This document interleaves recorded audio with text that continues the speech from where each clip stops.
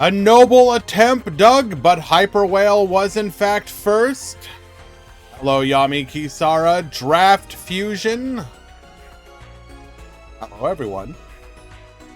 We're here for another installment of the Go Rush Grand Prix. Ready to see Warriors dominate the tournament, Copium?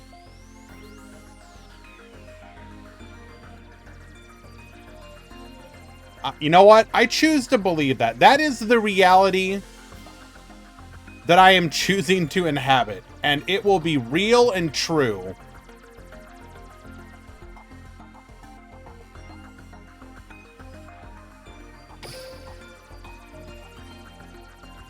So obviously here, on the Rush side of things, we have received the deck build box, Divine Genesis Blade, bringing with it support for Lamau Fire Dragons, and more specifically, the Kime Luna Yamitarasu Warrior deck, which hopefully we're going to get to see a little bit of today. Nope, Sakadetsu, do not get excited for sports. Deck bad.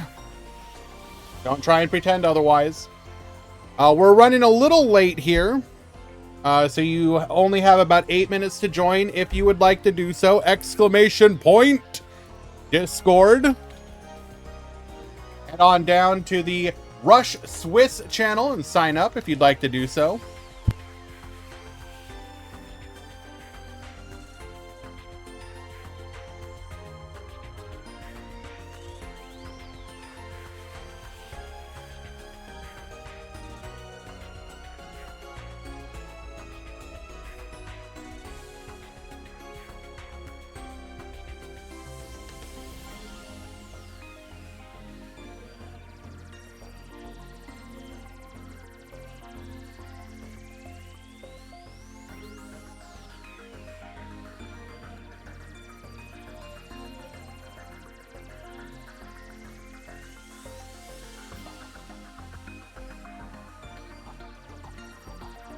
God damn it, every single time! Well, just assume that I said hello to all of you. And you are the one that I said hello to first. Yes, you.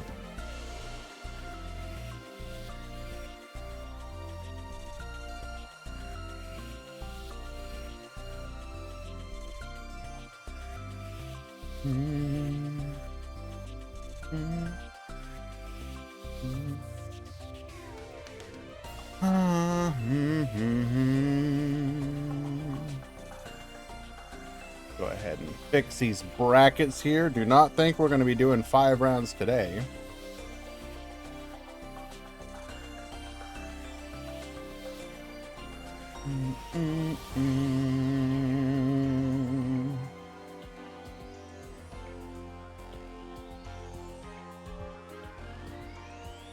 Okay. Perfect. So this will be the first tournament we've hosted here with the new Warriors live and available. Now I did play them and I didn't know what the hell I was doing, so I was not particularly impressed. However, I have since seen them played to decent effect, so I think the deck is at least not awful, having had more of a chance to see it. Which is definitely what you're looking for.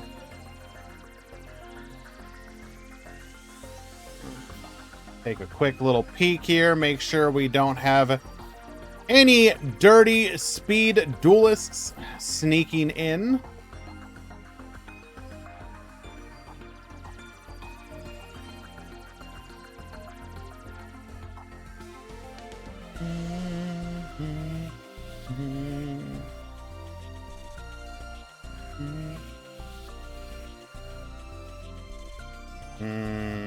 Okay. Looking good so far.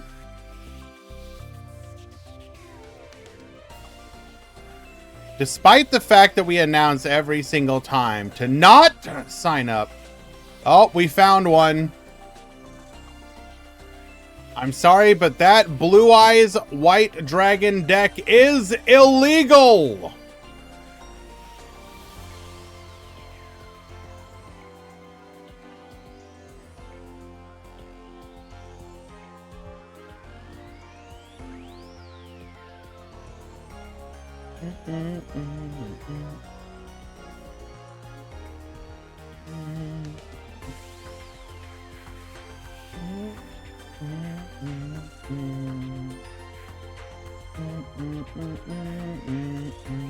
Okay. Looks like we just have one that we're going to have to drop here. That's good.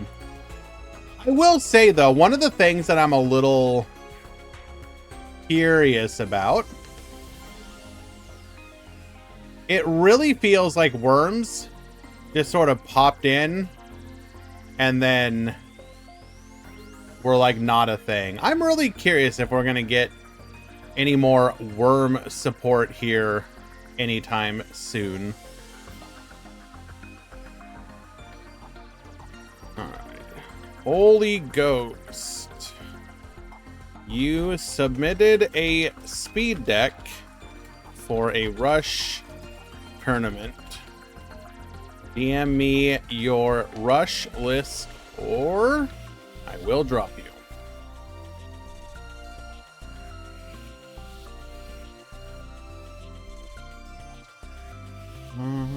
Thoughts on the new characters theme? Are you talking about Yuri?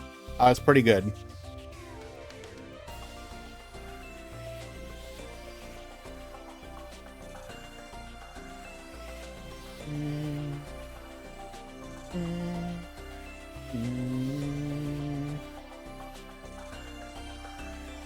New warrior deck destroyed me in the wars. I assume you're talking about what, the Rush Duel Coliseum? Yeah, I saw that started up again. Unfortunate that we end up conflicting with it sometimes, but is what it is.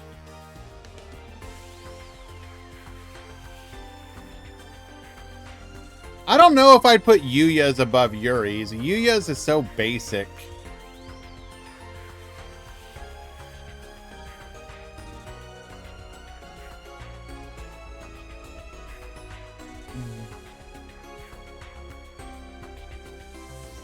Okay. But otherwise, that would be my order. It would be Yugo, Yuto, Yuri, Yuya.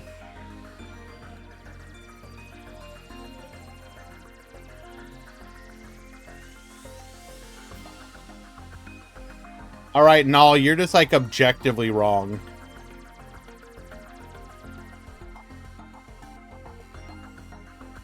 Like legitimately, Yugo's theme might be tied for my favorite theme in the entire game right now. Brand, my team defeated Dark Clan in Team Wars. Congratulations. Well done, my dude.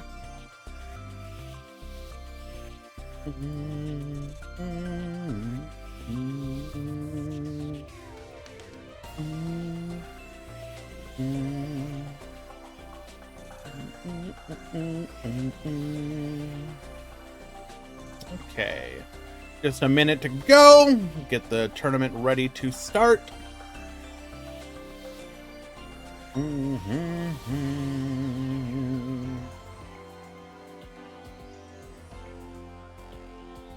Is there time left to join the tournament with my Runic Stun deck?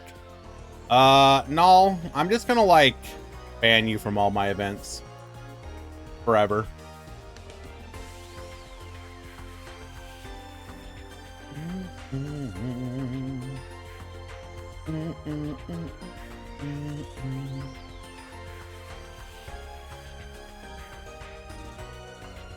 All right, did the drops go through?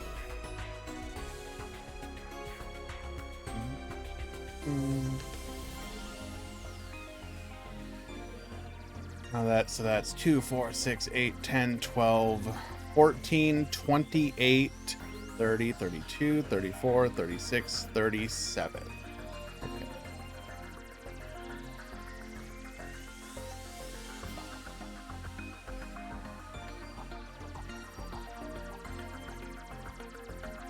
All right, start the event.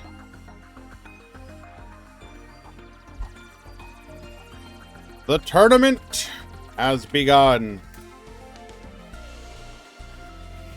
All right.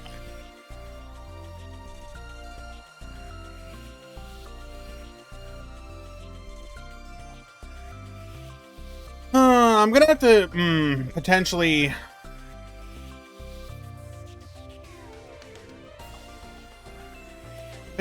poll about other acceptable days, because I do wonder if the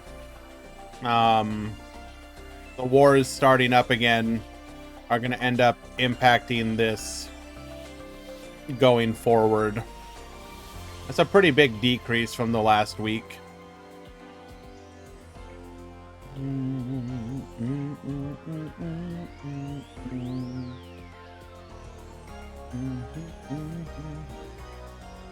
Okay.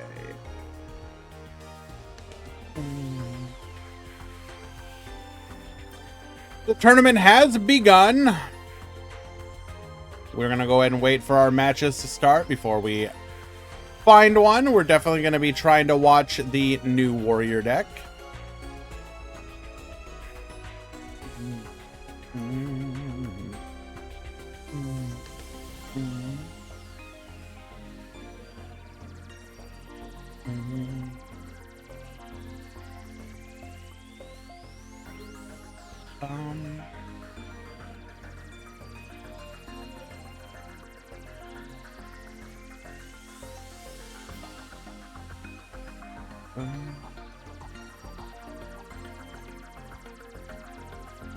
Okay, I will say it's pretty funny to see Andrew rejoin the Discord.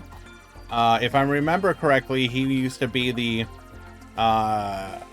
Galaxy Eyes hardcore grinder. Rejoined to play some Rush. Welcome back, Andrew.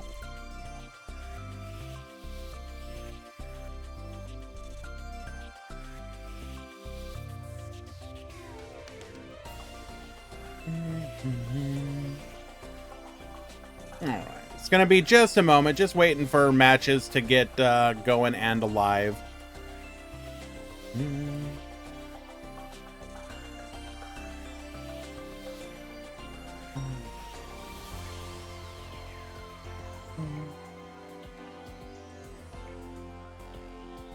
I have not seen Andrew playing in a while.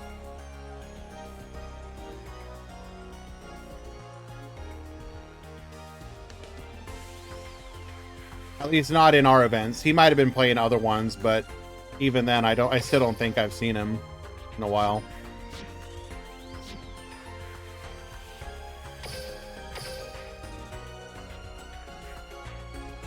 Yes, it is because of Photon Lord. Lose the Lord. Lose the Andrew.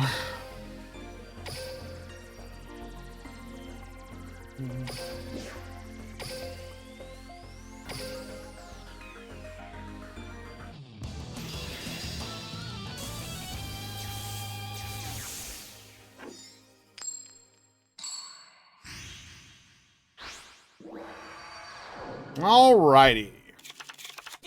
We got Mod Corno at the bottom. We got Hans at the top.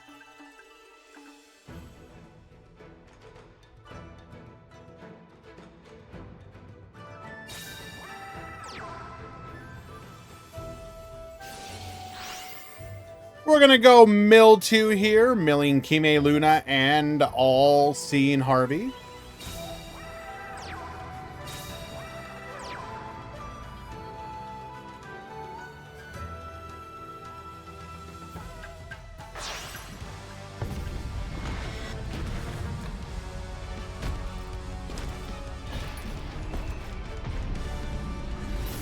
Yami Ruler to the field.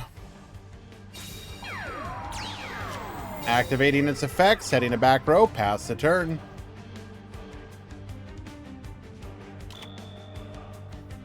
Now, Yami Ruler's effect is basically irrelevant. At least in the current metagame. No tribute summoning of level 7 or higher monsters.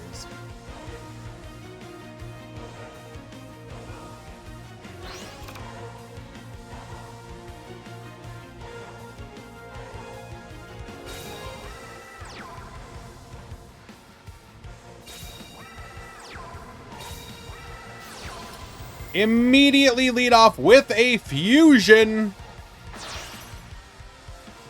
Their painter, imaginary actor into the Vitra Star. No tribute summoning here.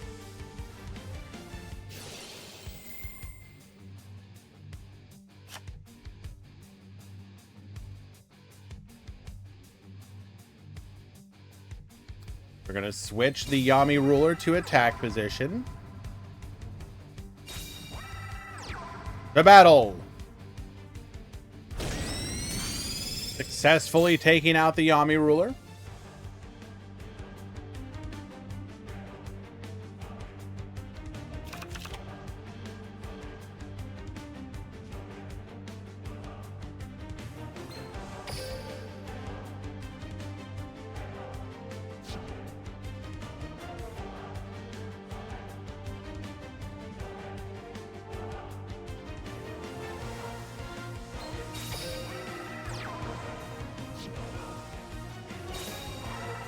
Summon double Hero of the Yeast.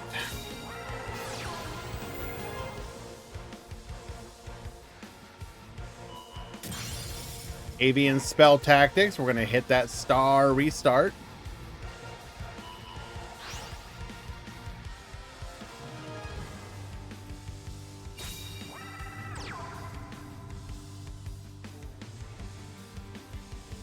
And unfortunately, unable to do anything here.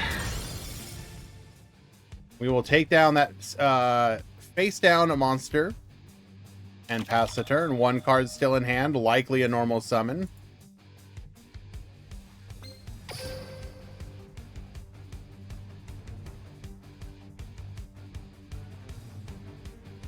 Couldn't we have gone for double? Oh no, we did not have.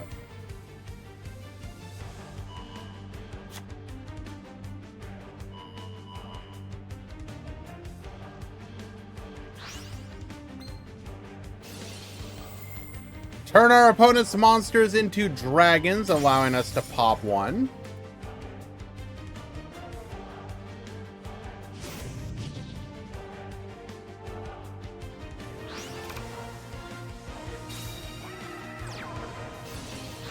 Imaginary reactor, we're going to get to draw 2 here.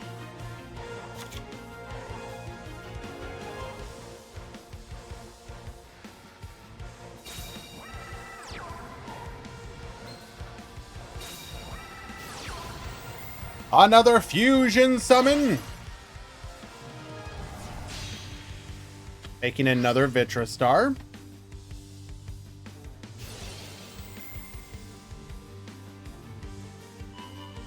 Pop another monster.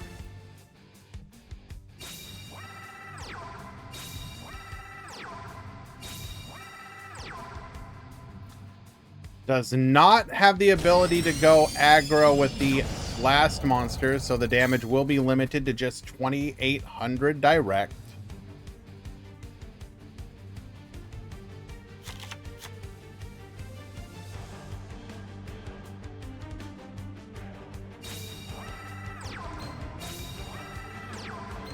Normal summon Needlecree ×2. Oh, that is not good.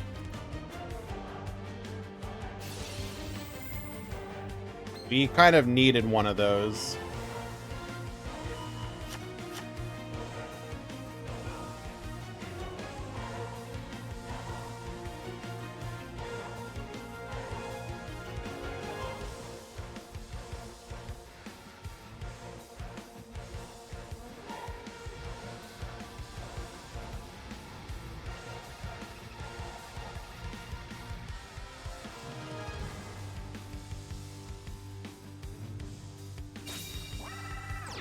Okay, we just happen to have a third.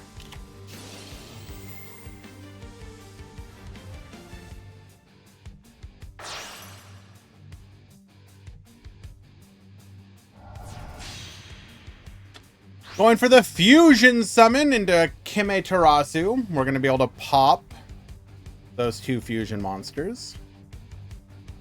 A heavy investment, however, requiring 5 cards to go into this one fusion.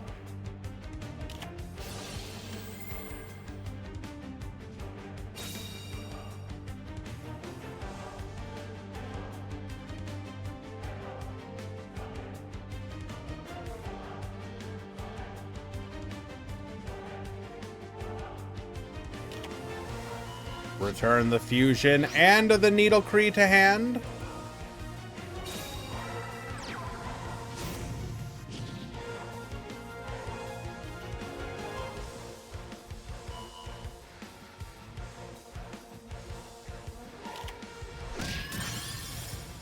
Take out the last defender before getting in for 2,500 and bringing the life points a little closer together.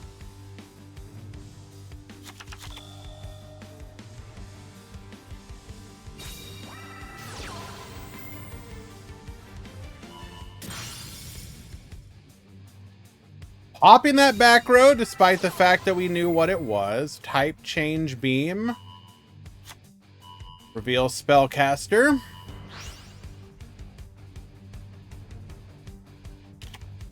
And then we are now going to discover why Materian is the top tier deck of the meta, as we make a fusion with 3 cards instead of 5. Also able to get rid of both cards on the field.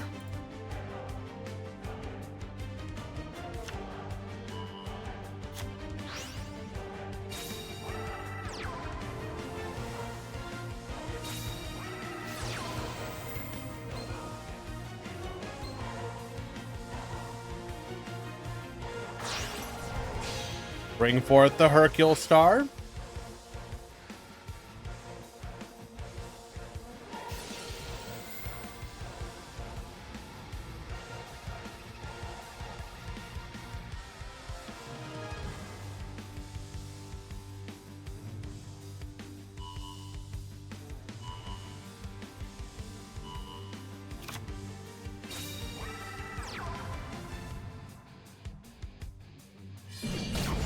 $2,800 direct, putting us down to 100 life points. Any fusion is going to require 5 cards, so there likely is not going to be anything we can really do here.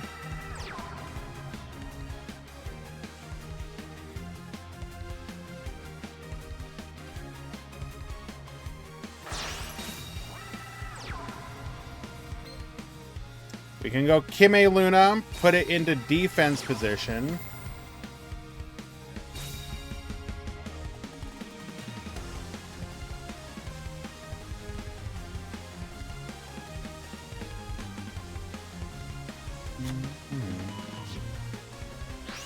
Our entire hand for a single fusion.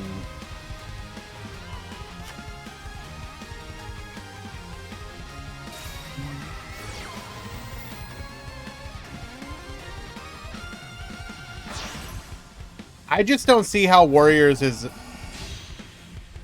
favored here. Like, literally, this is the result of 5 cards.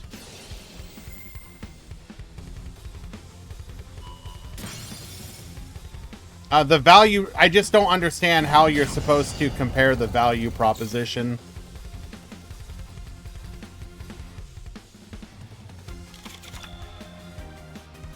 One of the things I have noticed so far in Rush Duel is if you are a Tribute Summon Fusion, you're basically irrelevant.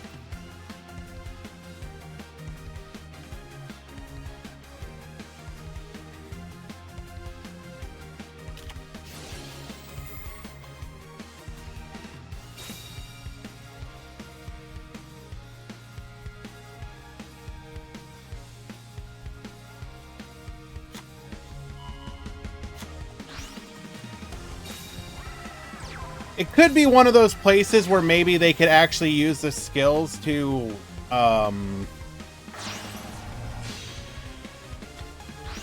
fix the disparity. And we will have lethal. Game 1.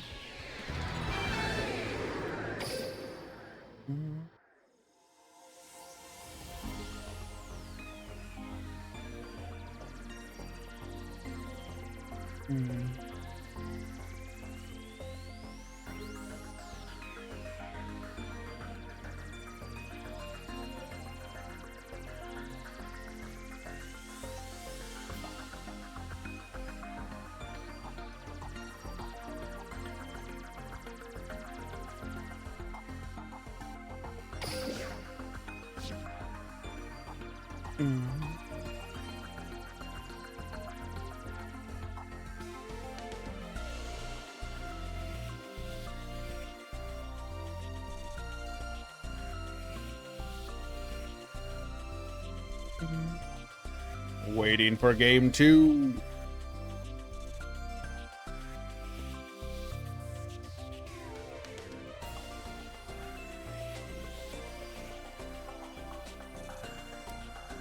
I don't know. It's hard. So as somebody trying to evaluate it, you look at the different fusion decks. So Materian, no tributes. Good deck. Cyber Dragon, no tributes. Good deck.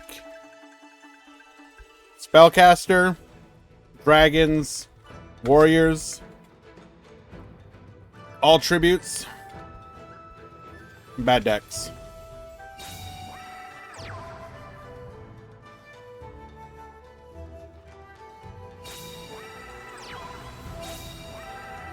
It just feels like there's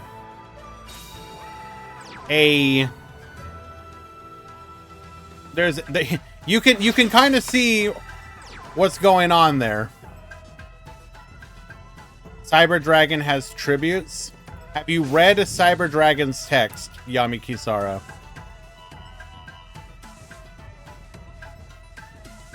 Heroes has the problem of their fusions are bad, or their fusion.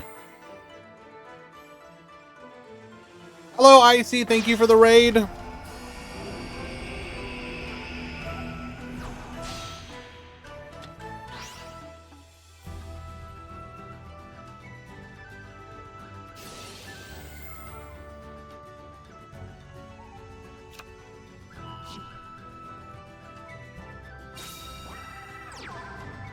Alrighty.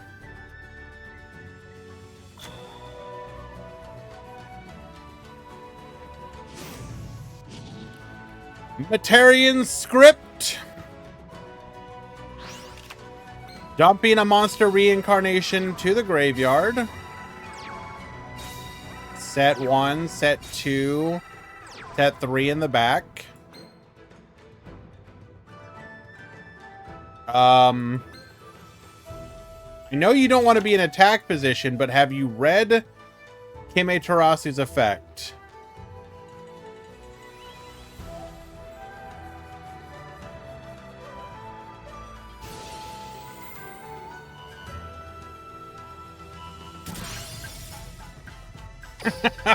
Okay, well that's a little rough.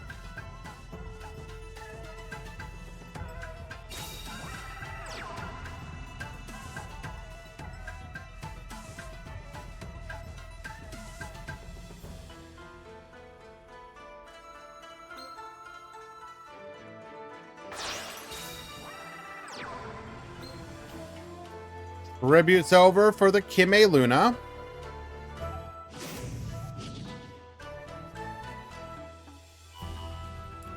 Bob boosted up to 2,600. Able to reset our fusion here.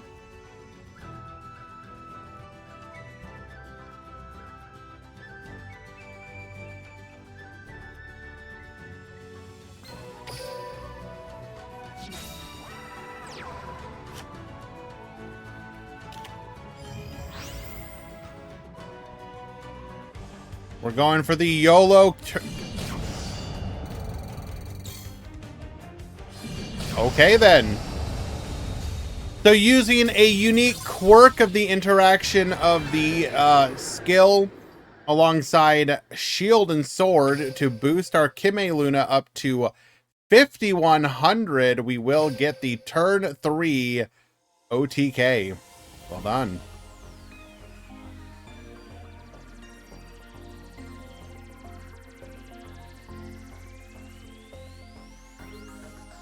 Should it work this way, really?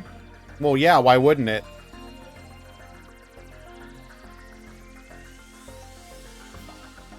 The skill boosts your attack by 26, or defense plus 100. Then sword and shield says, or shield and sword says, make your attack equal to your defense and vice versa. So Soup, it does do that, but it doesn't do that to the boost being applied by the skill.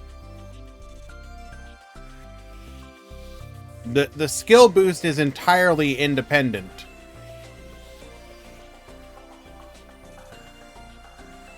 You would have the same thing happen if you, like, I don't know, in Speed Duel, if you had a monster affected by, like, Wall of Disruption or something, the same thing would happen.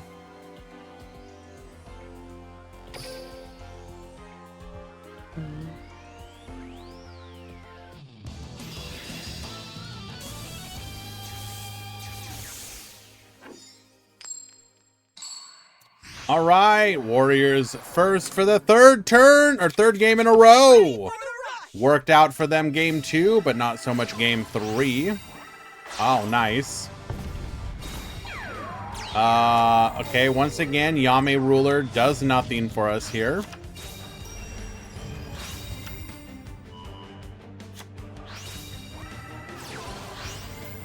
We get to go +2 here.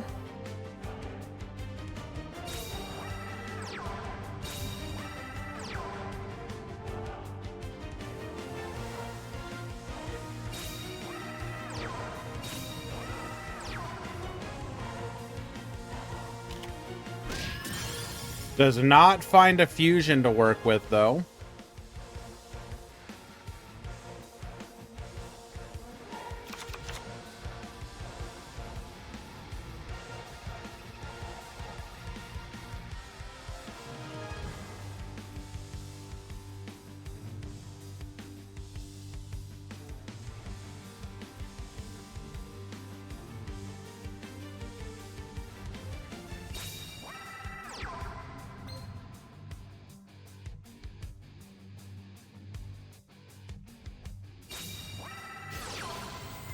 We're going to go for Avian Spell Tactics. Now, I will say Avian Spell Tactics is one of those cards. It's a little bit awkward for this deck because your deck is split between fairies and warriors, and you have to have 2 warriors. It's not even split between fairies and warriors.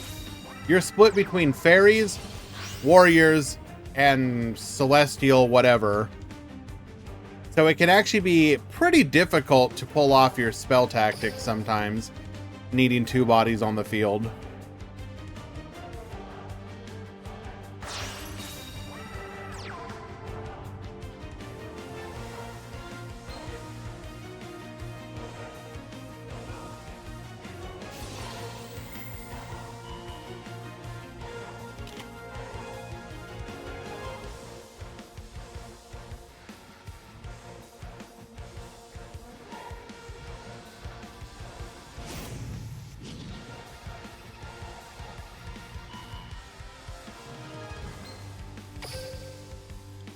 We do not have access to our Needle Cree.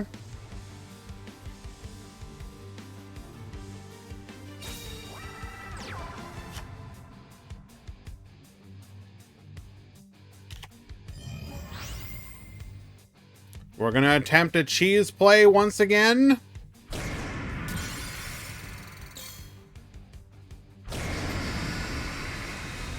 And it works.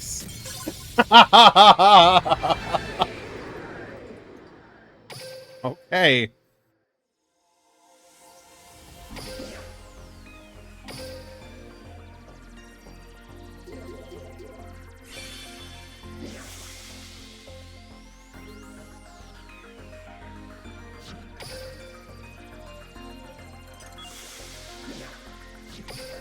$100 gems, let's go!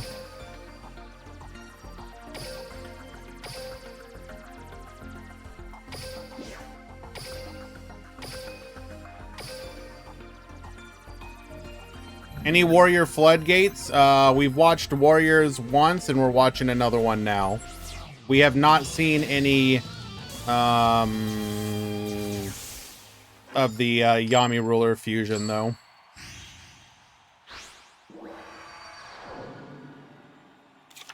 Get ready for the rush! All right, Hero of the East into Masaki into Kime Luna.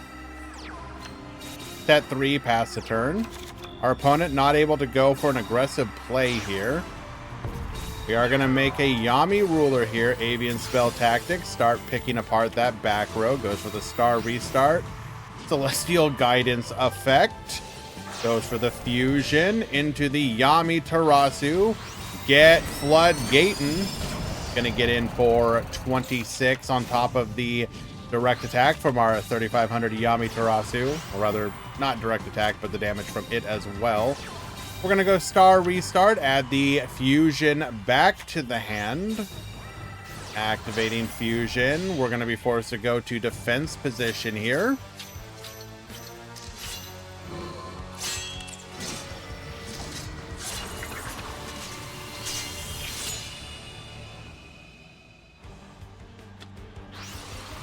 Pop the back row. Goodbye, negate attack.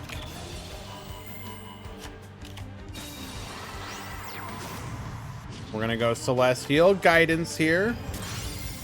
Gets hit by a Widespread Ruin. Popping yet another back row. Goes for the Arc Turbo. Attack 1, attack 2, attack 3. We'll go Masaki into Hero of the East, into Kime Luna. Kime Luna's effect. Star Restart, bring back the Needle Cree, add the Fusion to hand. We're going to go for our skill here.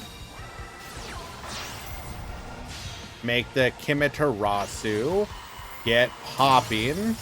Goes for the Talismanic Seal Array, and we are going to YOLO it.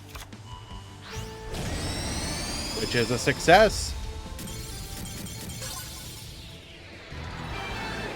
Manarchus takes game number 1.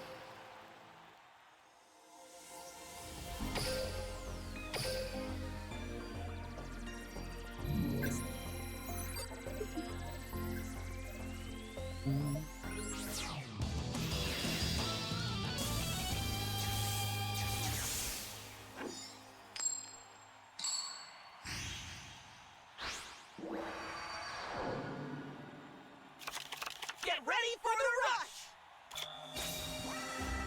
All right.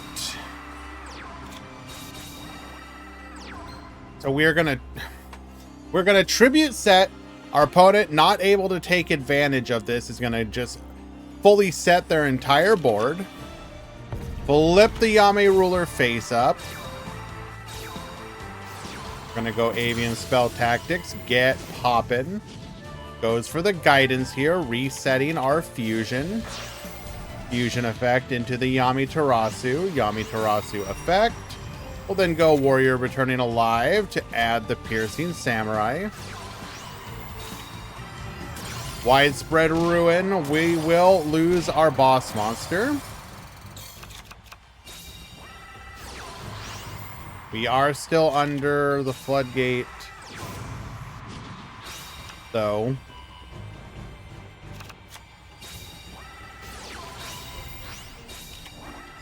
Negate attack will protect us.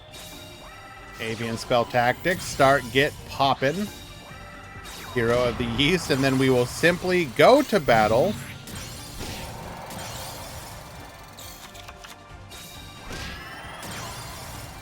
All right, we are playing a level 4 beatdown at this point. Star restart. This does allow us to make a fusion play into the Crescent Moon Swordmaster.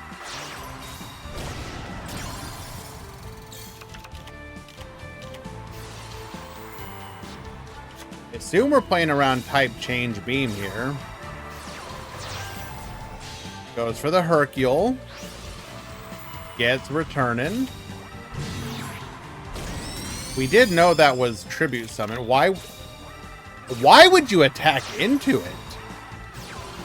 Hime Luna effect, putting to defense position. Add the fusion back to hand.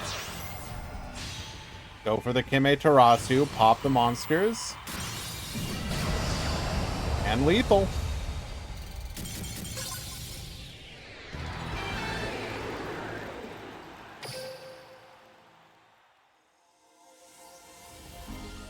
He needs to remain on the field. But it doesn't say while this card is face up. It just says until the end of the next turn.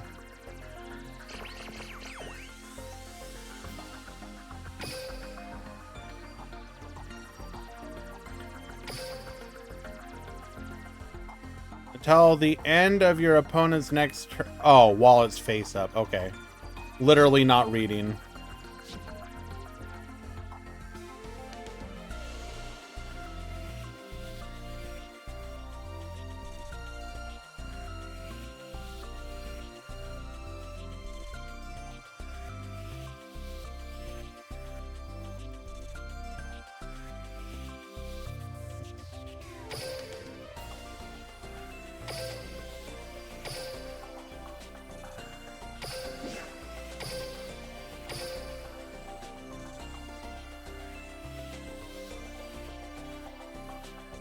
Alright, we are coming to the end of round number 1.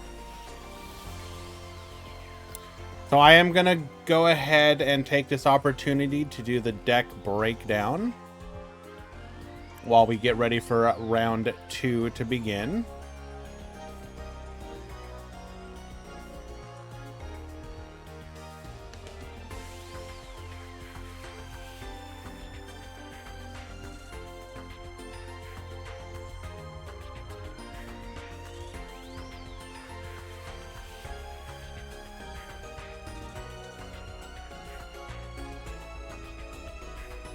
Alright. Stick around. We will be right back. By the way, Icy, if you're still here, what specifically is it that you're liking about the second Predator skill?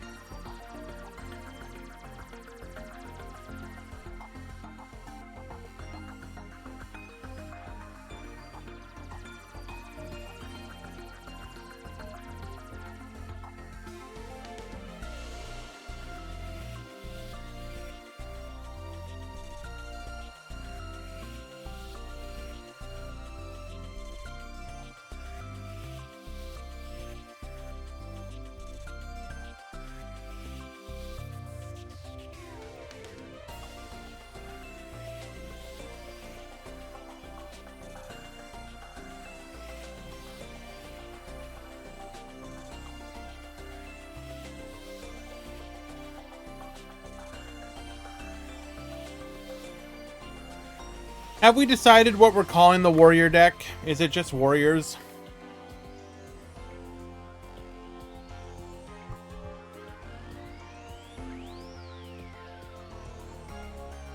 What is DLM calling it? Kenpachi, how can you call this a secret stream? Looks like it's being called Yami Ruler. It doesn't feel appropriate. But sure.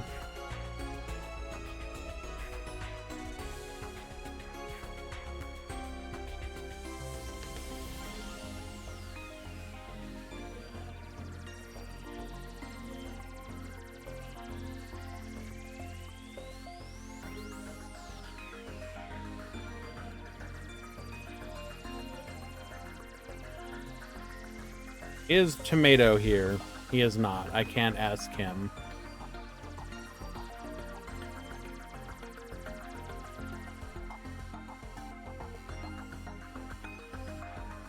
Well, I don't know. We'll call him...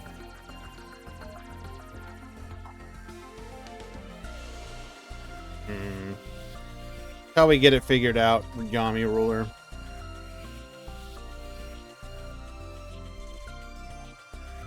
I can always fix it.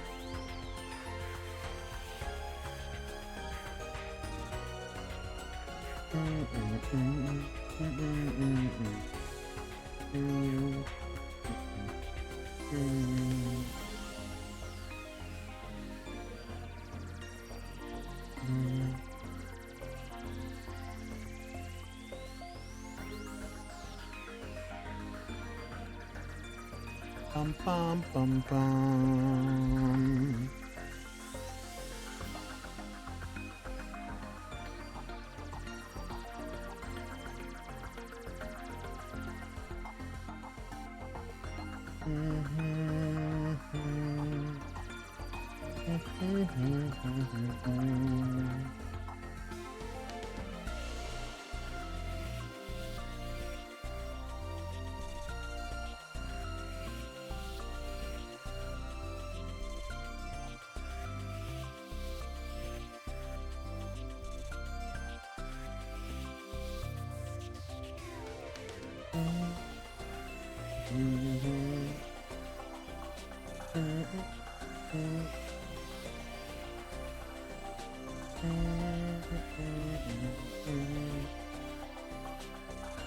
You know, one of these days, Konami will manage to have a diverse Rush meta. I believe one of these days.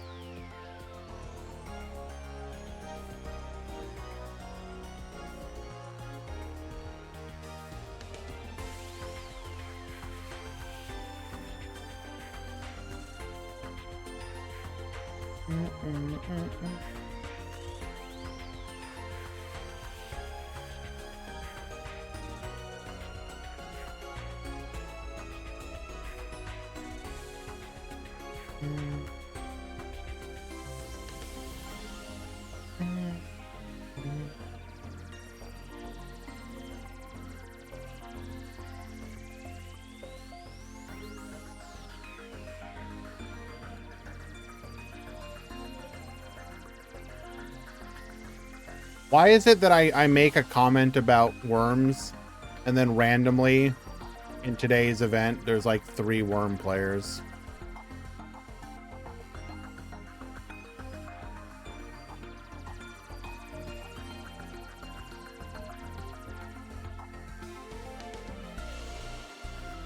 Sometimes I feel like y'all do this on purpose.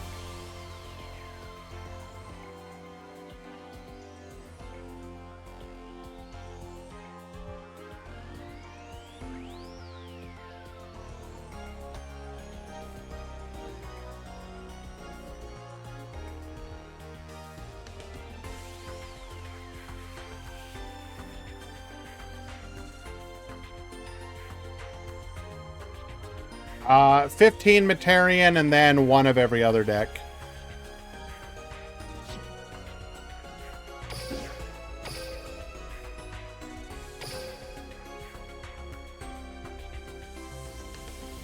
Spellcasters are trash, Yami. Kisara.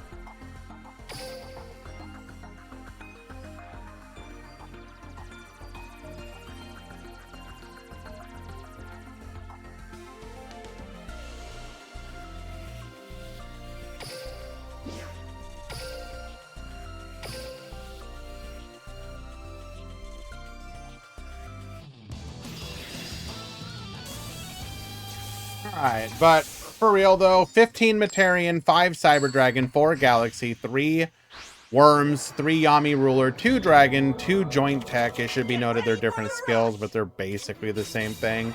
2 Royal Rebels, and 1 Psychic.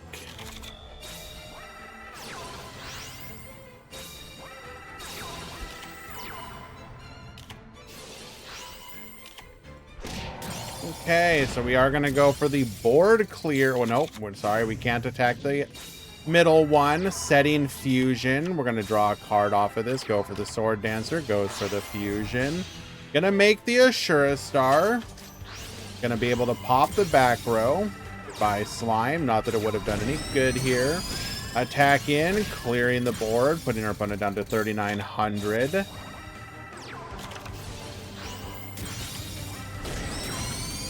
Forced to go fully defensive. Harvey, we see the negate attack. Harvey, we see the type change beam. Gets poppin', recycles, goes for the Kime Luna.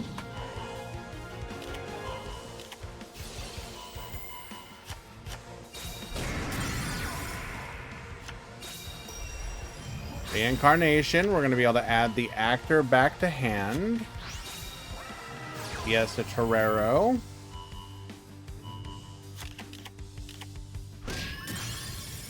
Putting the monster to defense position, but we're just recycling here. Can't attack over.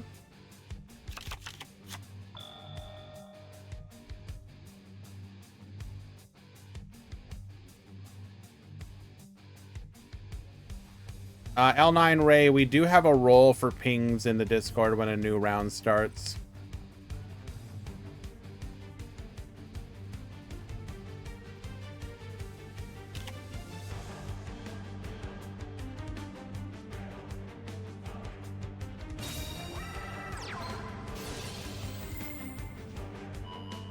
Going for the Urashima Warrior here.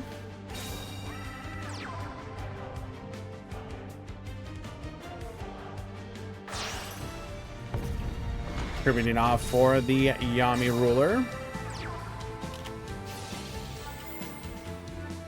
Ooh, we're not even going to put our opponent's monsters in defense position to pop. Oh no, we're going to go for the Yami Tarasu. Fair enough.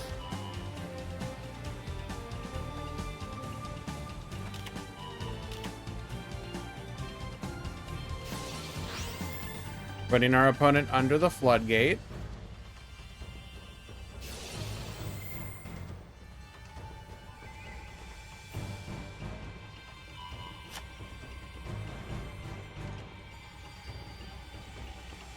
To battle.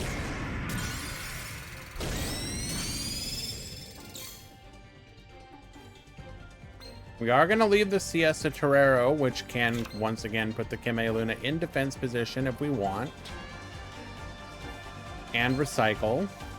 But it keeps fusion materials off of the field.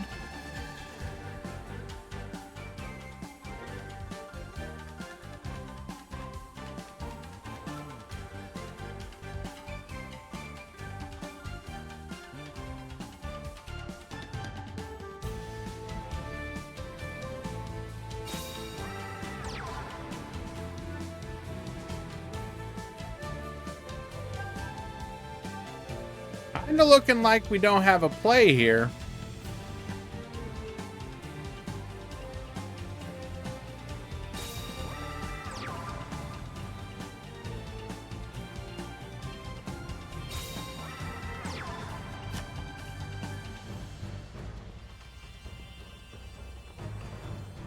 Going full defensive, pass the turn. Of course, Kime Luna can just keep moving them back to attack position.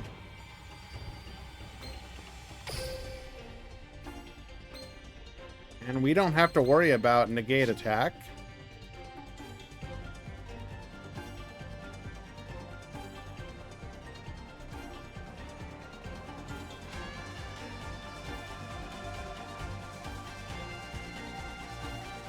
Hello, Mizar. How you doing?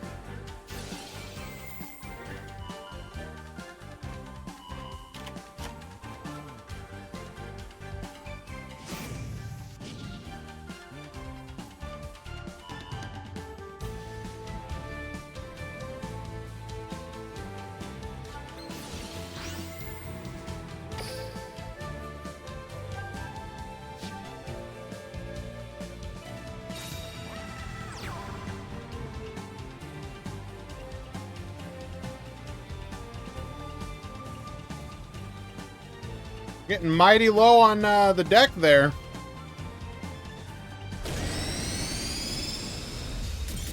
But it don't matter. Attacking in with the Yamiterasu. Nothing to be done. Lethal.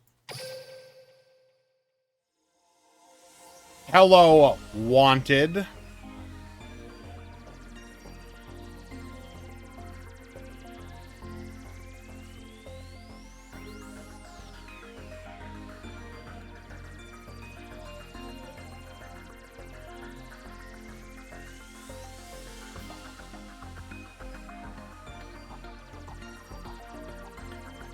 Game 2.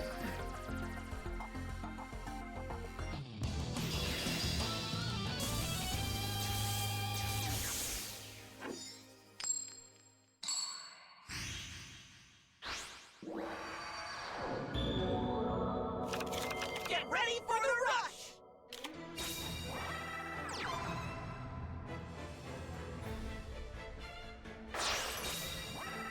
Tribute setting.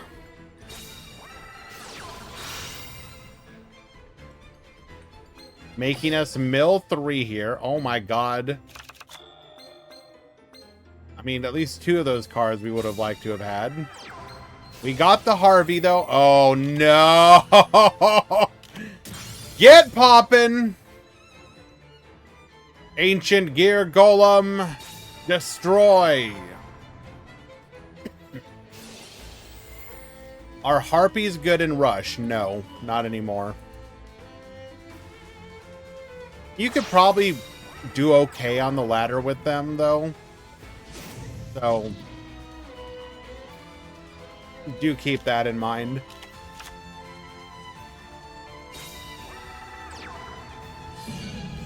There is a delay. Activates the guard. Shuffle 3. Negate the attack.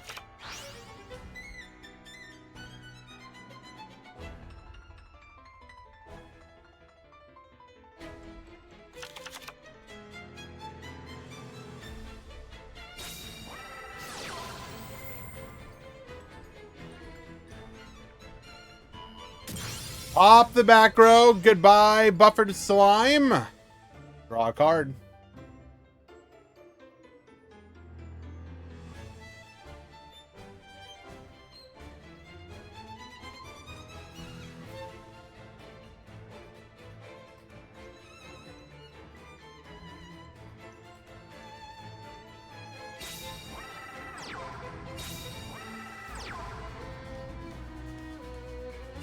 We can still make no play.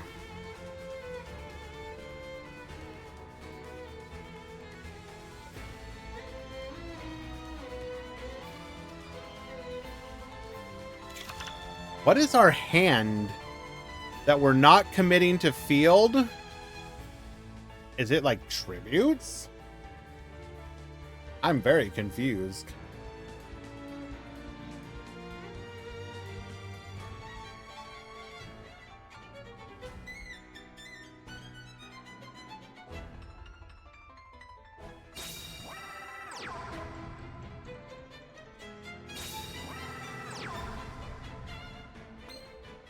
Double Urashima Warrior, bring forth Yami Ruler, tribute summon.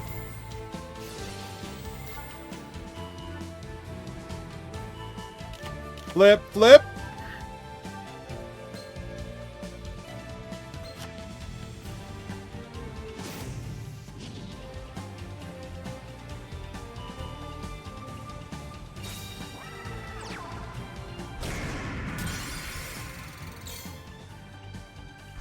We go to battle, taking out both of the monsters and getting in for 2,300 damage.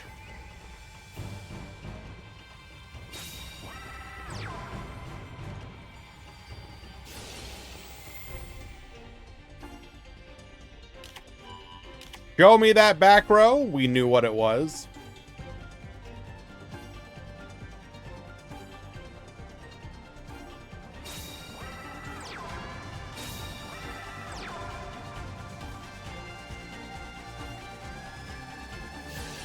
Hello, Dick Petty. I have the unique ability, or at least it feels like it, to will things into existence. First round, first match. Complaining about the warrior deck in Rush Duel. And we've seen it win every single match so far. Will this into existence?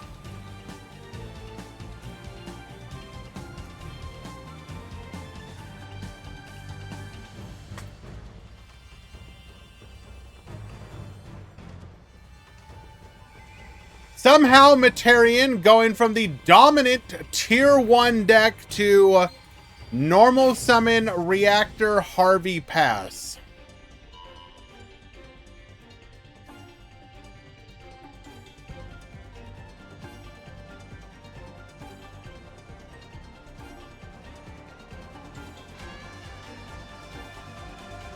Oh, hell no, Metal. Also, what? Did you show up, do your watch streak, and then leave? Because I literally can't ping you. Going for the cheese play, OTK play. Negate attack will keep that from going through.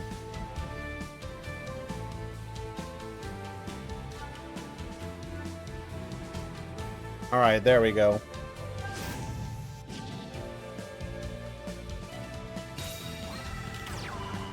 We finally find a fusion spell.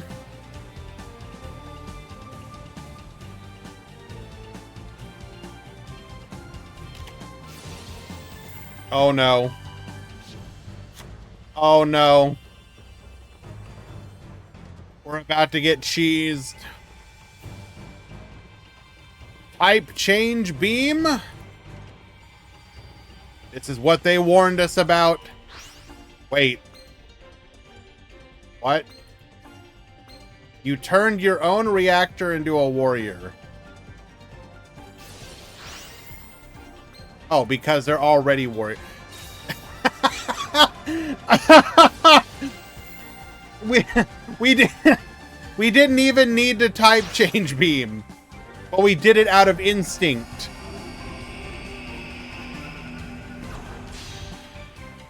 See, this is what you got to worry about.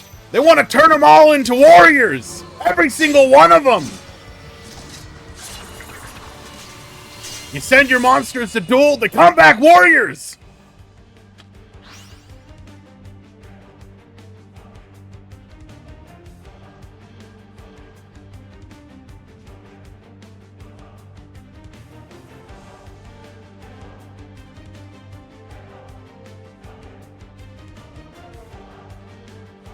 We're doing some quick NA math. Baboost!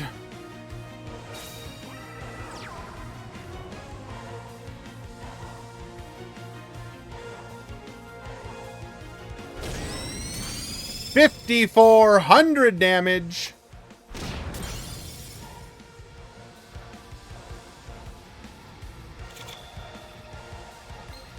Why would we leave the Kime Luna up, though? Doesn't this, like, potentially out us?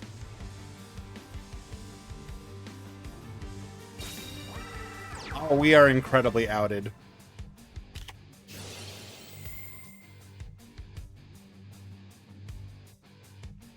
Activates fusion. Come forth, Kime Tarasu. Activate its effect. Get poppin'. 4 rounds, top 16. What in the hell are you doing? Who invited you?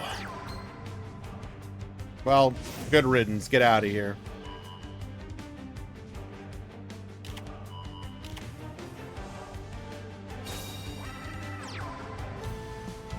A battle. And that will be lethal.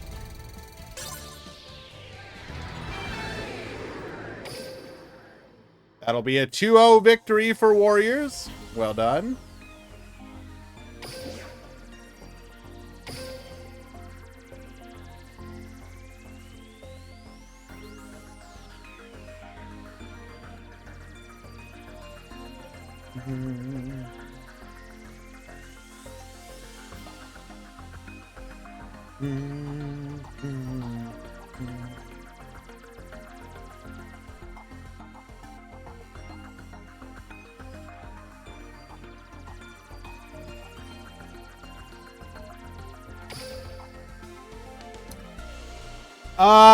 Some 2 and 2 should still top, yes. Let's double check. Top Cut Simulator.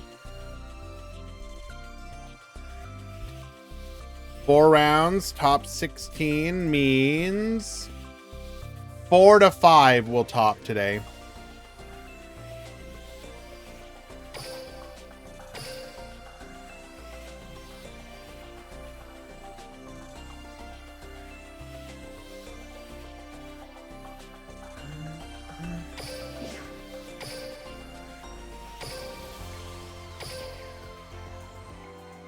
Okay.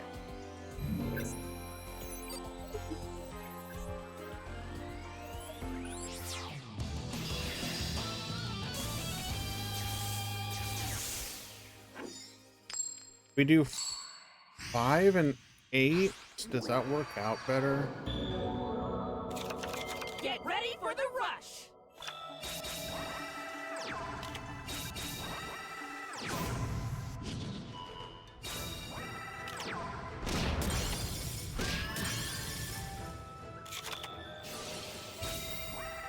We got worms here.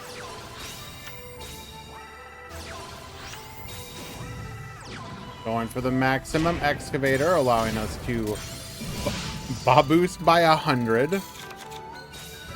I'm sorry, this skill will never not be funny. This skill literally gives you a 100 attack boost. What a useless skill.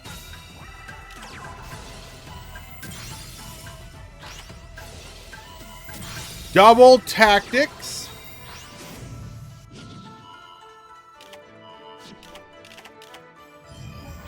Shield. Excuse me, why would we oh, because we couldn't beat over. Still, why? So weird.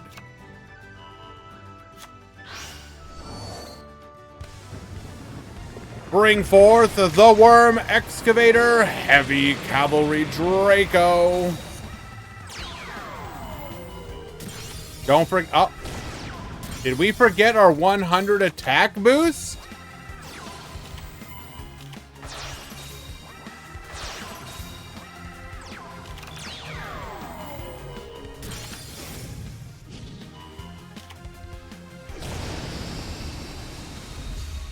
And lethal.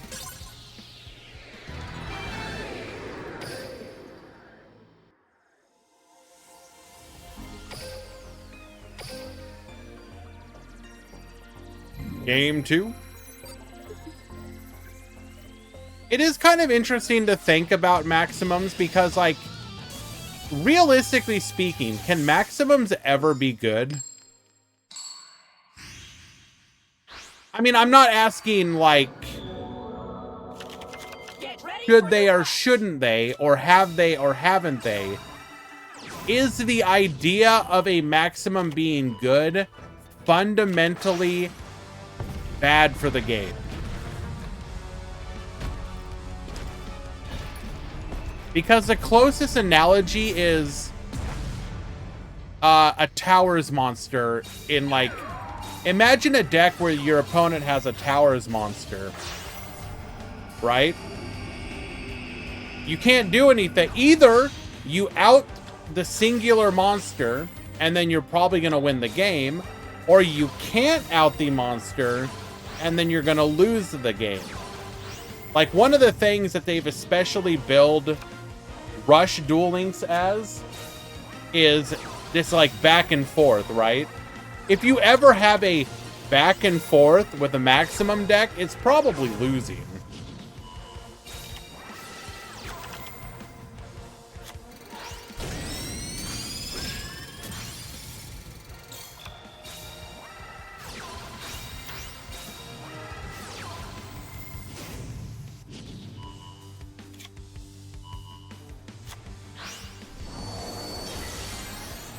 But is the reward of being so hard to summon the monster? But, like, most of the time it's not worth trying to go for, right? If we're talking about, like, the physical version, right? Because, like,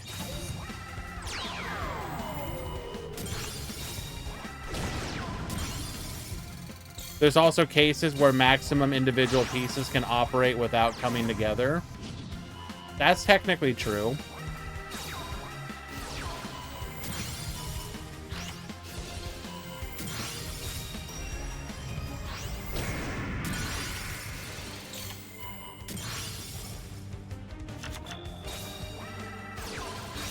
And then you also have situations like this, which is you literally can't, like, Hans probably did the one thing to out this monster that he could have done. He probably has no more outs in his deck.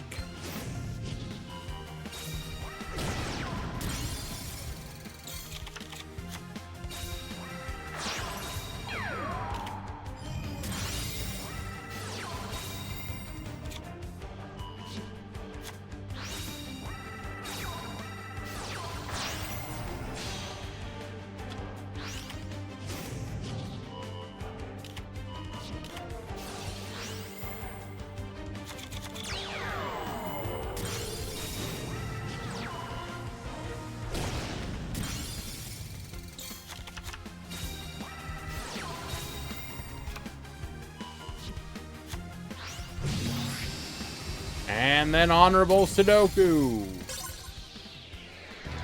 2-0. Well done.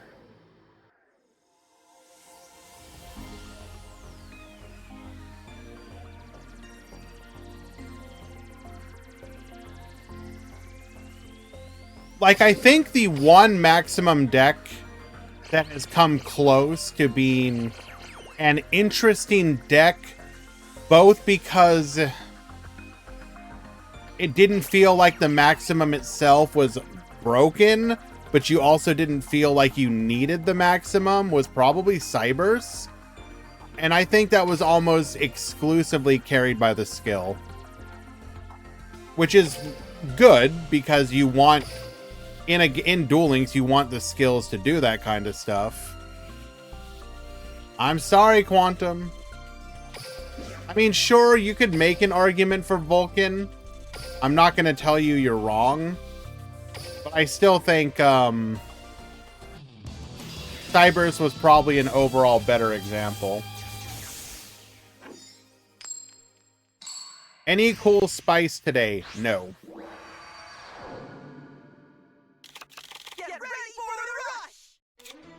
I mean, we have some warriors today, but the two things of note were a massive drop in the number of people playing today. I assume because of stuff like the Rush Coliseum and whatnot. and then, you know, Metarian. I mean, yes, technically, Worms is kind of unusual. That is true.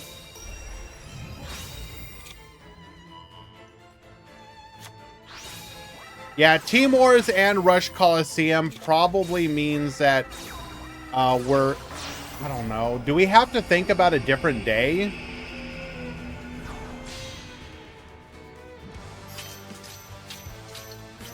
I don't know. I'm going to have to think about it. Because it was like a significant... It was like... The tournament is like half what it normally is. Which is really unfortunate. I expect a little bit of a decrease just because the meta being what it is, but... It's probably almost exclusively because of Team Wars and Coliseum, which is fine. They serve a great purpose.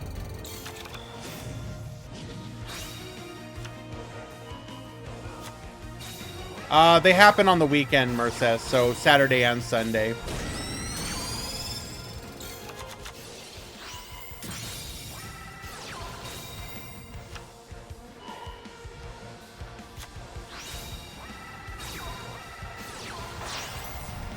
Yeah, I'll probably do a poll whether we need to shift the time or change day or something. We'll see.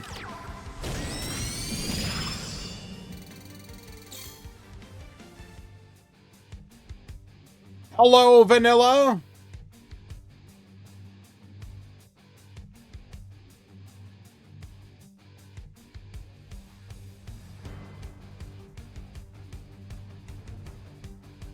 Well, I technically can make any day work and all.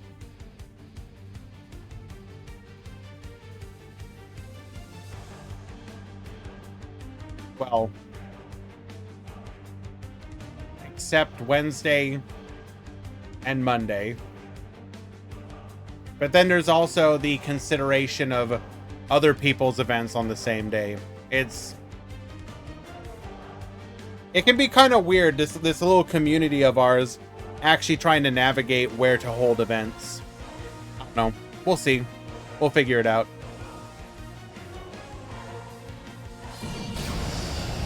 We thought really long and hard about whether or not we wanted to go for lethal there. Do I want to give my boy a homie draw or not? Got to the last moment and said nah.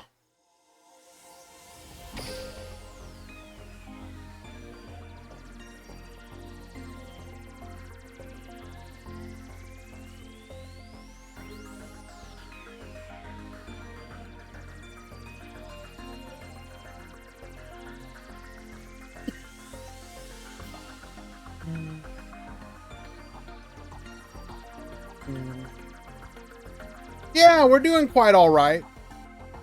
Most notable thing that went down over the last day or two, we had some work done on the house. They came in and fixed a couple little things that needed to be done.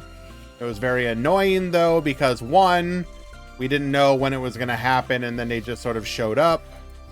Then I was the only one home at the time. Oh, hell yeah.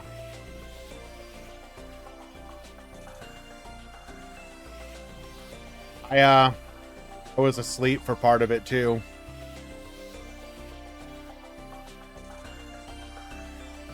Stranger danger. Stranger danger. So for those of you that don't know, I do work night shift, which usually means I sleep during the afternoon, or sorry, like late afternoon, evening, and then wake up. But in situations like this, because, you know, I'm not the normal one, did they see you in your pajama? I mean, probably. If by, like, I mean, I don't wear, like, what do you mean pajamas? Like, do you envision me in like a full-on Snuggie? Like full body, like just covered head to toe?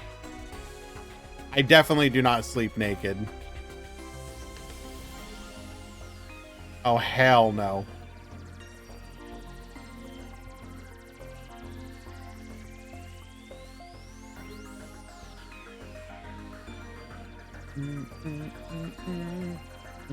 You know what? I'm going to make a controversial statement. I think sleeping naked is weird. Fight me.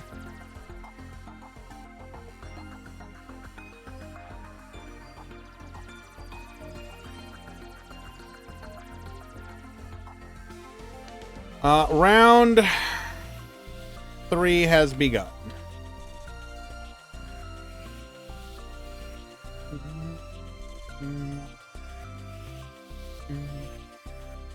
I sleep in my underwear when it's really hot. I mean, even if you're like, if it's just underwear, that's fine. But like, look, we live in a society. I know that's a bit of a meme, but society expects certain things about, well, the society that I live in, which is my society. I don't care what society you live in. Hello, Vince Vodka.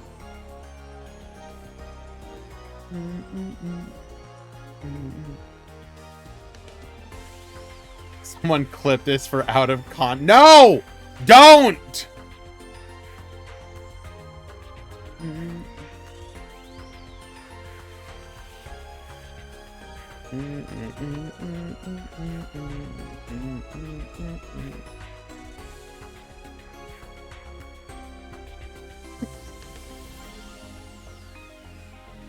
How is the tournament?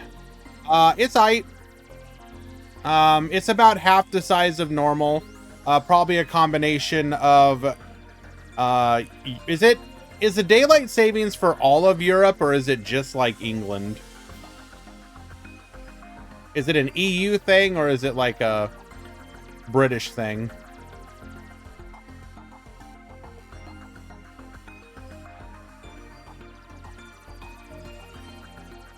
All of EU.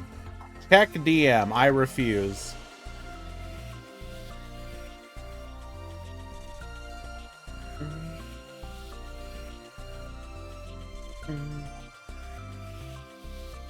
There's literally no DM, Valk. What are you talking about? Could you please not lie?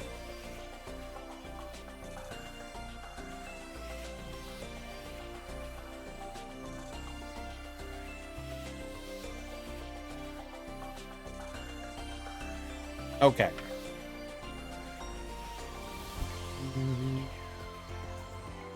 What is in all EU? Talking about daylight savings time change.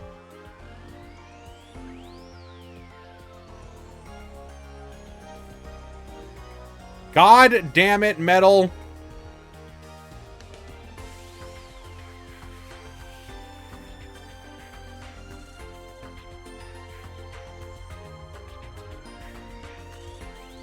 Only Armenia, Azerbaijan, Belarus, excuse me, Georgia, Iceland, Russia, and Turkey do not practice daylight savings time. Thank you, Google.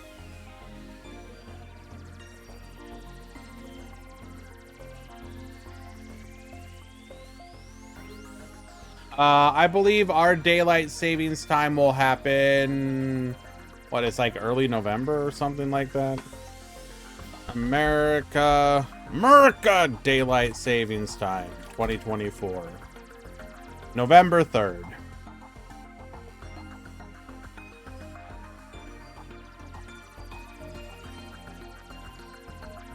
It's not from now on. It technically will change next week, so it'll be back to normal.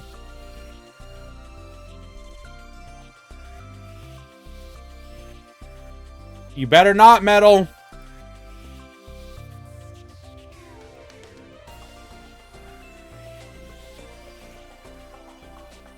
You will be fired.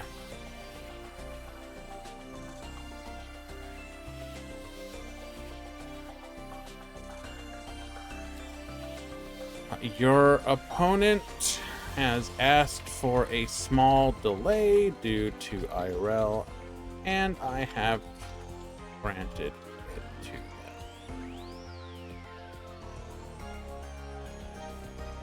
Yes.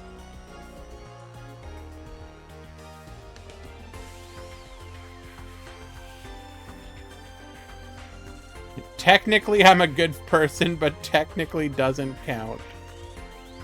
How does daylight savings work when you do nights? You either get screwed or you benefit. So with fall being going back, that means that I'll end up working an extra hour. I get paid for it, but I will have to work an extra hour.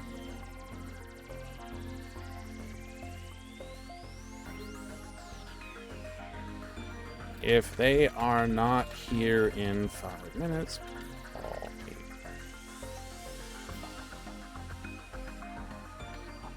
Okay.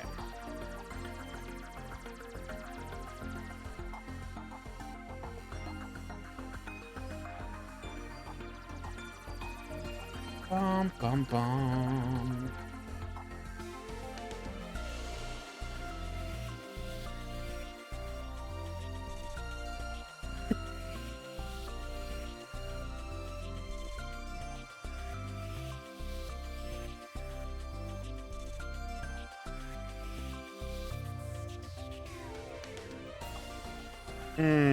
What do we want to watch?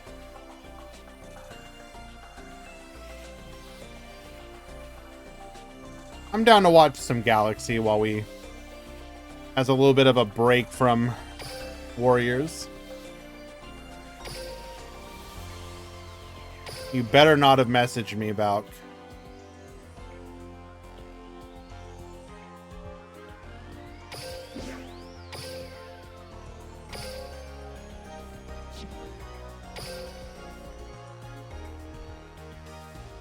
I don't speak to people who abandoned Mimighoul.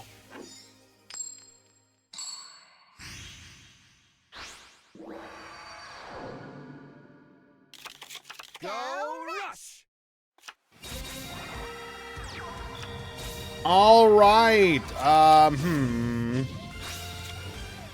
That one pass. We're gonna go secret order here. Flip, flip. Goes for the meteor charge. But we do have the negate attack. That would have been absolutely devastating. Barrage of steel. Pop the back row. We're gonna go for tribute to the doomed. Here comes the counter attack. Not as big as it could have been, but we got some damage in. Activating skill to grab another copy of Secret Order. We're gonna go for the revive. Bring back the Galactica Oblivion.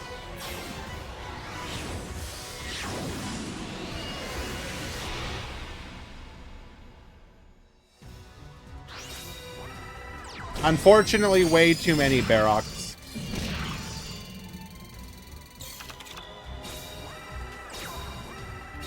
Cyber Dragon finally revealing what deck we're actually on. We're going to go for the fusion into the Cyber Twin. Cyber Entry, return. Goes for the Cyber Dragon Proto. We're going to be able to make a second copy of Cyber Dragon Twin.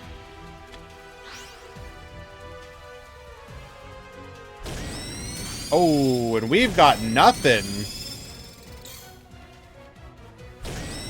This is just lethal. A devastating counterattack.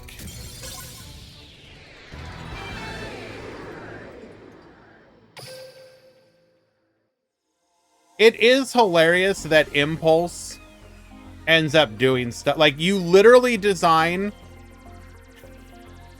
It is just like Konami to design arguably one of the best TCG exclusive archetypes ever, to the point that it is a flip archetype that might actually be good, and then they make the newest best hand trap specifically counter it.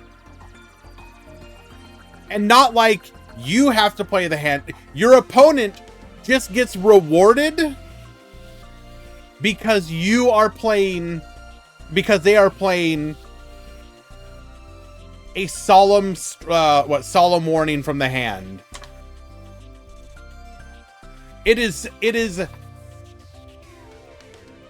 I'm gonna come out and say it. I think the Dominus cards are quite possibly not only some of the worst designed cards, but just like they make no sense to me. They genuinely make no sense to me. You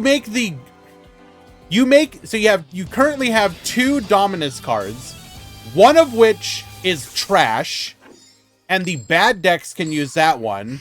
One of them is amazing, and the good decks can play it. Go rush! Like, if they had at least swapped out, like if the attributes were swapped, it would make some sense of like, hey, we're gonna make all the bad attributes have this really good one, but they did the opposite. It is, I genuinely don't understand it. The only thing that makes any sense to me, there's two possibilities. One, they just genuinely were not thinking when they designed them. They spent 0 time thinking about the implications of what they were doing, or people designing the cards have favorite attributes, and want those attributes to be good. It's one or the other.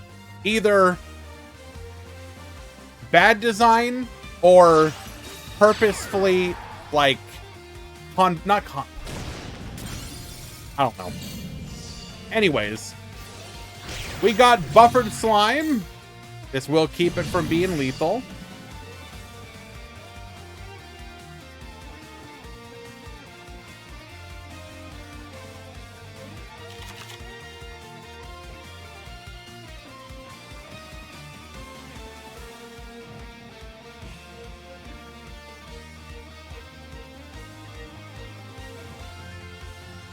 How many after drops? 37.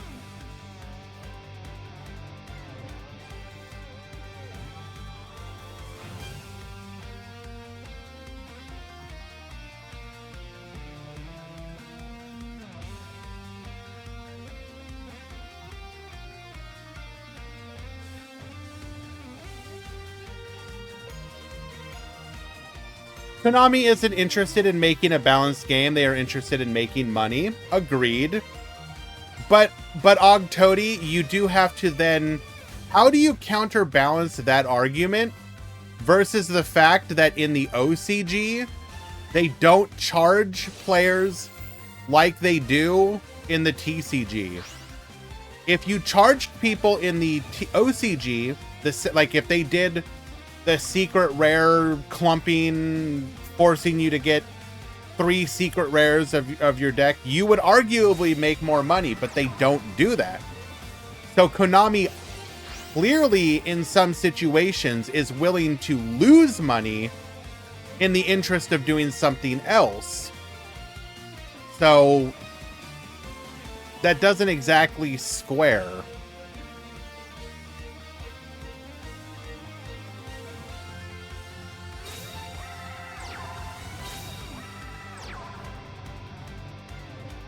What are we ranting about? Oh, we were talking about Mimigul and how the new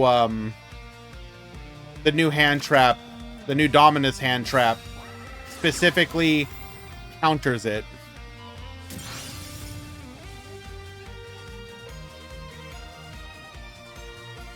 Because you had a flip archetype that was a TCG exclusive that actually was pretty good and was looking to be like an actually really good deck. Not necessarily like tier 1, but like a really good deck. And then the single hand trap completely obliterates. It isn't just like you counter it for a turn. You literally, Mimigul can't do anything for the rest of the game. And it's like, that is wild to me.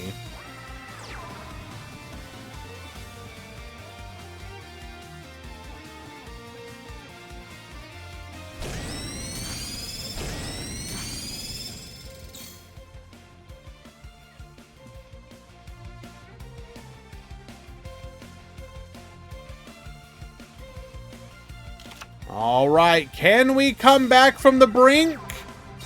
That is looking like a no.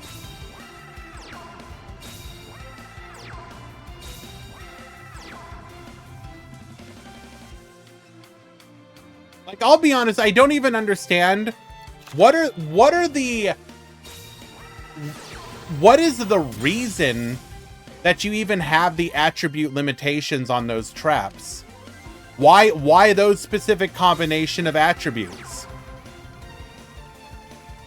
It kind of begs the question, did you know that you selected the attributes that, you know, do the best and put them together, and then choose the attributes that do the worst and put them together? Like, it's, I don't know, it's interesting to think about. How does it counter the deck? So if you play the trap from the hand, then what it does is that for the rest of the game, you cannot activate cards with that have those attributes. So in the case of Impulse, the Mimighoul match the attribute on Impulse. So when you activate the trap, because Mimighoul gives you the monsters and forces you to flip them, they're supposed to have negative effects, and you can't activate those negative effects.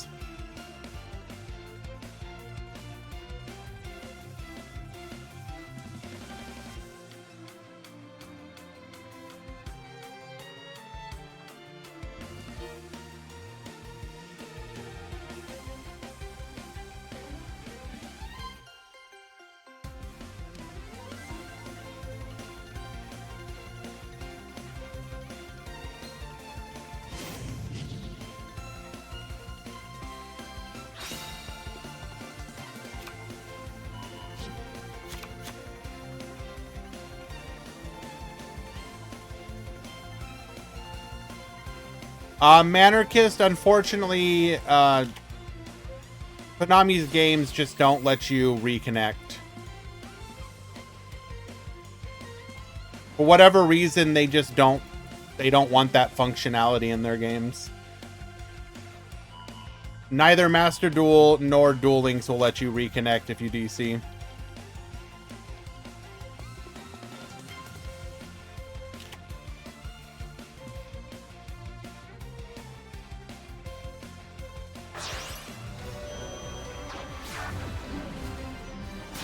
We're gonna summon out the Oblivion here.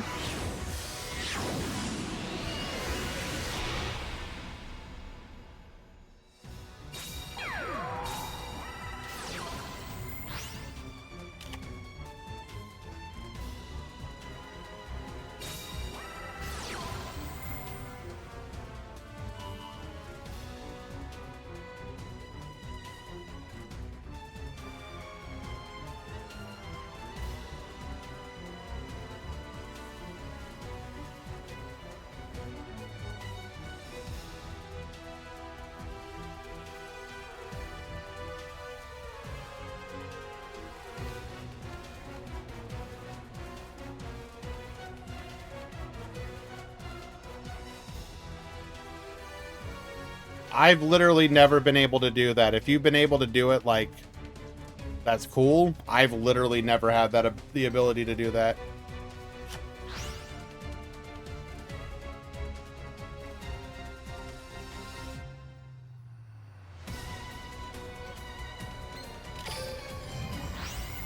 Negate attack of our own, and that is gonna be all that we wrote there.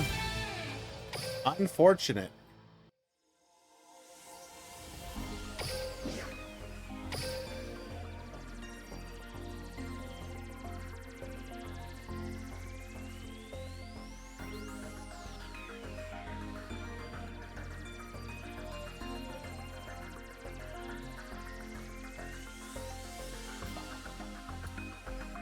All right. I mean, not to mention just the fact that you're already... One of the chief complaints with the game right now is just the fact that the game has kind of devolved to 15 starters and 25 hand traps. And then you're making more hand traps that are high impact without removing other ones.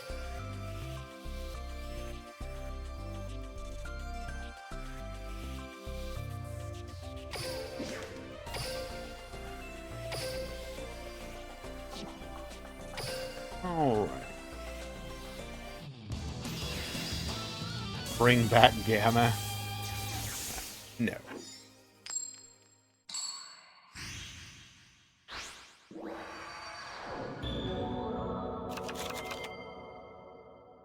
Actually, you know what? Yes, bring back Gamma. Just because you can use it to counter a Molcharmy. I want the player to activate the Molcharmy, and then you just drop a Gamma and you're like, you know, thanks for the synchro.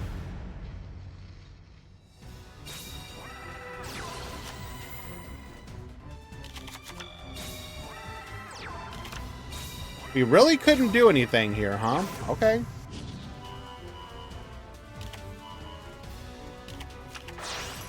To be fair, TCG has evolved to the point where a single Ash Nib isn't enough anymore, so they need to power creep the hand traps.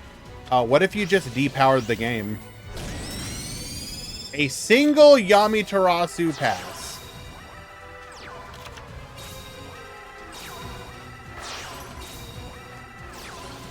Goes for the Kime Luna, flip them up, activate Celestial Guidance. We do have negate attack. Universal Storm. Wait, what? We chose the wrong effect? Why did we make the defense 800? I am so confused.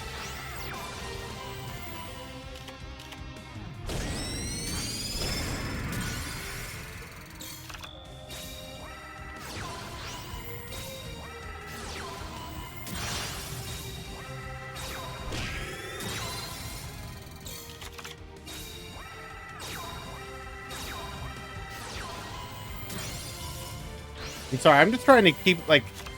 Okay. Rip another back row. Rip... I mean, oh my... Okay, bro, chill!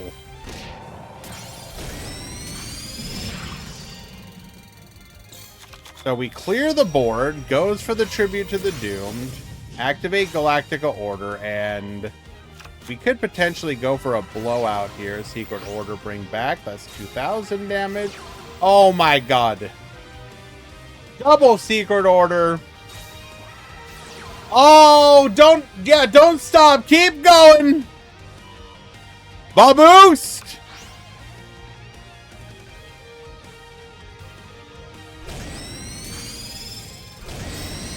$26 lethal.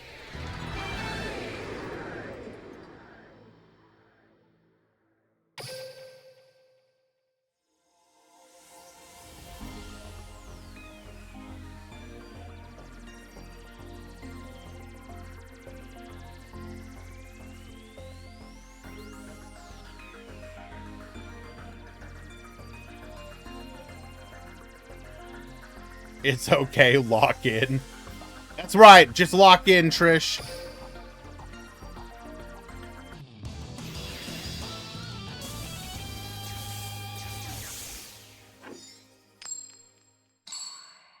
Hello, Yuki. Is there any monster in Rush that prevents getting destroyed by battle? I would not be the person to ask. I would direct that to Tomato as our resident expert on all things Rush related.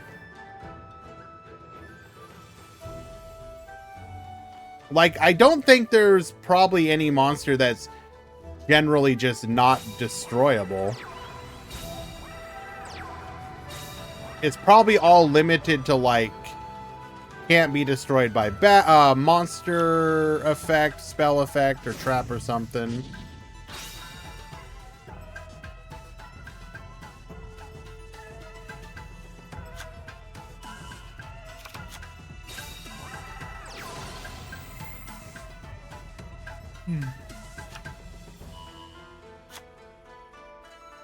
We have Obnoxious Celtic Guard in Rush OCG. Ah, okay.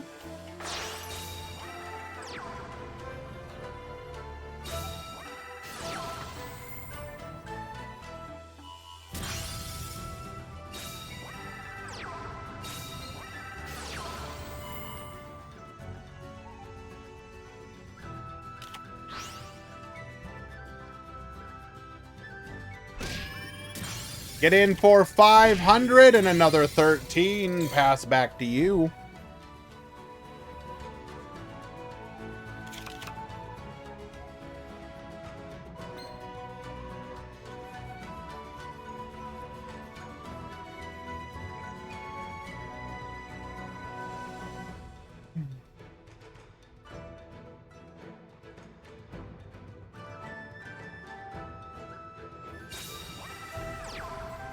Today, during my Team Wars stream, someone said ghost tricks and went 3 and 2.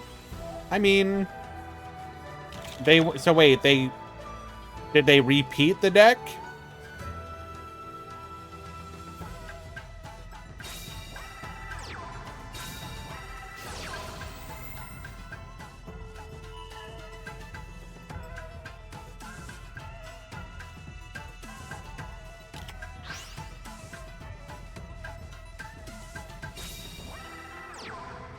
Set 1, set 2, so we can get in for some more chip damage and pierce.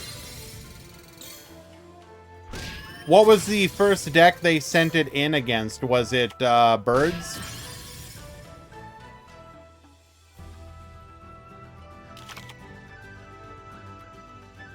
Hello, Tauros. Tournament's doing all right. It was a lower turnout, as you would expect, with both Team Wars and Rush Coliseum siphoning off, but still had 37 afterwards. Ghost Trick had a Spice, Necro Valley. I mean, I've already seen discussion about Necro Valley in the deck. So that part is not exactly surprising. Congratulations, though, by the way, Tauros, with your, what was it, top 4 you got with your Ancient Warrior list in Gates tournament.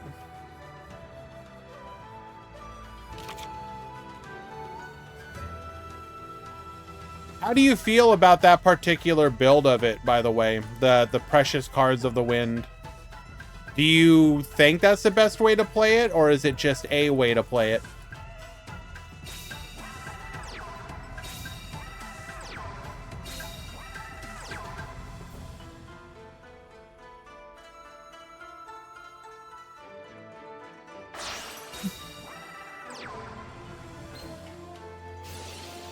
What the? Giving up our fusion play here. Interesting.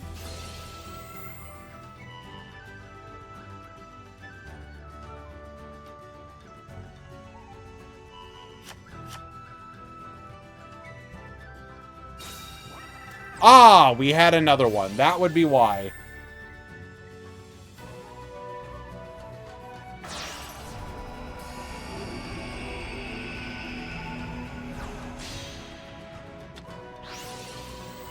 Pop, pop. The battle. There is a delay.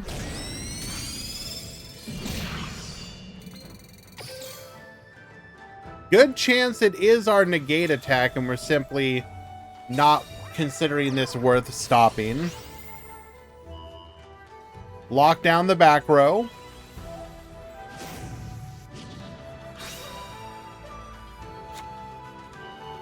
Remind me, what's the in-archetype way you search the field spell in Ghost Trick?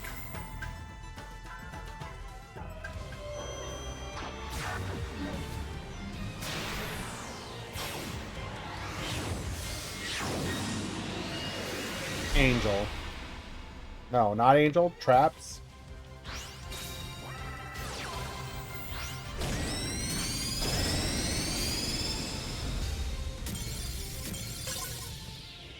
Am I the only one who thinks we need more powerful traps? Almost all of them do nothing. Konami seems really afraid of Rush Duel Links becoming too stally. And you can kind of understand where they're coming from. Now, I agree with you. I would like more traps. But Okay. Let's say, for example, that more decks had cards like, I don't know, Dark Revelation or something.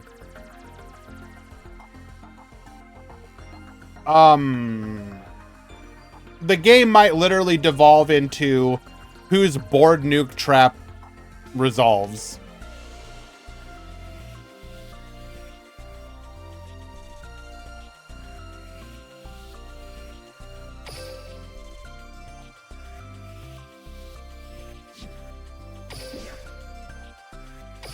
Two-0 victory.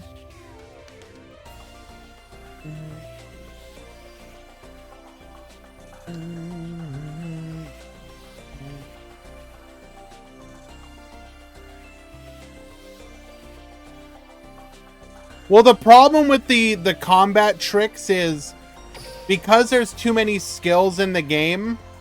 Well, it's not even that there's too many skills. There's just too many ways to render stat modification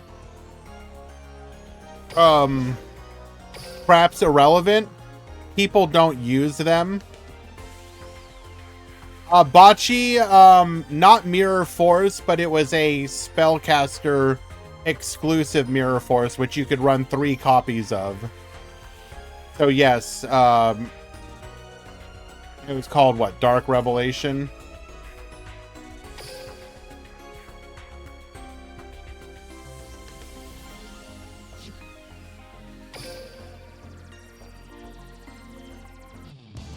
Hopping into a game 3.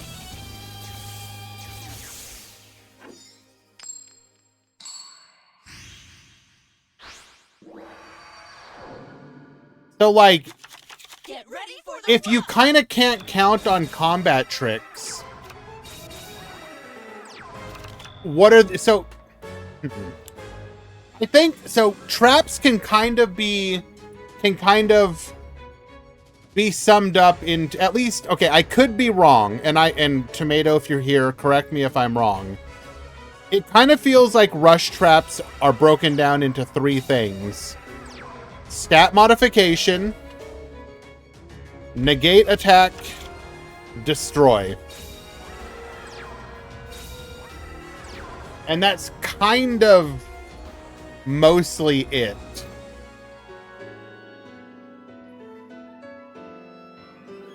Position changing. Okay.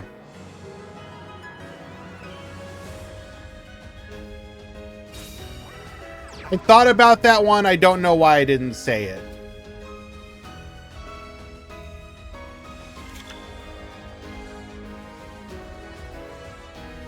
So in Duel Links, I think we can agree, unless the stat modification is egregious enough. So stat modification is bad unless the number is big enough. But the numbers never are.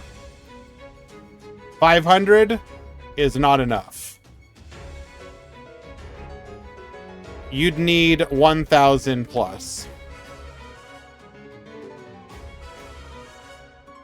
If you had combat tricks that modified by like 1,000, then you would probably see them get played.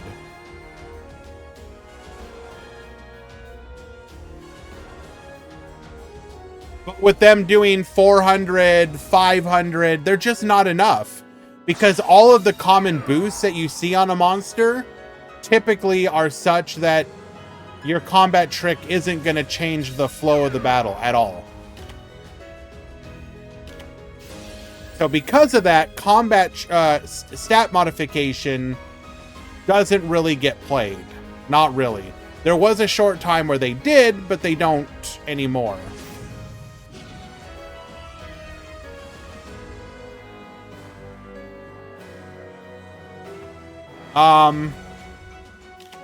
Negate attack and position change are likely the most common ones we can expect to get.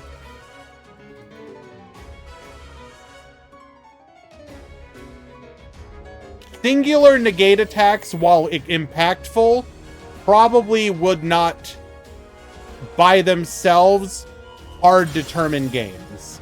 Same with attack or position changes, which are essentially negate attacks if you think about it. The ones we are likely to not get are board wipes, i.e. Mirror Force or Mirror Force likes. Mirror Force would basically determine the game. If you had Mirror Force and it resolved, you probably win the game. At least that's my impression.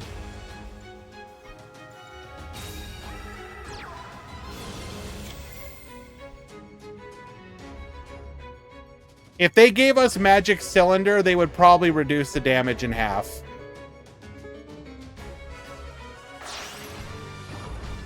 I could be wrong, but I don't think they would give us full power Magic Cylinder damage.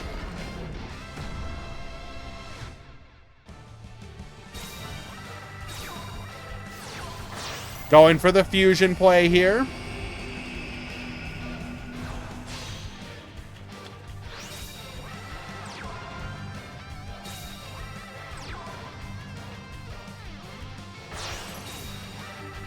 Another Dragius.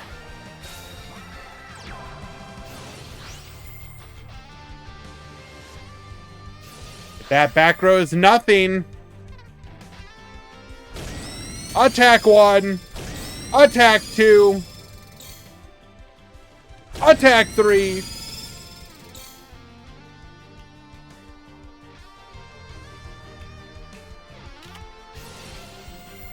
Hold. We actually live?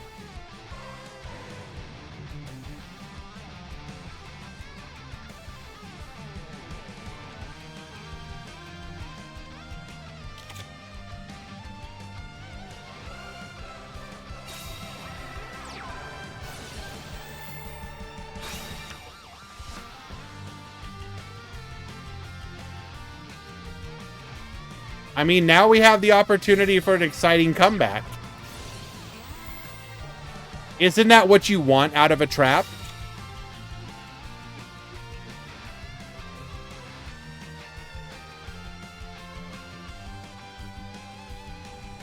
What was a surefire win has now become a toss-up question mark once again.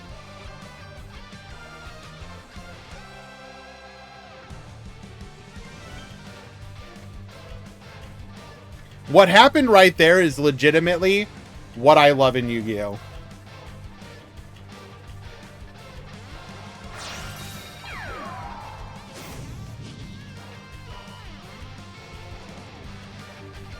Oh no.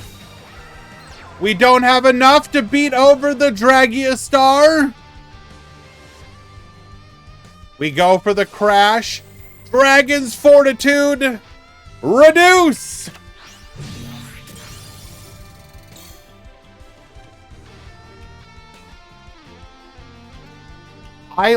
Null, specifically what it is when you think that you have game and you are going for that game, you are going for lethal, and instead of it being a foregone conclusion, your opponent does something, whether that is typically it's going to be a trap because it needs to be an unknown, but technically speaking, it could be a hand trap as well. Hello, Gate. Thank you for the raid.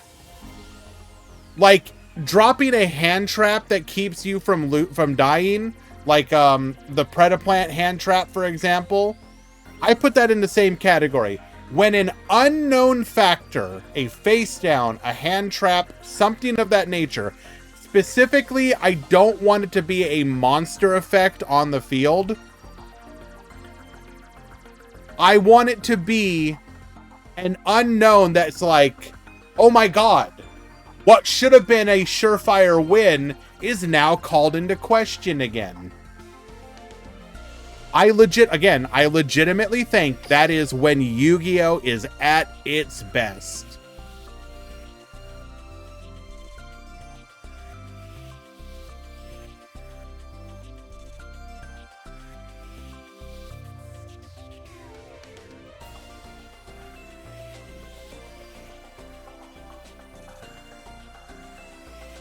All right. Round 4 has begun. Final round. 4 to 5 X2 will talk.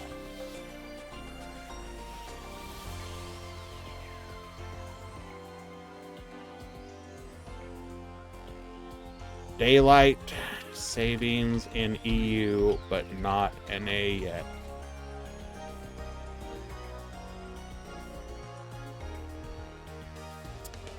Except when it was D-Draw and Kiteroid Vomit back. I mean, yes, it can go too far, but even then,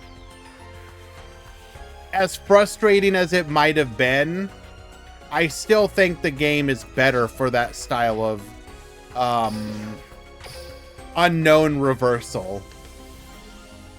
Again, to me, if you break my board and then the lethal is just a foregone conclusion, I think that is when Yu-Gi-Oh! Is at its worst. Well, okay, not worst. That's hyperbolic. Technically, worst would be when I don't even get to play the game in the first place. There is something to be said about cracking a board. Cracking a board is enjoyable. I will grant that. If I had to rank the 3, Unknown Reversal is first, followed by board cracking, followed by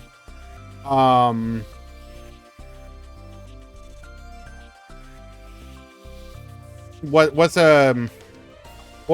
we put, like, I guess never getting to play.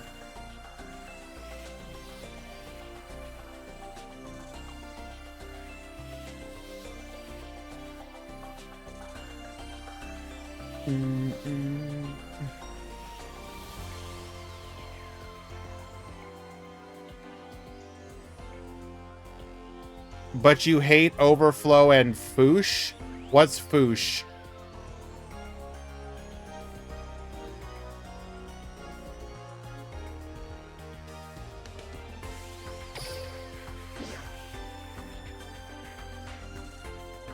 Whittling down to simplified game states. Simplified game states aren't bad either. I will say the one down... Okay. One caveat to simplified game states to me is 1 card starters mean simplified game states are less interesting.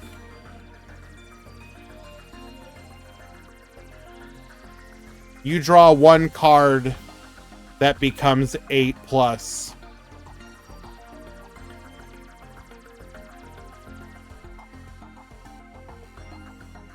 I think the card, like, it's a delicate balancing act, though. Drawing a card that lets you plus a little bit, I think, is good. Like, if I draw a monster that lets me summon another monster, that lets me make, like, say, a synchro play, and then I can search, like, 1 card. Like 1 card going to, like, 2 or 3 in those states are pretty good, I think, and it's interesting. But with how heavily, with how it can be, though, it's like it's such a fine line.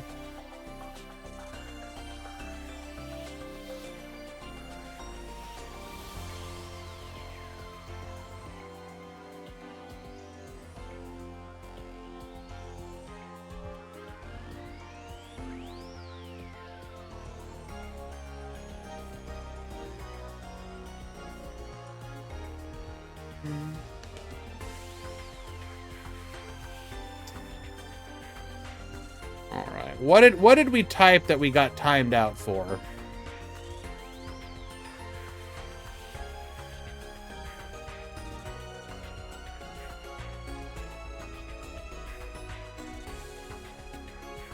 Wow. That was unnecessary.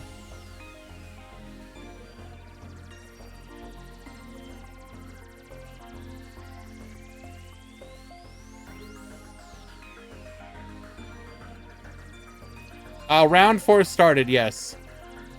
We announced in the Discord.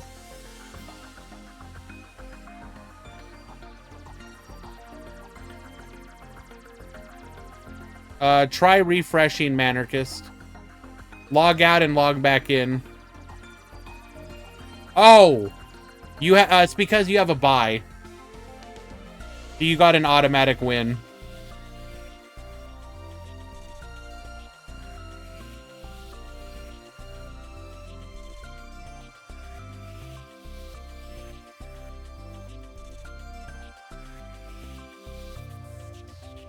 All right.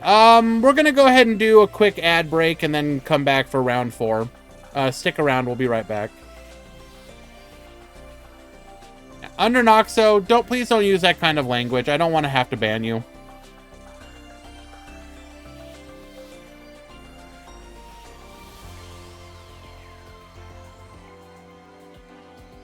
You're literally talking to a streamer who hosts both Speed Duel and Rush Duel tournaments.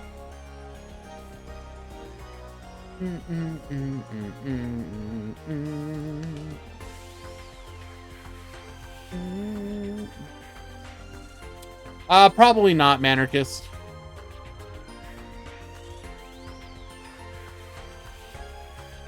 The next,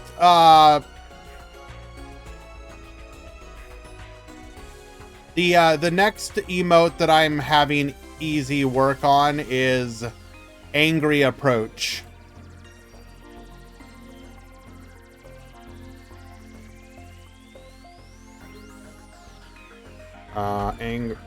Hello? Oh, what the hell? Thank you. I need to rename that. So I'm gonna have my own version of that. Finally.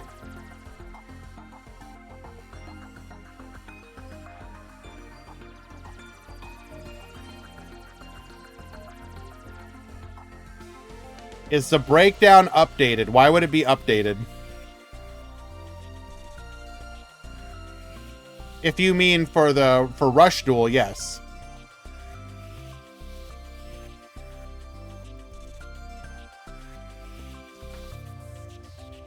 Does Easy do animated? Yeah.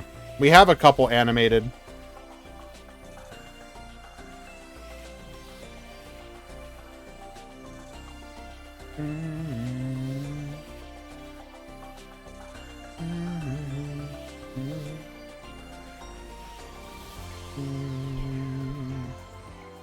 All right, what do we want to watch? I kind of want to keep following Warriors since we're kind of telling that story right now. We could follow Galaxy again. We could follow Worms, see if they secure a spot in the top cut.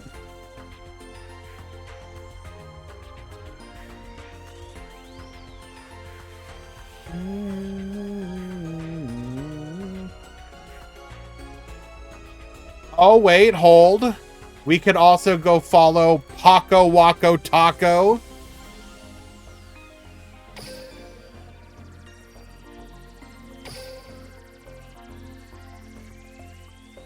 No, Easy does animated emotes. It's just that Easy has comms closed most of the time. I just happen to kind of be able to skip ahead of the line a lot.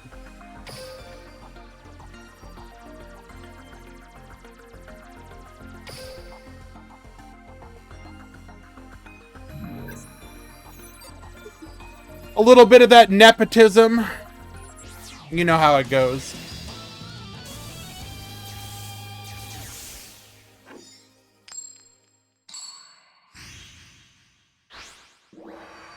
We got Zach 144 versus Paco Waco Taco. We're gonna tribute set with one back row. Fusion deal goes for the reactor. Gets Millen, goes for the fusion play into the Hercule Star. We're going to go ahead and shuffle our opponent's graveyard. Running headfirst into an Ancient Gear Golem. Barrage of Steel. Pop that back row. Rhythmical Performer. We will draw a card off of it.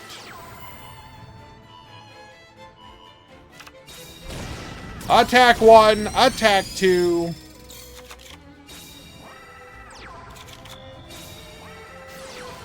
Barrage of Steel once again. Go, hello!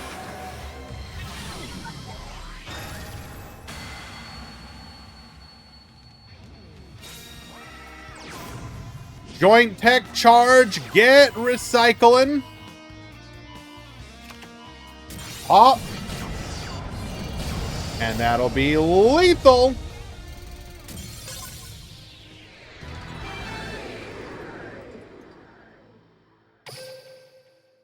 Game 1.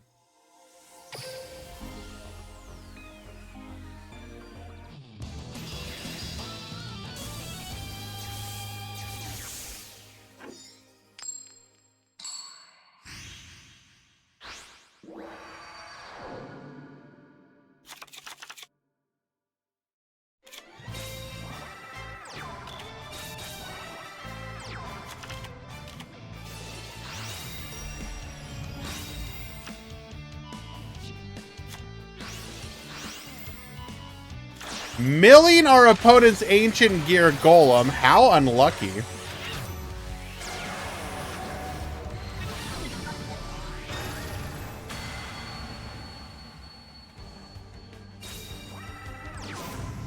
Joint Tech Charge here. Gets recycling.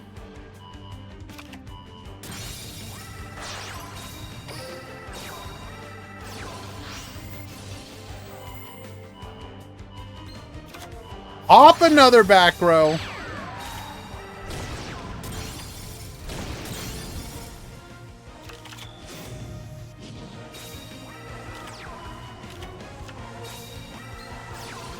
We're going to go for reactor here. Fusion into the Hercule Star.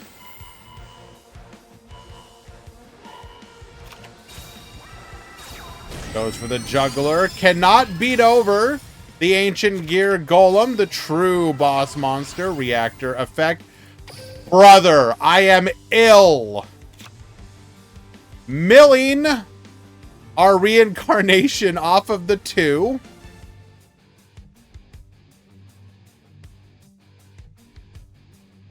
Draw 2 more cards.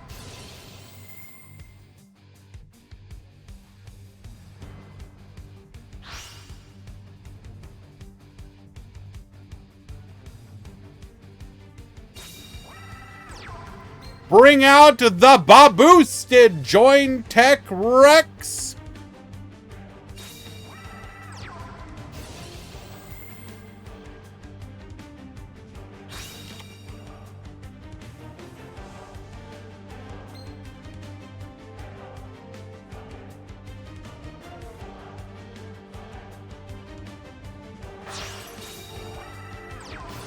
Wait, why didn't we use... Oh, we couldn't activate the effect because we special summoned it.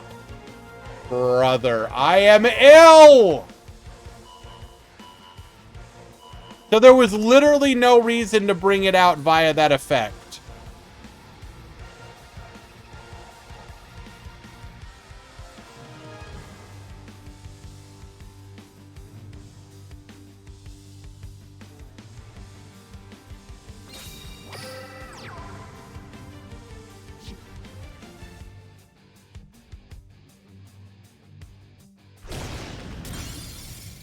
It all comes down to this. Well, it's not lethal, but there is delay.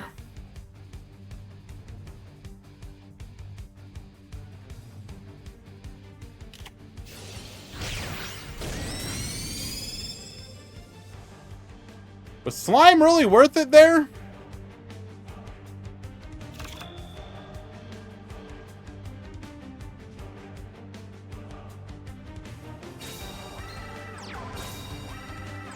Guess we die. You know what? I guess we died to Ancient Gear Golem. Well.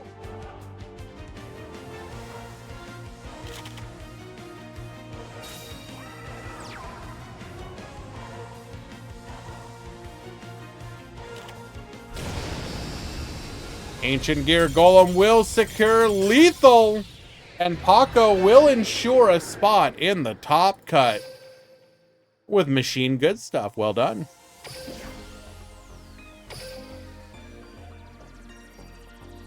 I don't think Ancient Gear Golem needs to go. I think more of the best decks in the game just need to not be able to run it.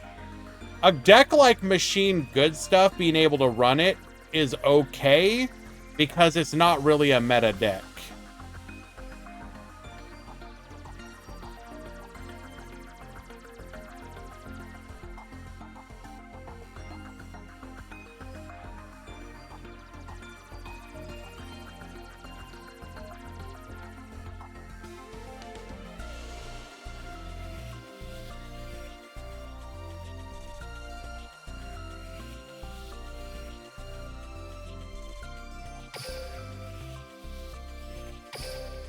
You're on to them, Gate. You're just too quick. You understand.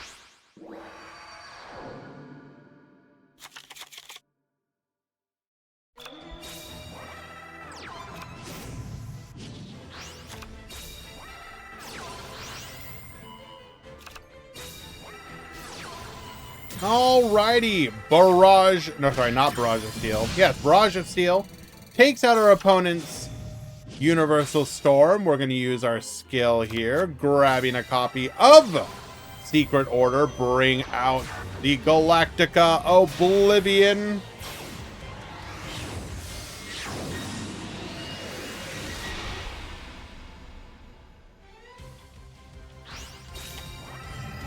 Negate attack, not today.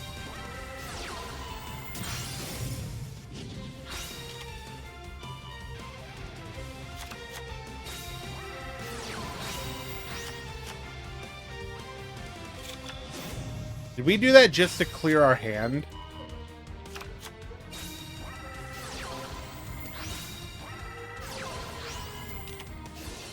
We're gonna go for the Meteor Charge here. Goes for the Tribute to the Doom. Attack 1, attack 2, attack 3, lethal!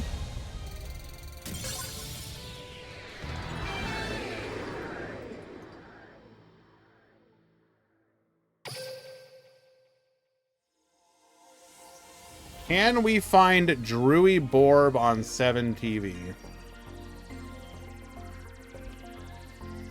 I want to steal his emote.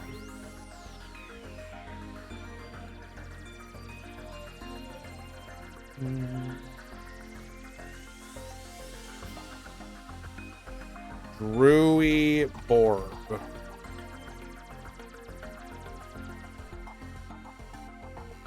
Oh my god. There's one on there.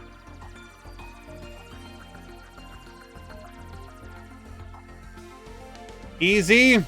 You are a criminal.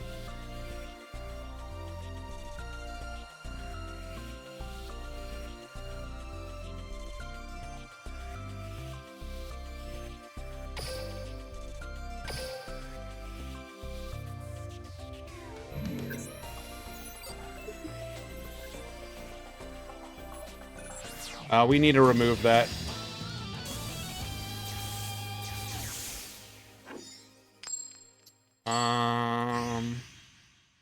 Remove.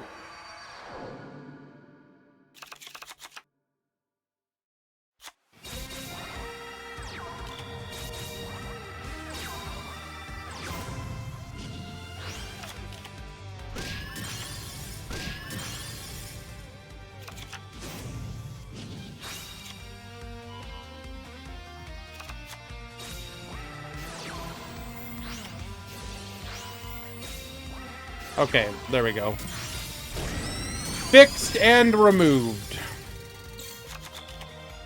I removed it, Drewy. I didn't think Easy would have actually done that.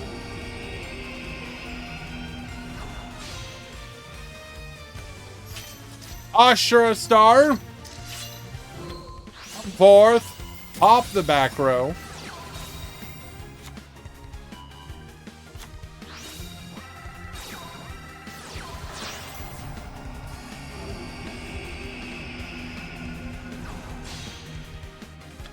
Also making a Vitra Star.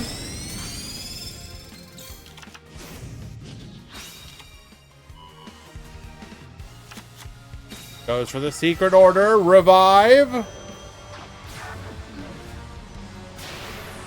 Aww. Why is there an echo? What part is echoing? Is it the audio of the game or my voice? Testing, testing.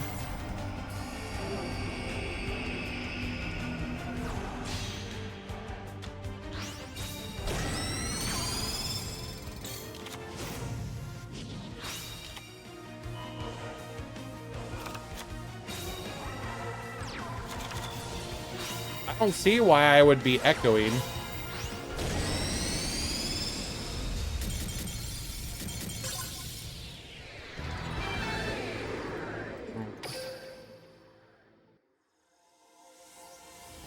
I mean, no, it's possible that I am, but I'm checking my settings. I don't see anything that would cause an echo.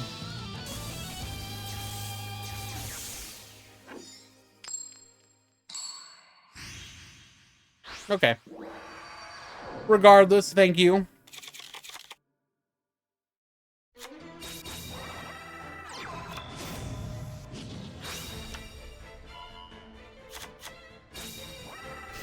We're gonna go for the Secret Order, bring forth the Oblivion. Universal Storm, pop a back row. Meteor Charge, flip it up. Bright Sentinel, we're gonna get in for 27 and another 1,000, putting our opponent down to 2,300. Activates the script, get dumping, star, restart, bring the body back to the field. Type, oh, that's just cheese. Bring forth the Ashura Star. Gets boosted, getting in for 43. And gonna even the life points out.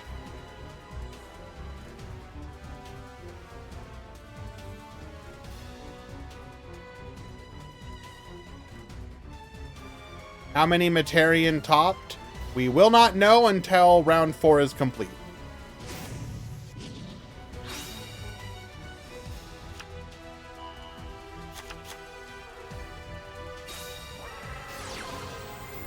Secret Order, bring back the Oblivion.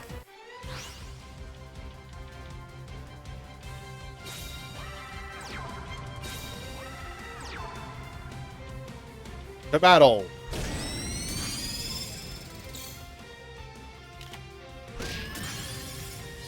Putting our opponent down to 1,400. But we do die. No, we don't die to a fusion yet.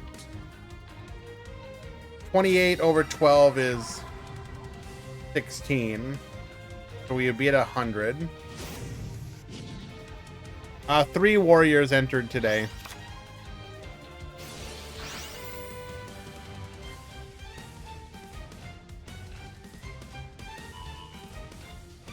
Goes for the recycle, draw 2.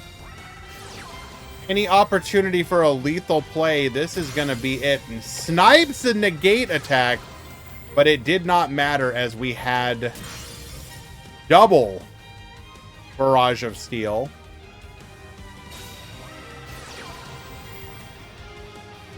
The custom hand, fueled by the Pot of Greed imaginary reactor.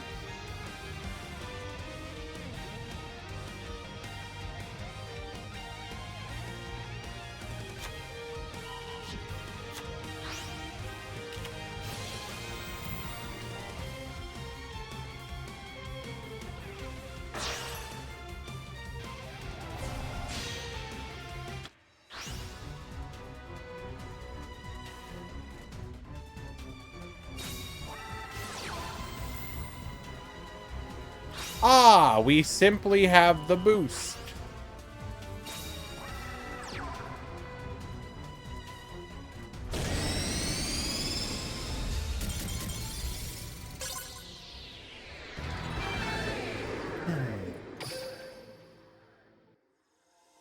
Alrighty.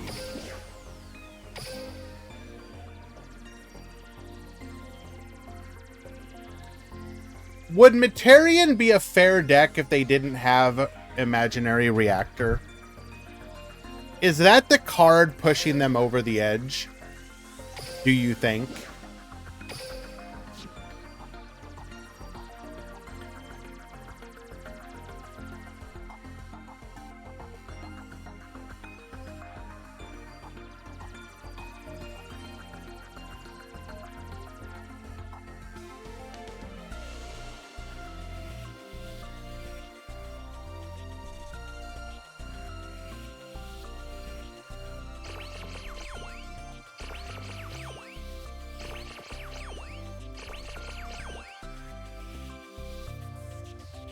I think the most fascinating, I mean, this is kind of treading over well-worn ground, but the fact that Reactor isn't even limit 3 to me is wild. Because again, if we go to the card catalog, go to Rush, and filter by limit 3, so they consider Grey Storm Reverie worthy of being limit 3, but not Reactor. They consider Blue Fang Burst worthy of limit 3, but not Reactor. They consider Steel Steed Martin Venari worthy of limit 3, but not Reactor. Necroman the Third, but not Reactor. Cyber Dragon, Will Hell, like all these cards, limit 3, this is too powerful, but not Reactor.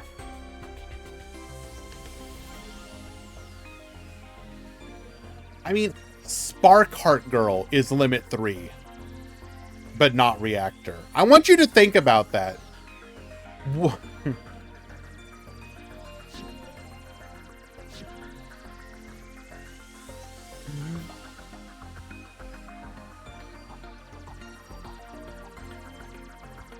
UTS.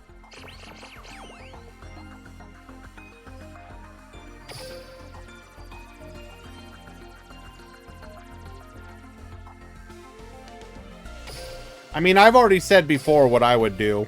Reactor and Star Restart to 3.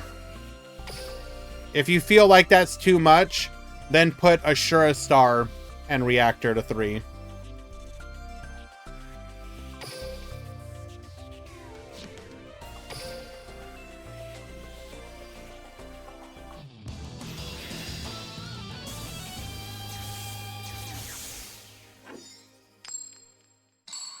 We hop into game 2 of the final match of the round. Get ready for the rush! Silent currently up a game. We're going to go Cyclone, hit the back row. Milling our reincarnation, not able to make an offensive play here. We are just going to pass.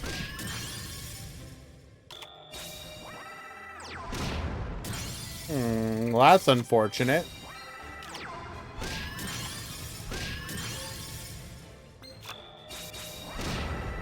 Still can literally draw nothing to make any sort of plays here. In fact, neither can. We're going to go Slugger into Fortitude, into Bunker Strike, into Slugger, into Dragius. Attack 1, attack 2, attack 3. None of that back row does anything. We're going to go for Talismanic Seal Array, get Recycling, get Reducing. Juggler, Sword Dancer, Arc Turbo. Able to clear both of the boss monsters. Slugger effect, tributes off for the Dragia Star, goes for the dragon, goes for the fusion into the Dragia Star F. Start picking apart that back row.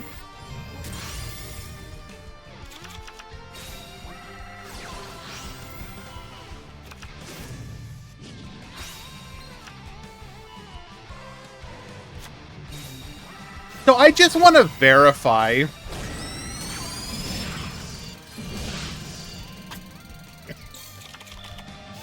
I was under the impression a lot of the boss monsters started getting cannot be destroyed by traps. He really didn't put that on the fusion?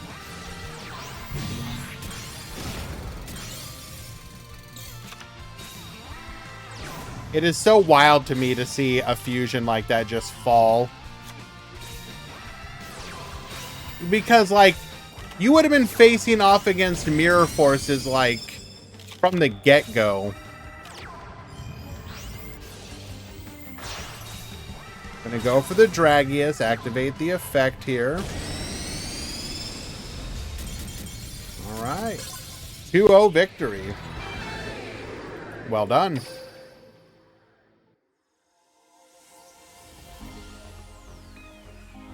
Meta Geestar.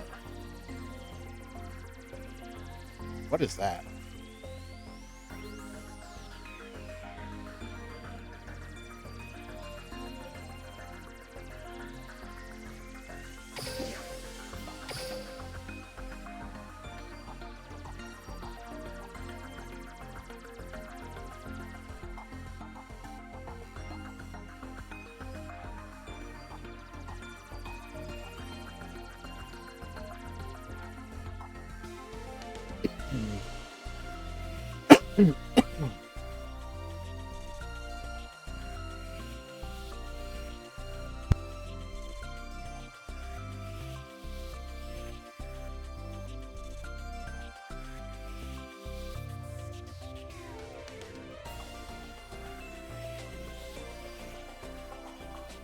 I was wondering why I couldn't find the card. Sturdy Strike Dragon, Meta Geostar F.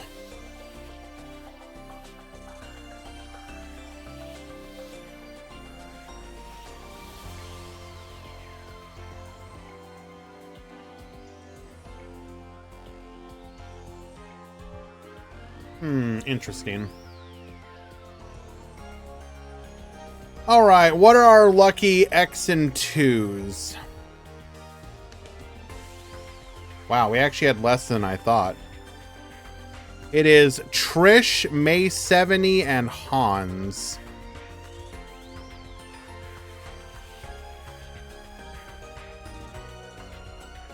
You topped X2.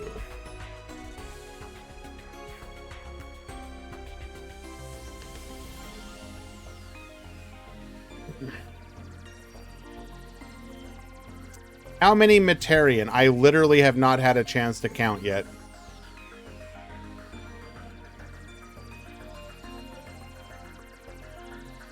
Give me just a moment and I will do the breakdown.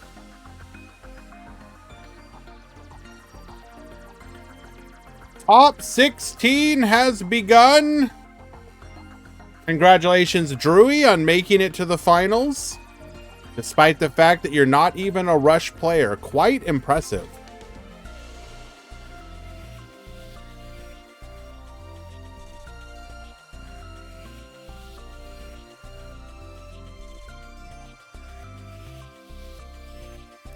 Drewy making it to the finals with the Pigeon deck. Yeah, damn. All right, let's go ahead and do the breakdown.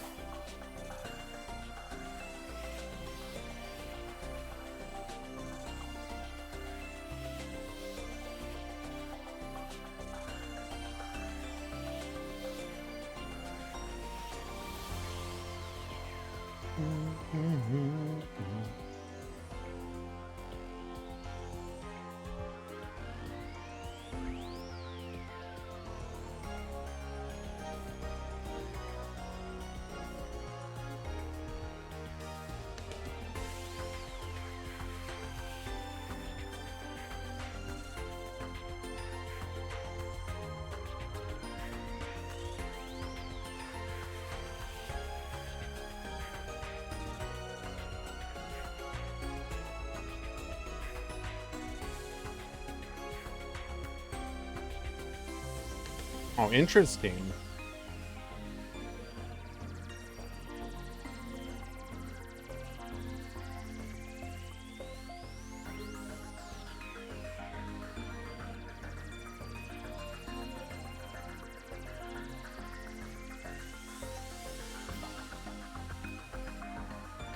Not gonna lie, it's kind of wild to have that massively skewed breakdown for the overall breakdown, and then we show this.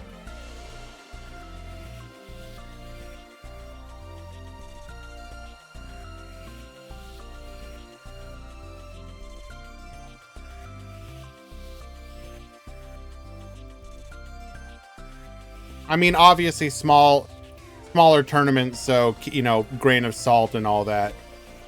But even so, this is pretty funny.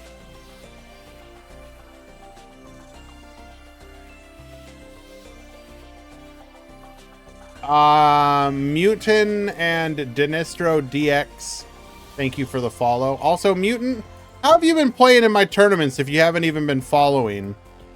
What the hell is this?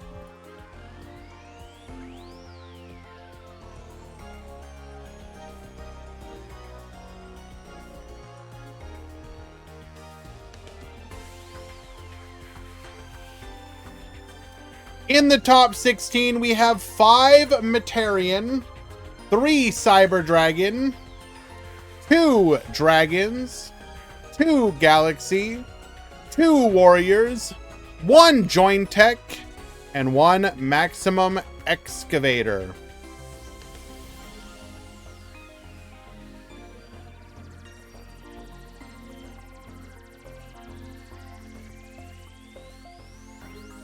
It should be noted that both of the Warriors were lucky X2s. So, Warriors not exactly having a great showing, but the divinities are smiling upon them, the celestial guardians, whatever you want to consider it.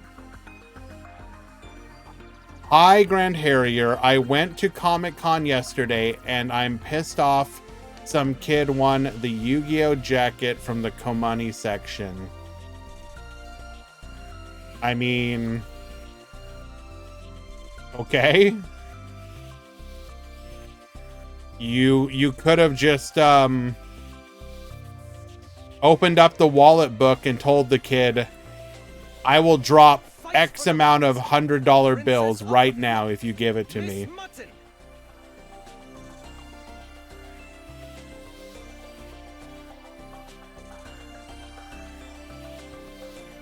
Are you sure it was an MBT video and not the Farfa one, Tomato?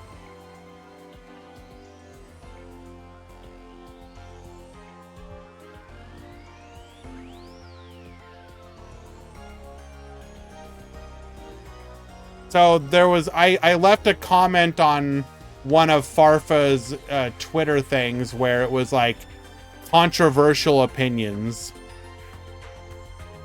And he read mine.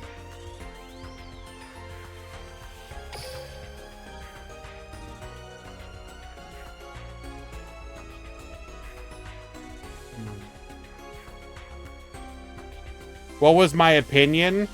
That Duel Links typically does a better job at balancing going first and second than TCG or Master Duel.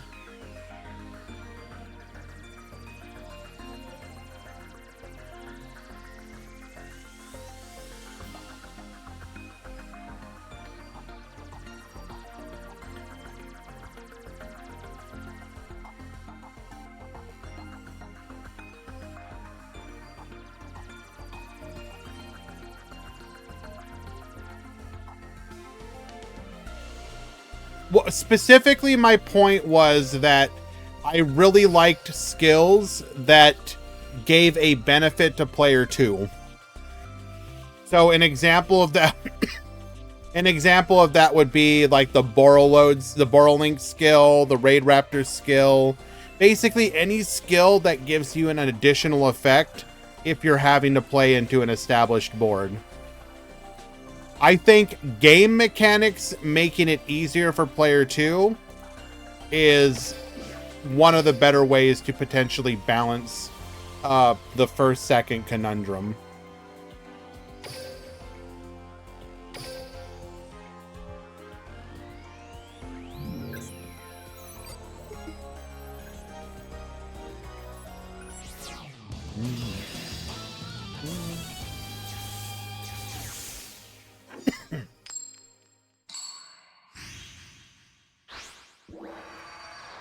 Okay.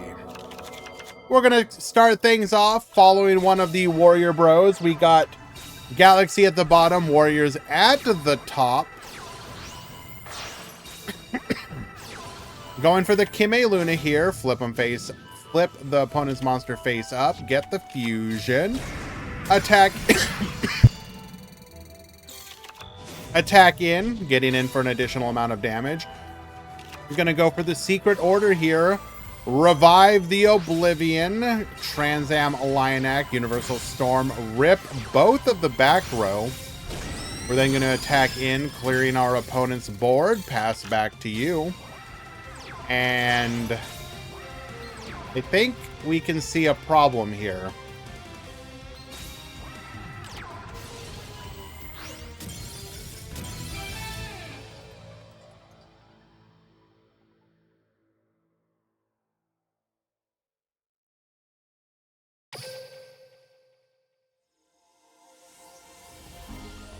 We go to game 2.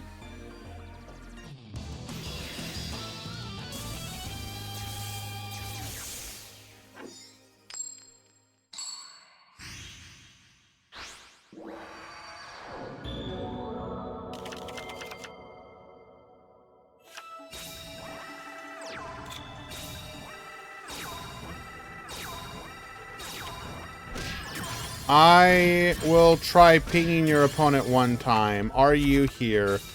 If they respond within the next 30 seconds, I'll let them play.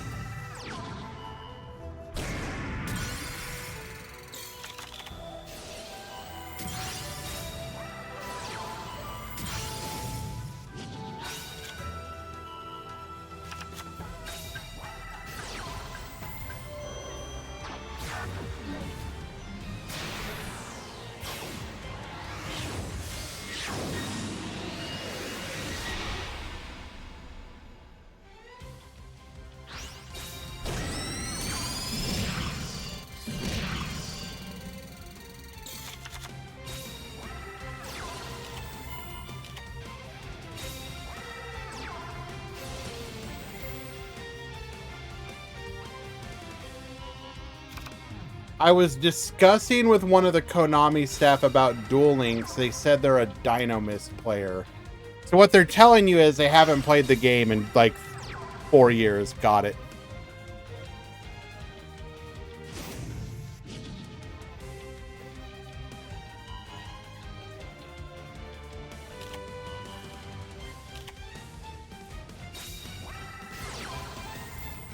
Avian Spell Tactics, rip a back row.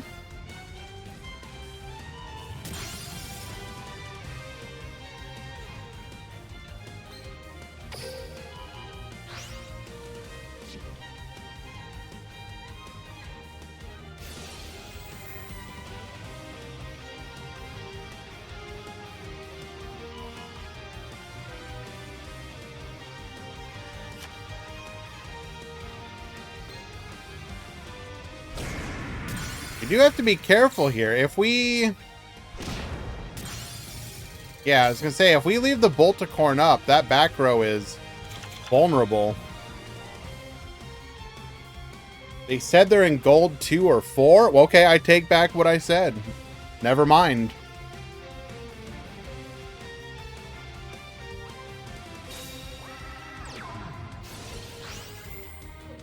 I will admit, I'm probably too, like... hardcore brained.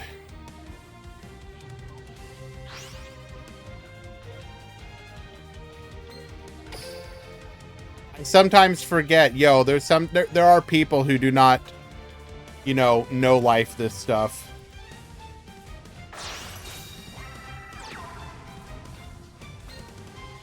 Bring out the Cosmo Titan.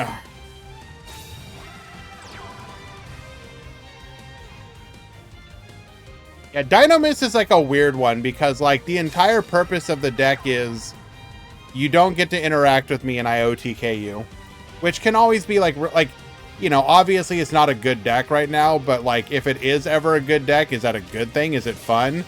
How is it any different than, you know, Lyrilisk, where it just ignores what you do?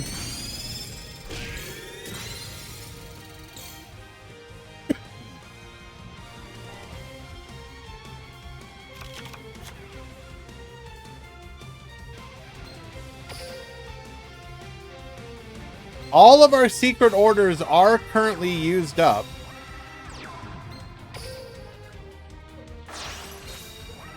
But only one meteor charge, which they are usually running 2 of at least. I want to learn to play Predaplants. Honestly, same. Next ladder stream, I will probably be playing them.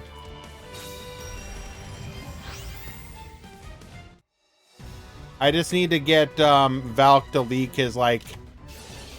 Oh... That would have been a beautiful cheese play. Probably Tuesday, Icy. Leak your teams. Galactica Force, finish them off. Leak your team's Predaplant list.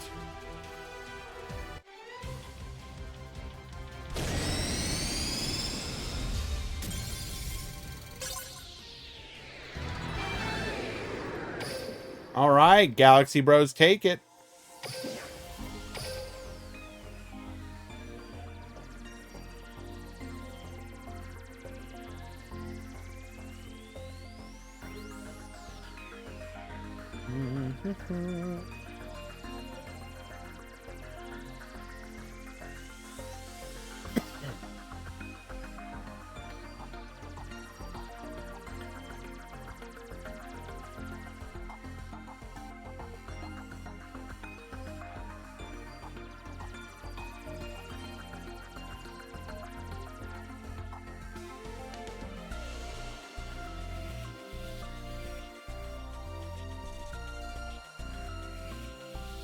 Wait, PTRG, are you talking about where they have, like the booth and you can like play the game at the booth?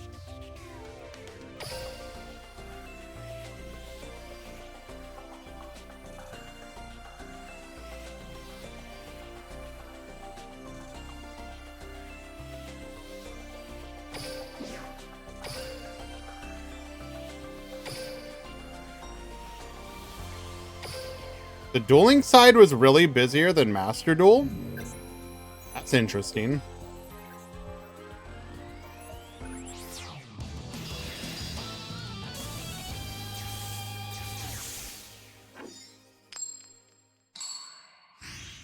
I guess if you're going to like an anime convention, you're probably not thinking about being a hardcore card game grinder.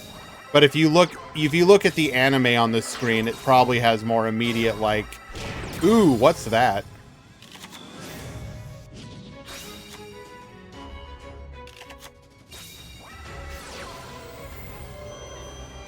Oh wait, is it just because it's faster to do the Duel Links one?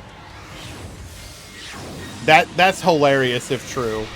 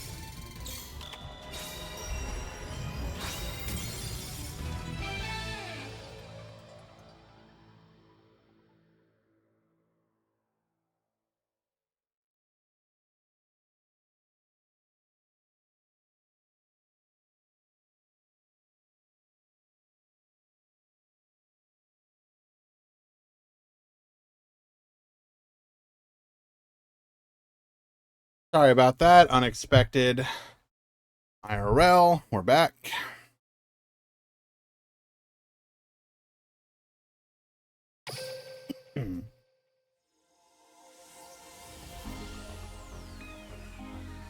The Duel Links one had 2 tablets, and the Masters... Okay, so it was a numbers game. Makes sense.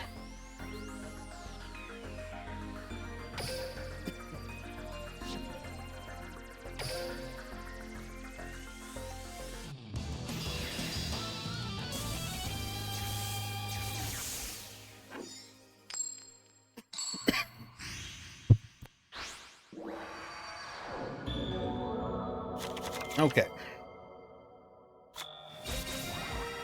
Set two, passing the turn. We are going to go aggro with a bunch of low levels, but they are going to be able to beat over. Getting in for 1,200 on top of it. Tributes over for our level 6 1900 Battler Big Roller. Looking at that back row, we're going to go for the Galactica Oblivion into a trap hole. That's okay. Secret Order, Meteor Charge, put that to defense. We're going to go ahead and beat over. But that Heavenly Bliss will keep that from being any more damage. And bro.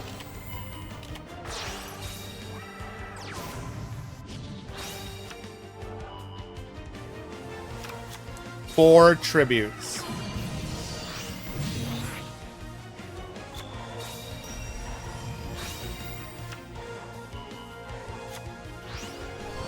No, we had the maximum.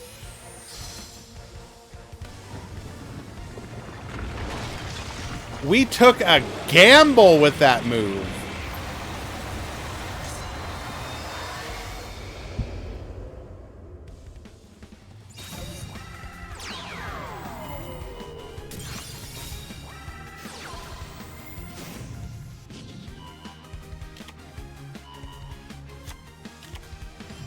Negate attack will keep us alive here. Goes for the Universal Storm. Can't do anything. Gets poppin'. 4,200 damage. Do you have an answer here? Strange Traveler into Honorable Sudoku.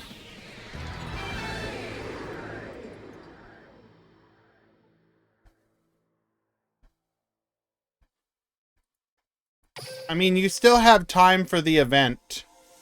You're going to be guaranteed at least 2 of the cards, remember. If you play the event enough, you'll get the guaranteed drop, and then you can use the jewels to get another one.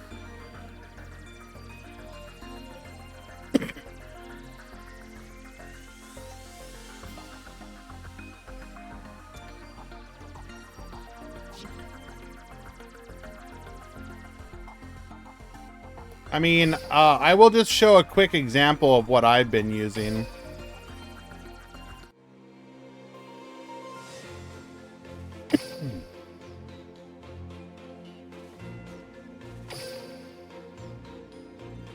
It's just like a pendulum auto duel deck. Running Neos Fusion so that you end up with a fusion on board. The deck's pretty good about putting out Dragon Pulse, Dragon Pit, and then just making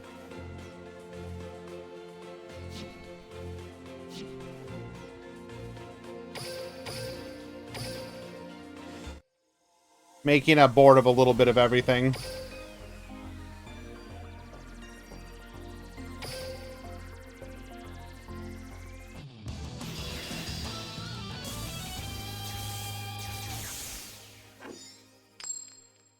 Alrighty, game 3.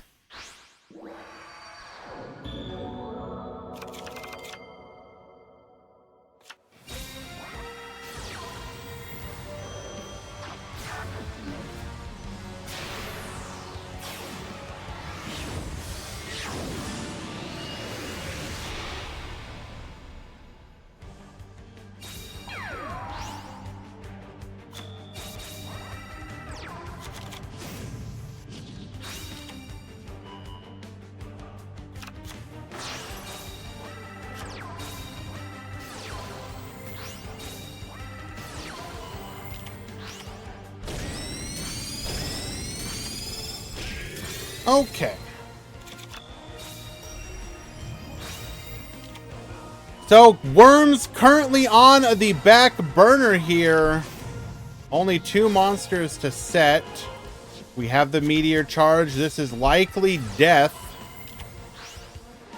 Unless we have exactly one of the traps.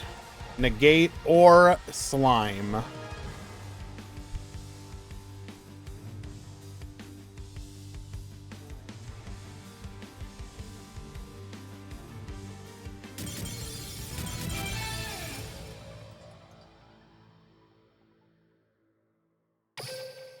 Okay.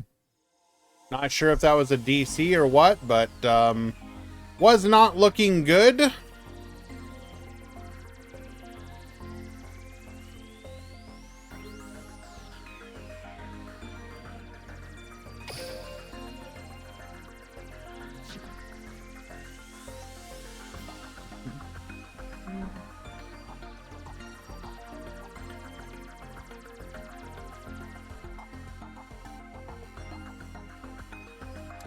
Hans, how did you get a 3-digit room? Hello, Tinkerbell. Good morning. Good afternoon. Why you creeping? Hello.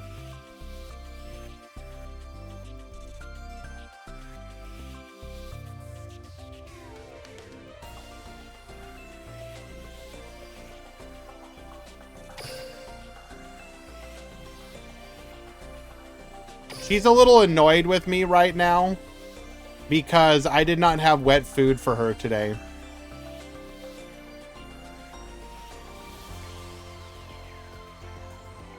I had to have some ordered. It should arrive today, so they might get wet food for the evening instead of the morning. Or they might go an entire day.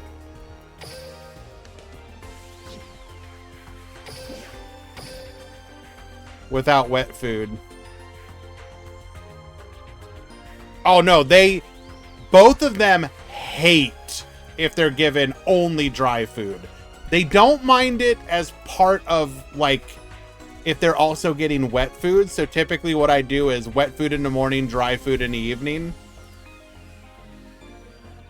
But if they get dry food in the morning, oh, they know. They're like, today is not gonna be a good day. Today is not gonna be a good day. And I will literally just get kind of the cold shoulder.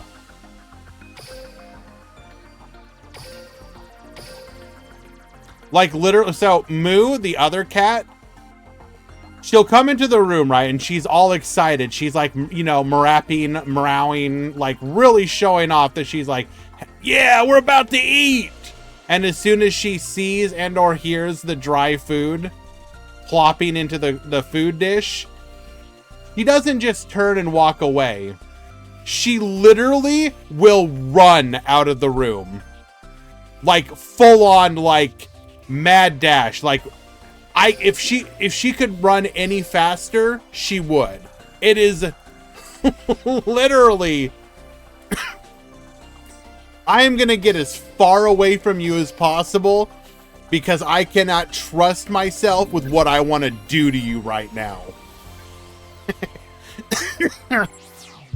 It is amazing. And literally every time I will just be like, grab some dry food. 3, 2, 1, drop it. Boom! Out the room. Tinkerbell will usually eat a very small amount and then walk out and leave. And then she'll come back and like nibble some more. She'll eventually work through all of it. But she like, she literally needs to, she's like, okay, first of all, hold. In our first turn, we have dealt 5,300 piercing damage through the use of Ancient Gear Golem and Innovator. That is insane.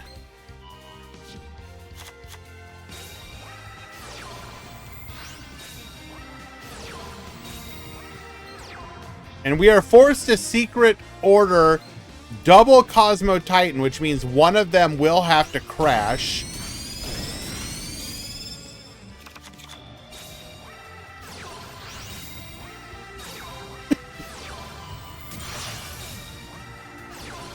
Goes for the Innovator, YOLO, and lethal.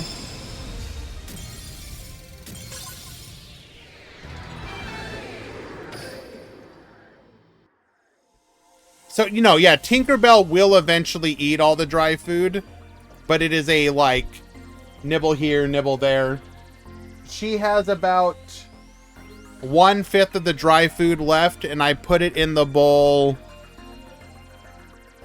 5 hours ago. So let's call it like 1/5 of the bowl every hour on average. Come on up here.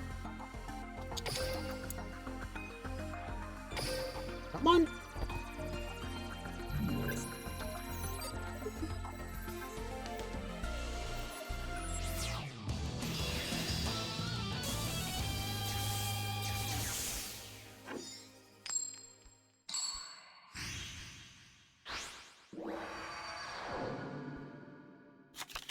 Go rush! We do not take those.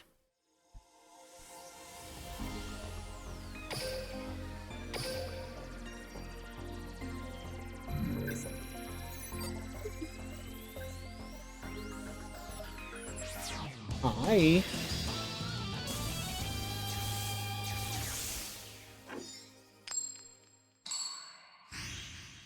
Golden, thank you so much for the follow. Go rush!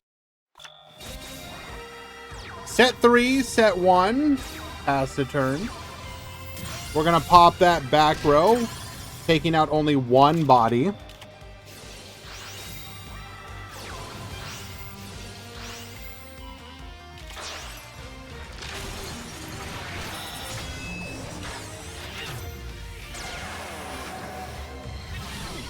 Ow.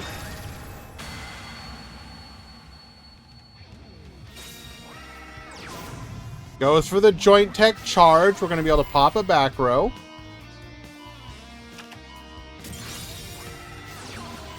Barrage of Steel, pop the other.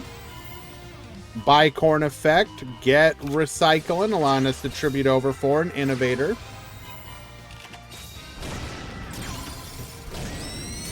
Attack 1, attack 2, Pierce, and another 1,000, putting us down to 1,400. Going for the Secret Order here.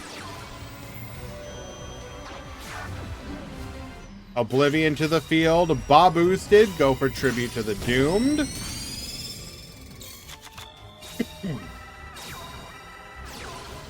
Essel mills so that when we mill with the reactor, it happens to hit the reincarnation. Draw 2. Bob boosted Innovator into a joint tech. Innovator get get recycling. And lethal.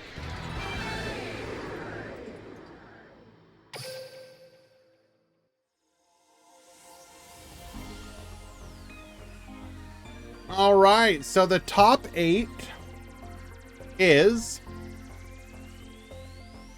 Metarian versus Metarian. Metarian versus Galaxy. Sidra versus Sidra. And then the one we just watched, which is Galaxy versus Joint Tech.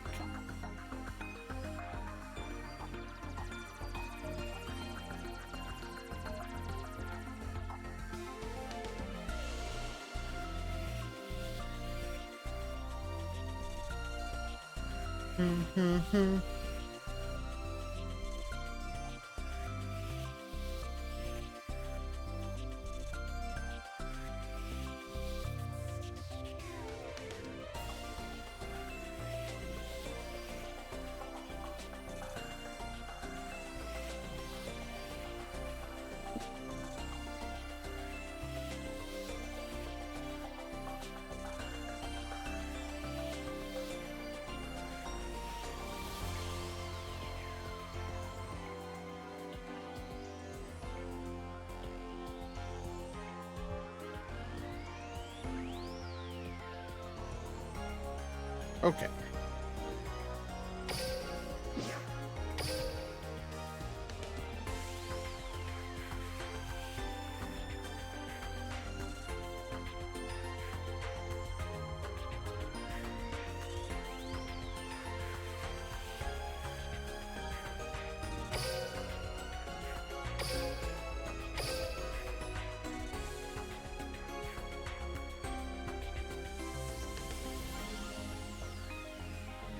Okay.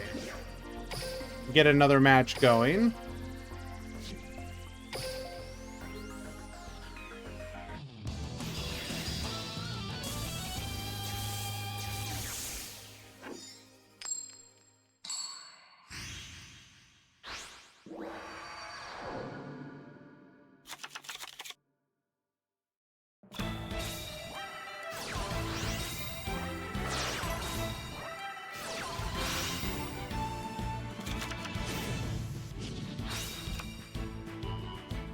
All right.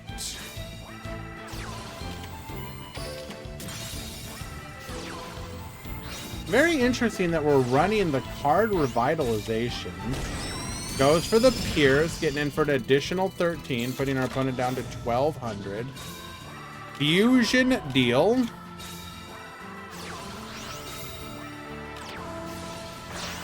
Goes for the fusion into the Ashura Star. Off the back row. Goodbye, Slime. Irrelevant here. Oh, 3,000 Pierce. That is rough. Now we have two boss monsters that we're going to have to deal with. Grabbing a secret order that handles one of them. Now we have to deal with the other. Do we have another secret order?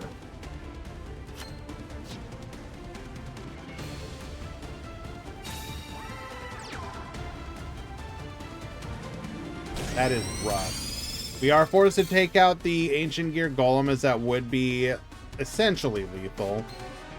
But this is not a great position to be in.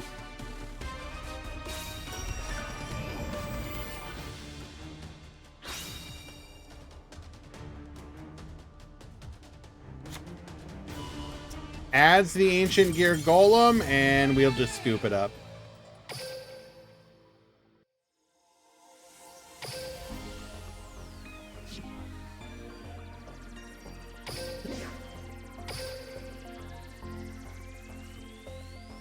Hello, Kieran. Hello, Shelmy.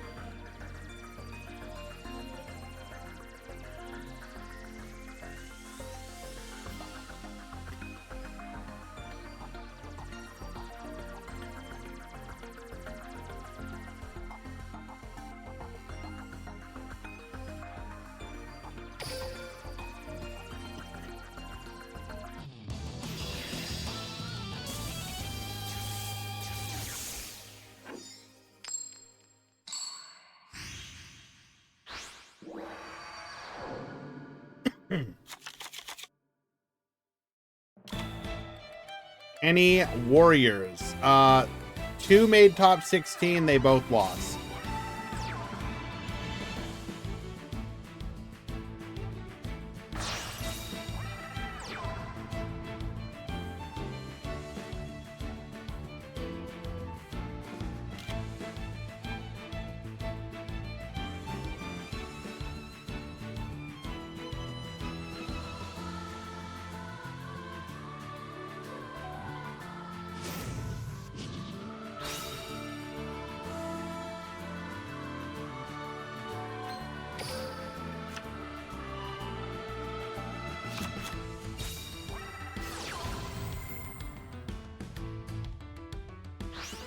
So we tribute set most likely the Ancient Gear Golem.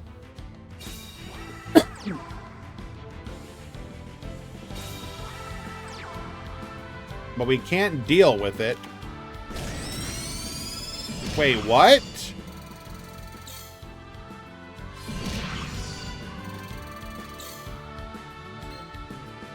Blue Fang Burst Dragon. Out of nowhere. Huh.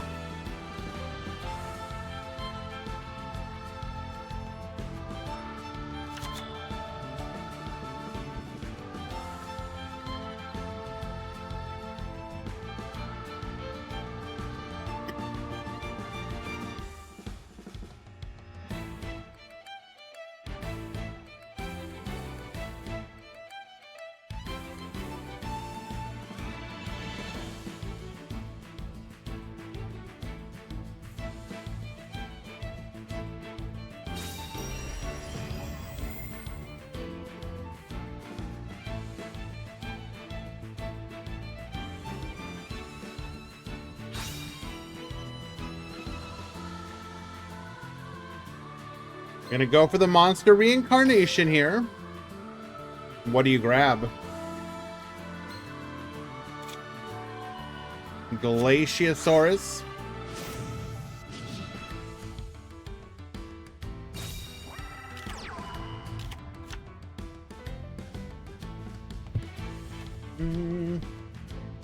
Goodbye, Tinkerbell.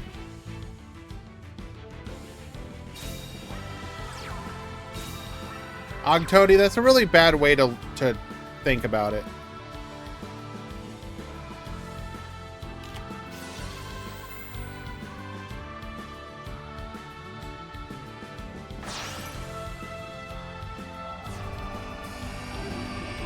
I was kind of messing with her and she was not having it.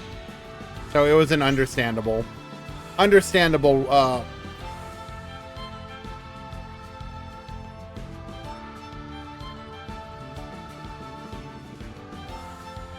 I mean, if we're going to entertain this question, because again, I think it's a bad question because, like,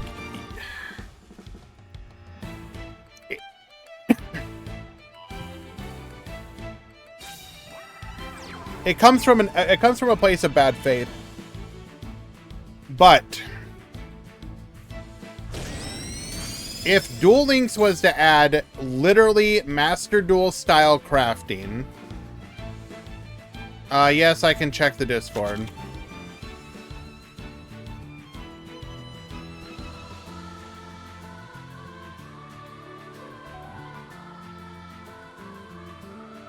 Ah, you have the spectator bug.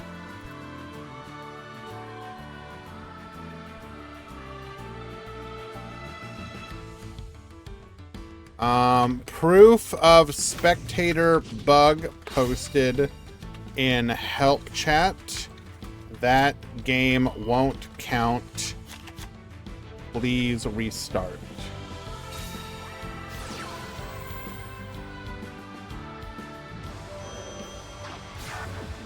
Okay.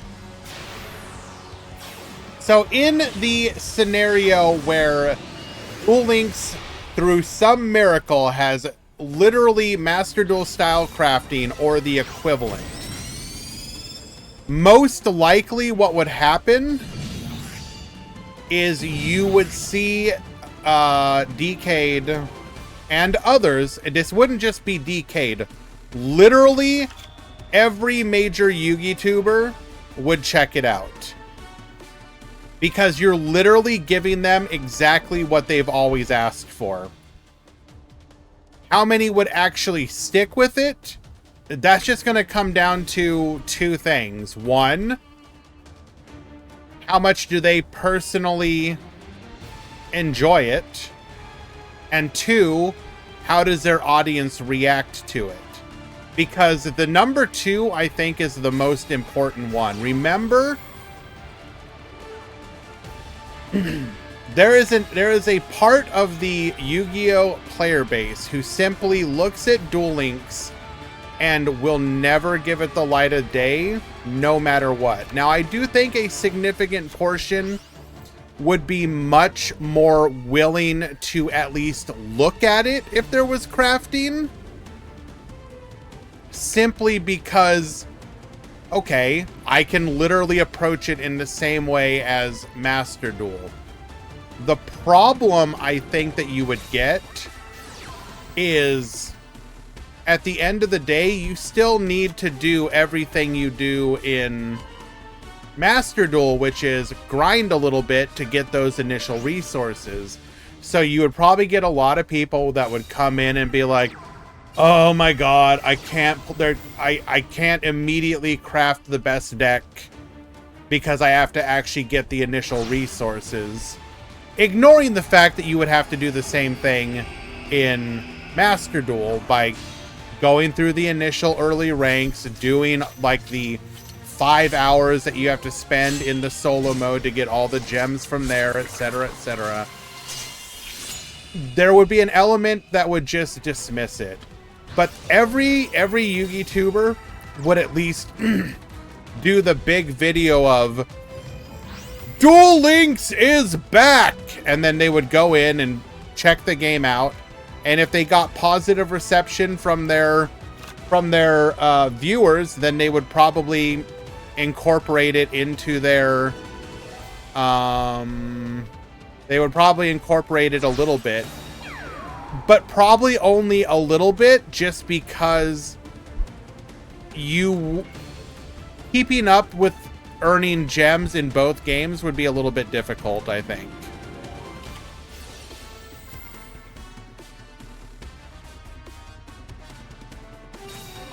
But that's kind of the way I view it. Like,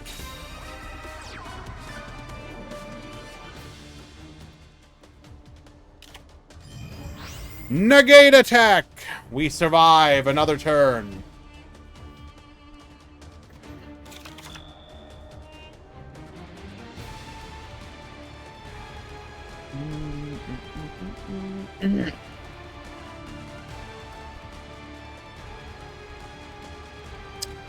Valk, I don't know if I agree with your point exactly. I understand where you're coming from with that statement. Quote, I think too much damage has been done that even if there was the same crafting and Duel Links, people would not come back and stay for a meaningful amount of time. That is true to a degree. I think even you're never going to get a 1-to-1. You would get a big influx of people checking it out. I think you would get... What damage are we talking about? People... So the argument was, if Duel Links was to suddenly get Master Duel style crafting, would people check it out?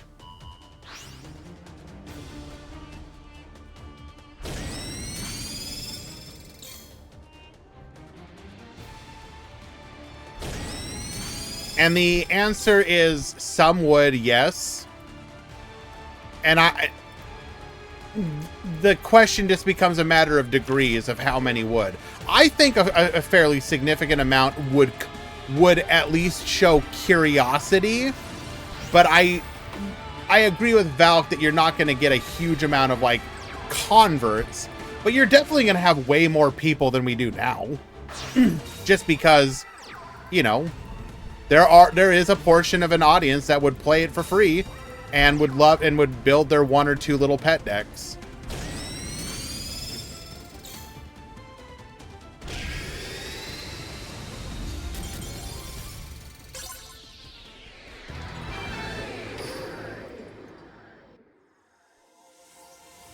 All right, tying things up 1-1.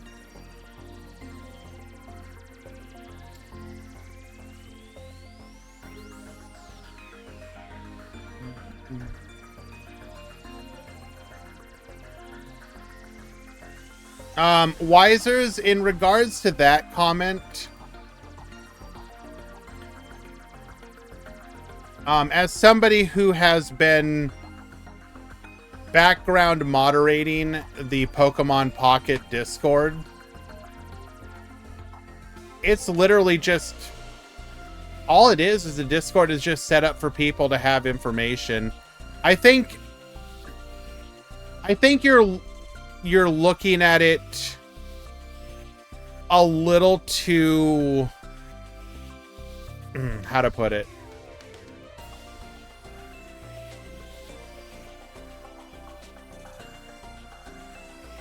There's a big difference between exploring opportunities and grifting.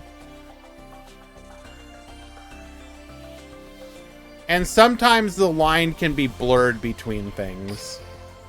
I don't think something like the Pokemon stuff is grifting. I think that is genuine. You don't know if the thing is going to take off.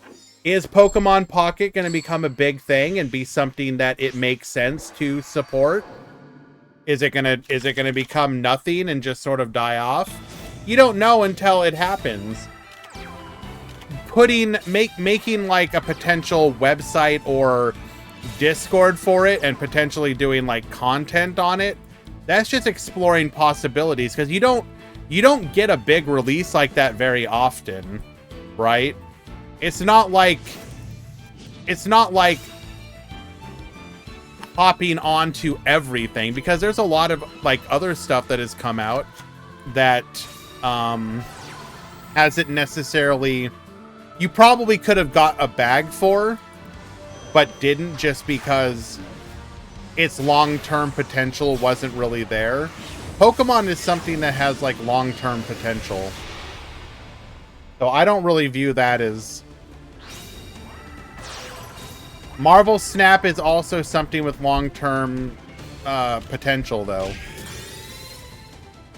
Or at least, I mean, even now, like, I don't know how it operates on the back end, but like Marvel Snap is, to my knowledge, a successful property. The problem with Marvel Snap is you can't really do tournaments and stuff with it.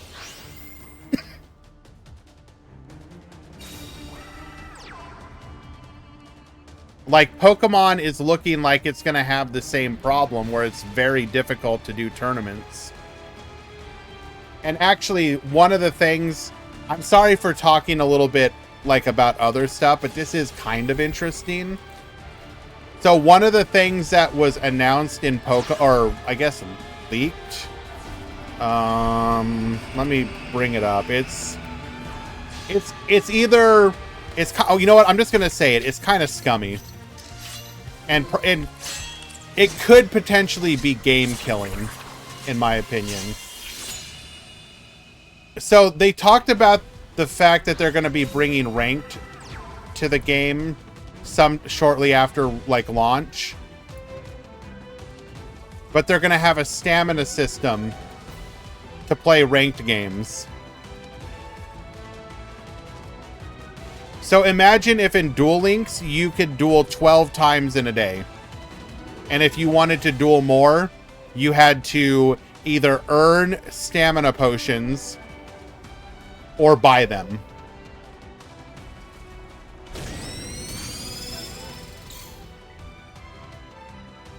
This is absolutely egregious, in my opinion.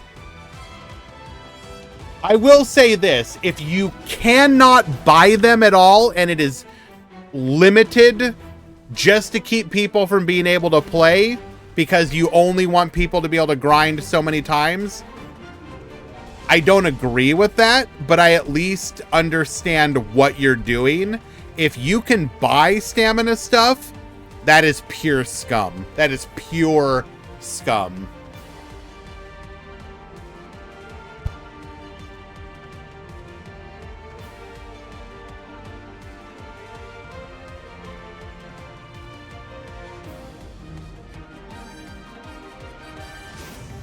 And actually, so hold on. I actually didn't read this whole part. It's for PvE and PvP? Oh my god, I thought it was just for ranked. A stamina system called Battle Strength will be introduced. This resource is consumed with each battle and limits the number of consecutive games a player can play to prevent compulsive play. Stamina recharges over time thanks to a new type of hourglass which can be obtained in the game or as rewards. You're telling me I can't play against the goddamned AI because you want to stop me from compulsively playing? This makes no sense to me. This is wild. You have got to be kidding me. What the hell?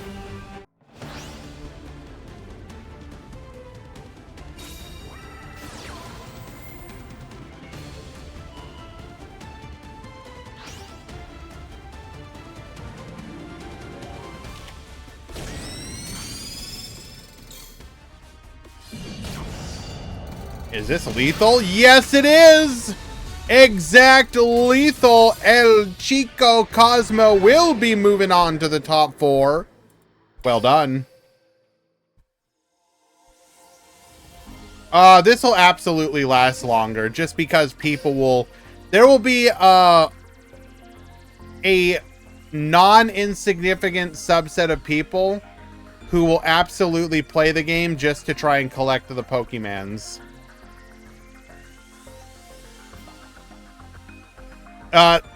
The dirty little secret is that the number of people who will play it to like actually play ranked is actually probably a minority.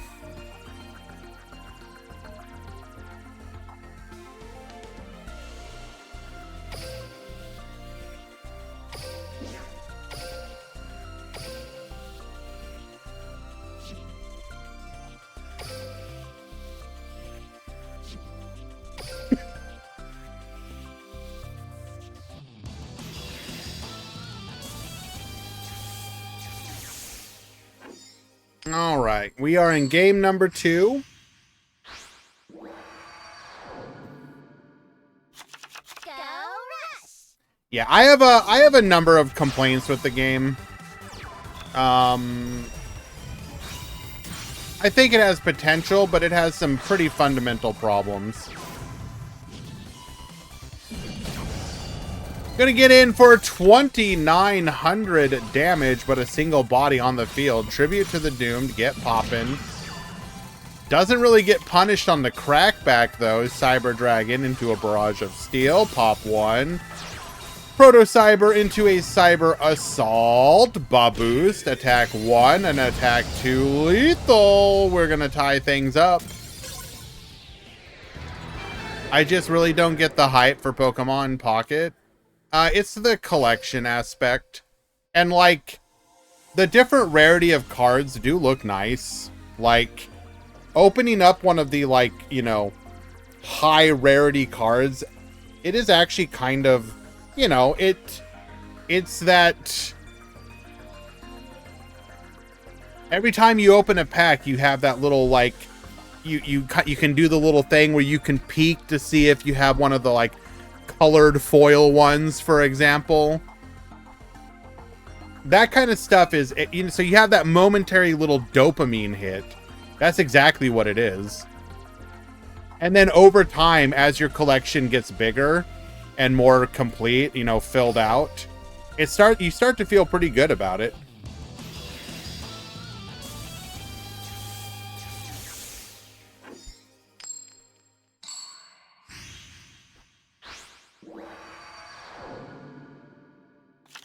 Go Rush!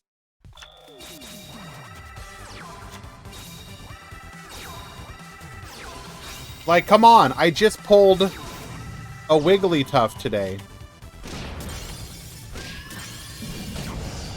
Look how adorable it is.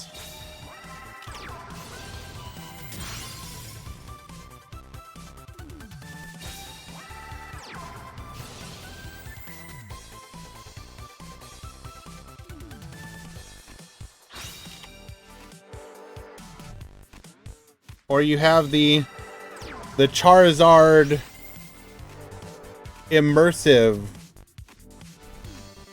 How do you do it? Oh, try to.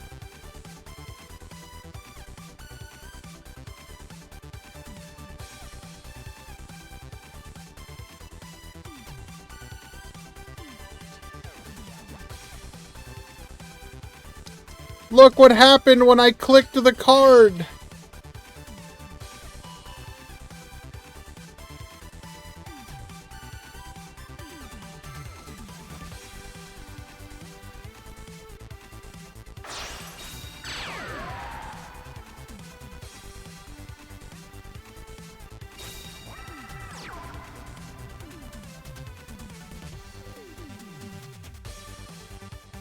Like, that kind of stuff's actually kind of neat.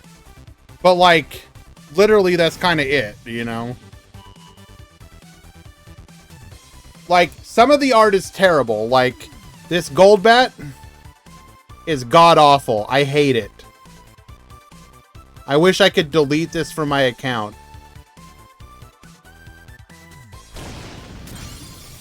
But this Moltres is actually kind of sick.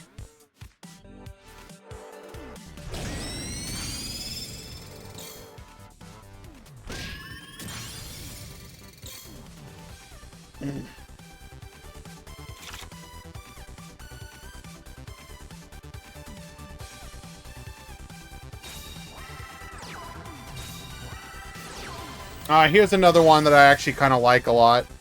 The Rapidash.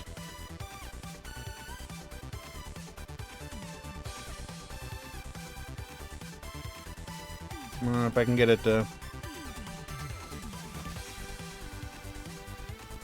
Anyways, like, you get these arts and they're actually like really cool to you. When you pull one of them, you're like, yo, that's like sick AF.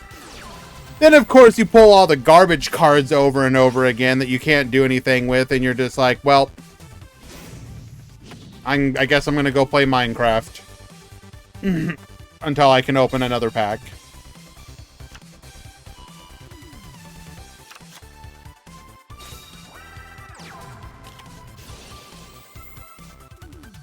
But, as others have said, the actual gameplay itself is like...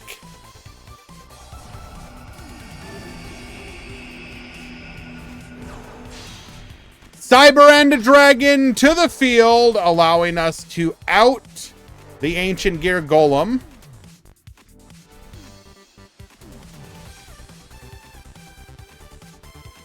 To battle.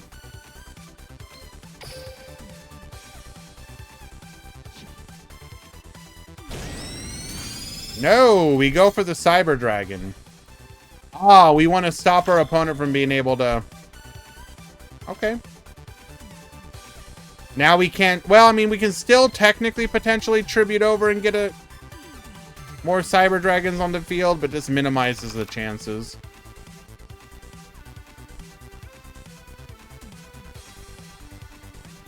I was joking, Valk. I was making an allusion to... when people say, like, I'm going to die in Minecraft, or...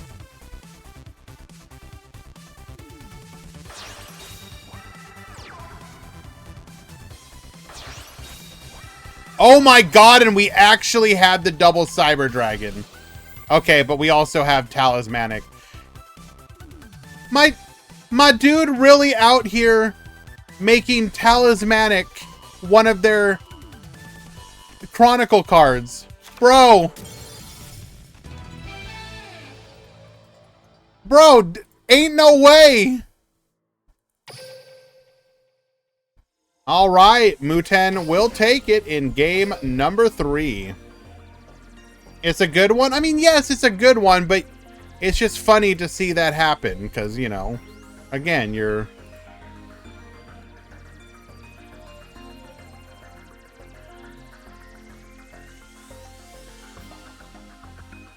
You're choosing to make, like, funny tech card.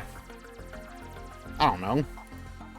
All right, top 4. We have Galaxy, Matarian, Cyber Dragon, and Joint Tech.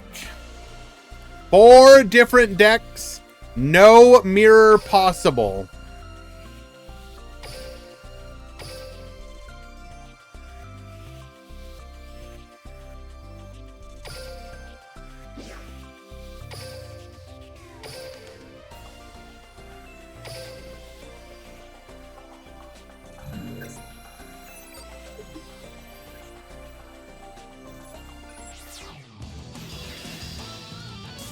Has anyone used stamps in their Chronicle card? I'll be honest, I have not. I hate the stamps. I did see somebody that posted a picture of they put both of the stamps on their Nibiru's. So you just have this rock, and then in one of the corners is like the faces.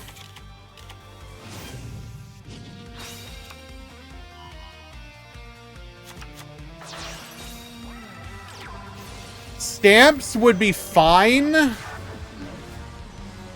if you could choose where on the card you put the stamp.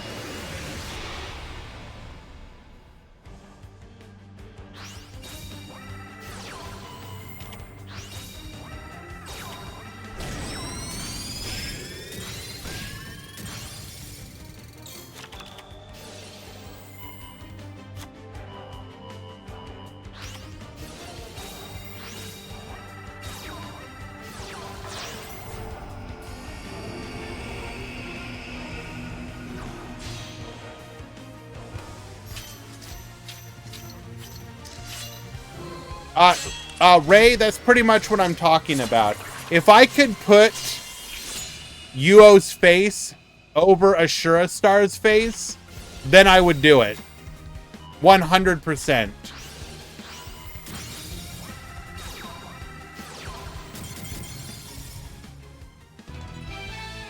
We are in the top 4, yes indeedy.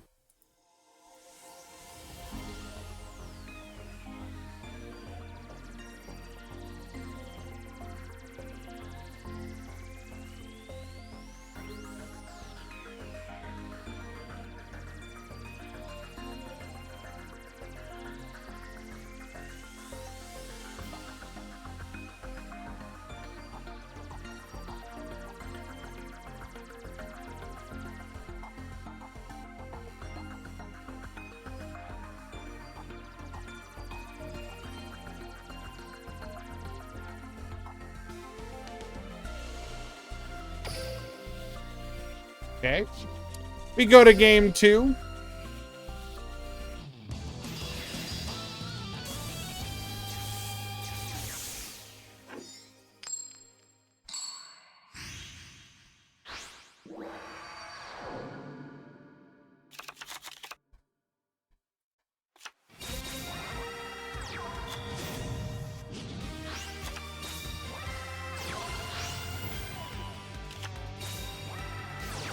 Okay, Barrage of Steel, taking out the back row, pass the turn.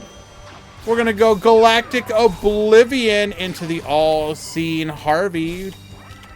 Peeping at that type change beam there. We're going to get in for 2,000 damage off of the trap there.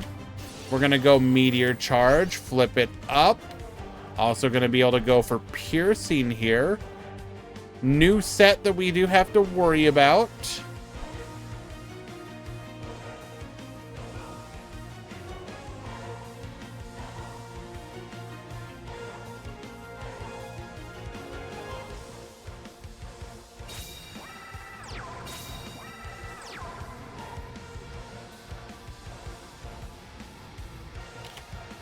What 2 decks are on the other side? Cyber Dragon and Joint Tech Machine Good Stuff.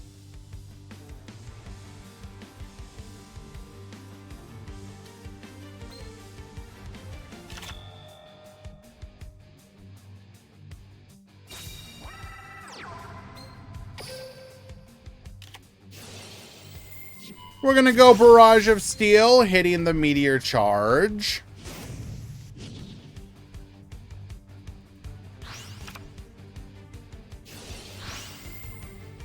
Reactor Mills Double Fusion.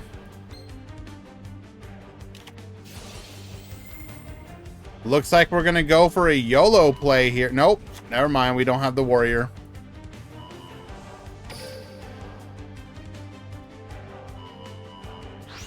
Y'all are dragons.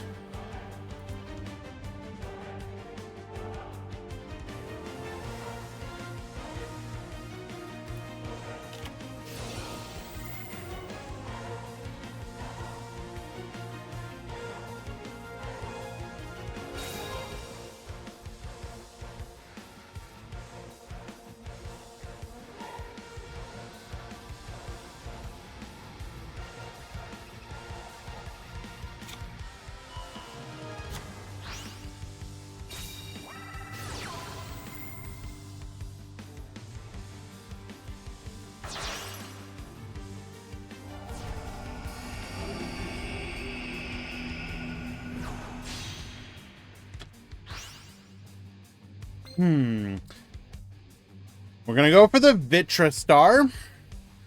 We can now pop. Star Restart.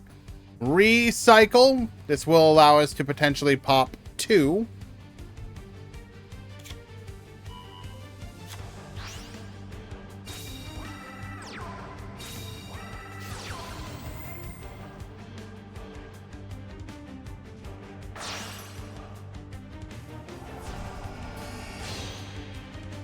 Oh my Jesus, this is a full board clear.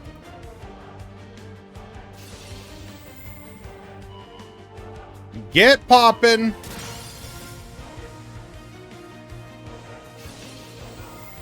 Get poppin'. There is delay. Negate.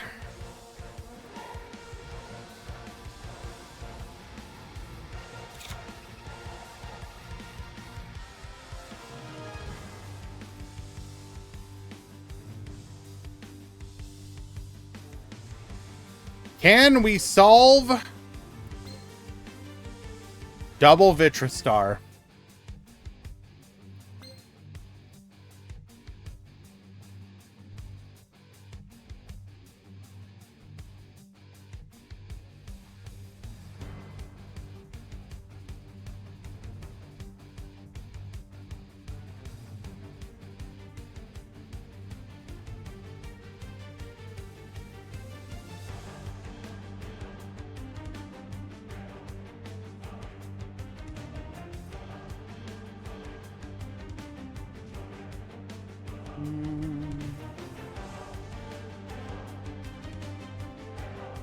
What are we thinking?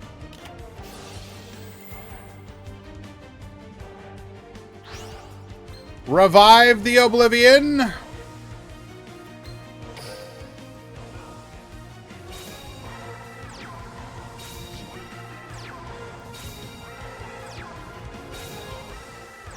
Ooh, we cannot take advantage. We cannot double clear. Negate attack is taken up, so we will lose this fight no matter what.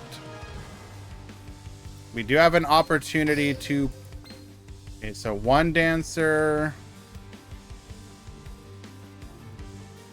We have plenty of dancers, so we can make a...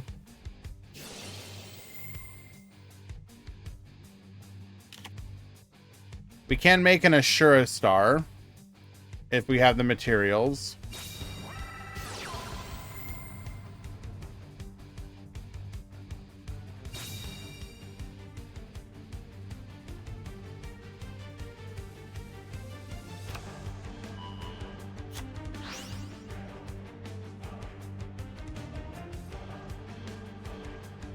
I mean, deck out is a possibility, but we do have a strong push from Materian this turn, most likely.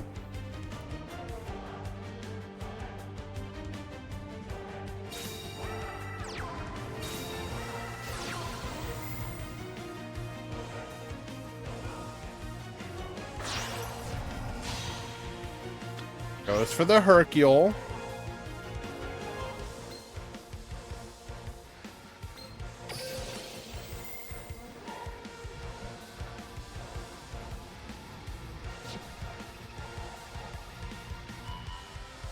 Recycling our negate attack.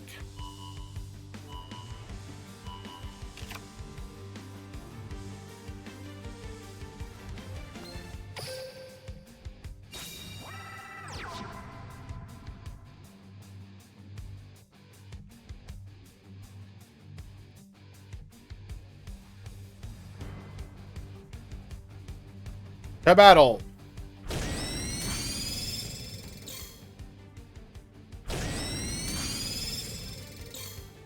Getting in for 1,500 damage. 2 boss monsters still on the field. All of our good traps are used up or recycled.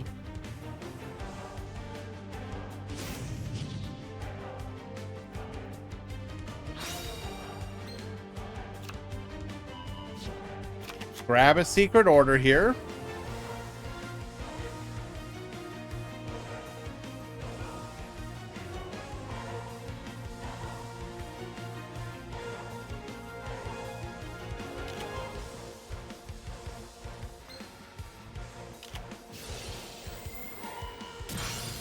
Pops the back row. Goodbye, Fusion.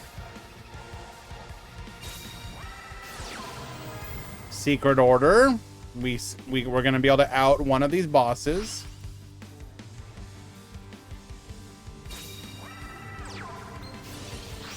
Double Strange Traveler.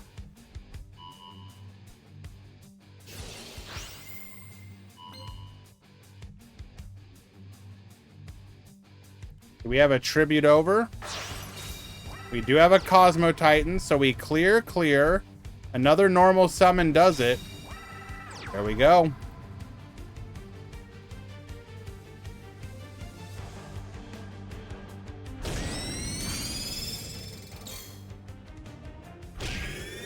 One, two, and three lethal.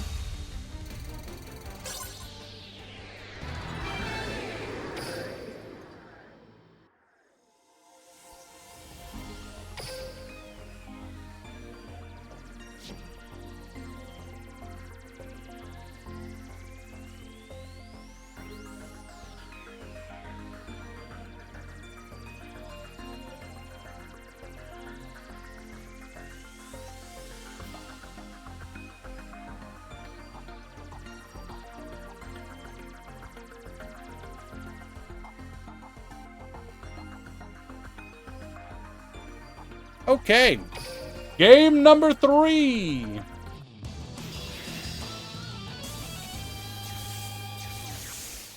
This determines who will go to the finals. Materian going first. I find it very difficult to use the silver boards and letters. Just put one of each on cards that you'd like to get, like the weird foil effects, bocce.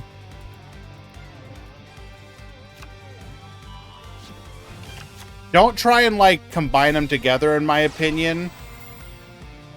Put a border on one card, a name on the other card, and then aim to have those cards become, like, the damaged ones, or the sepia, or the digital, that sort of thing.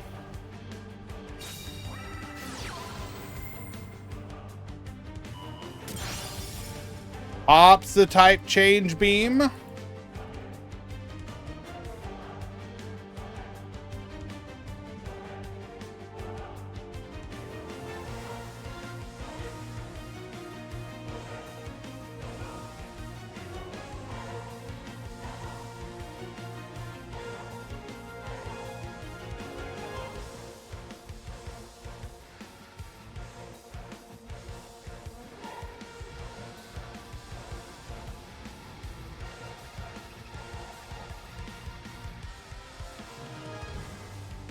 Now what?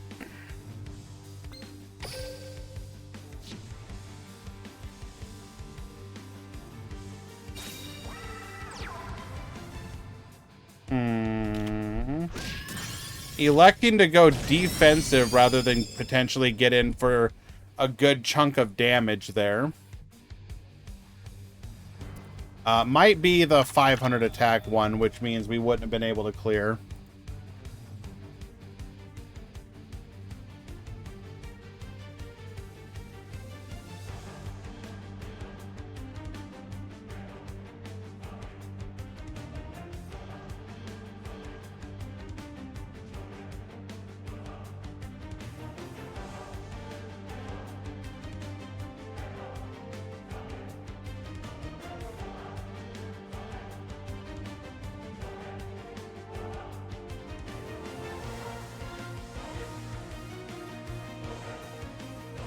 What do you want, Tink?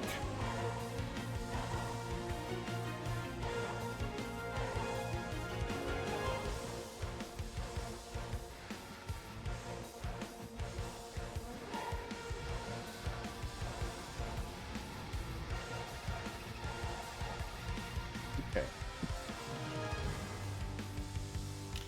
Big thinking monster reincarnation.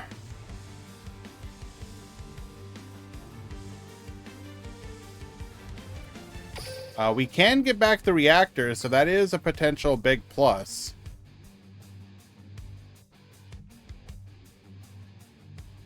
No, Tink. No. Nope.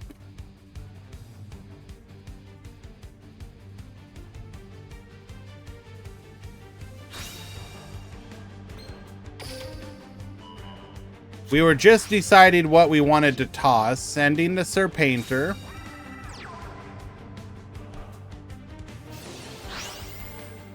Reactor effect.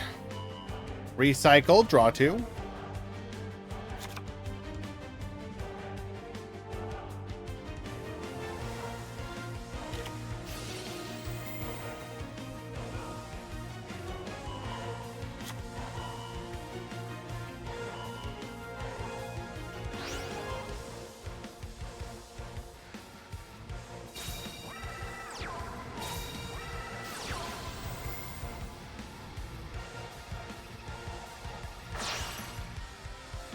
Changing our opponent into a warrior. We're going to be able to boost. That's going to be a lot, but that's not lethal. Adds 49 or 4100. Wait, no, okay, that's not lethal. That is a, oh my god. Bro, come on.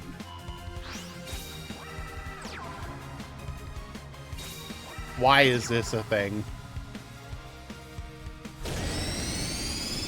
You made the mistake of having monsters in attack position.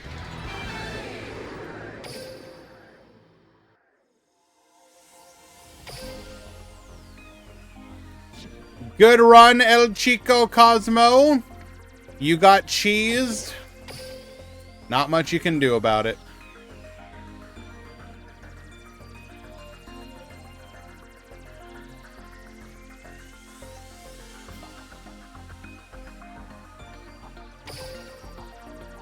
Yeah, gonna be honest, not a big fan of that kind of stuff.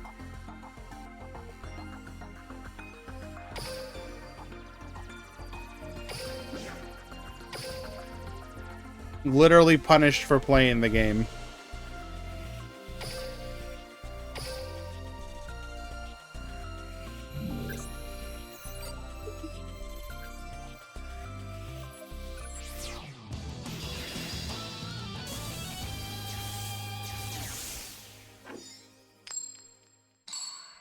I don't mind if it's something extremely rare. I mean, I'm not going to begrudge you your opinion. But it doesn't seem like, what's the fun in it?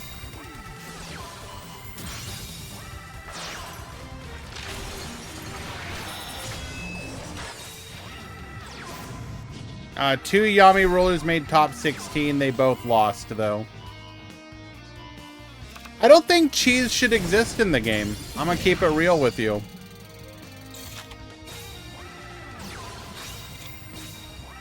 Like, I am of the firm opinion that any cheese at any point sucks. Like, if you're playing and your opponent, like, FTKs you. So if I get FTK'd, like in Master Duel or in real life, I don't think, oh, wow, that's a really neat combo. I go, why did I even sit down here? What did you need me here for? I'm here for literally no reason. Ancient Gear Golem. We're going to be able to pierce, boost. Ooh. Walled off by the Ancient Gear Golem. In my opinion, FTKs and cheese like that should just like literally never be possible. I understand, again, it's impossible to, like, I don't know. I don't know why. I'm the caster. Why am I complaining about it? I'm just yapping. Counter clear the board. We're going to put our opponent down to 1,800. 3 boss monsters on the field. Barrage of Steel. Pop the back row. Goodbye, Thunder Spark. Cyber Surge Dragon. Revive. We are going to be able to boost. Clear and crash. Agree to disagree on that, though. Cheese is an essential part of games. Even in Smash, you can get spiked to the bottom as cheese, and it's okay. I mean, yeah, that's going to be a agree to disagree thing. Again, at the end of the day, my question is, why was I here? If you could have played the game without me, then I think that it's not good. Like, if literally I just set my deck down, drew my 5 cards, and then walked off to the bathroom while you played the game, I don't think that's good. Go rush! All right, 3 in the front, 2 in the back. We're gonna go Crafter Drone, Barrage of Steel, pop one of the, oh, hitting the, that's a very good hit. We're gonna revive the reactor. Reactor effect, get million, draw 2. Tributes for the Innovator. Innovator recycles here, allowing us to get 29 piercing. clearing 2 total, passing back to you. We're really making use of specifically the piercing on Innovator. Widespread Ruin gets poppin'. Rhythmical Performer draws a card. Essel Effect, we're going to go for another Innovator. Barrage of Steel gets popping. Barrage of Steel gets popping. Innovator Effect. Big boost here. Gets in for 26, and 1,000 will be enough for lethal. I do appreciate you making the comment, though, Jules. Just because I happen to disagree. I do enjoy when people engage in the conversation like that. Yeah, Paco's making it look pretty good. I mean, obviously, it's just like a variation of, like, Innovator. But specifically, we're taking advantage of more back row removal through the joint tech. Using the skill to not only make the Rex live, but if you don't need it, you can then just... It's more material to boost your Innovators. And then obviously taking advantage of specifically the additional draws off of Reactor.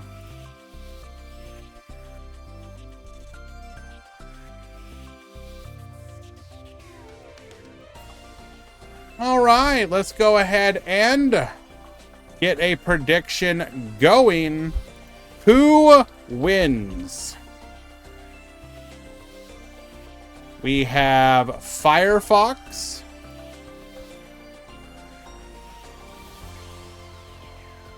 On Materian. Paco on Machine Good Stuff.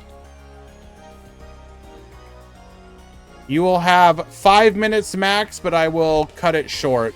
We're also at the edge break, so we're going to get those out of the way as well. Be back in like 3 minutes, and we'll get the match started.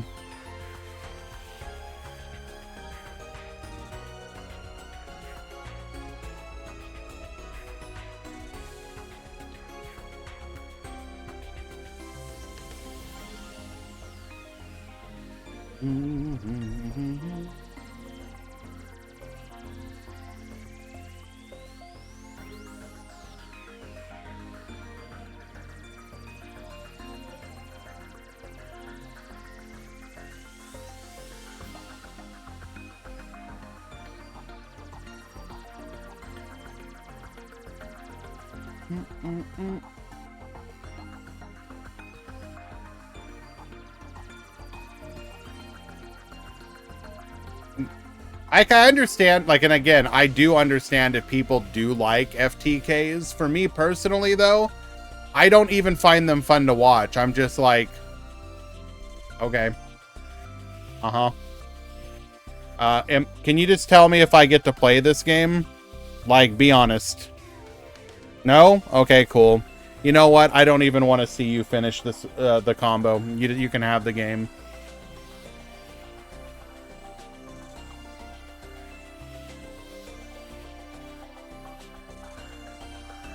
What brings me, personally, the most excitement is a true nail-biter back and forth. If I beat my opponent because I made one more correct decision than they did, or made one less mistake than they did, that's what really brings me true enjoyment.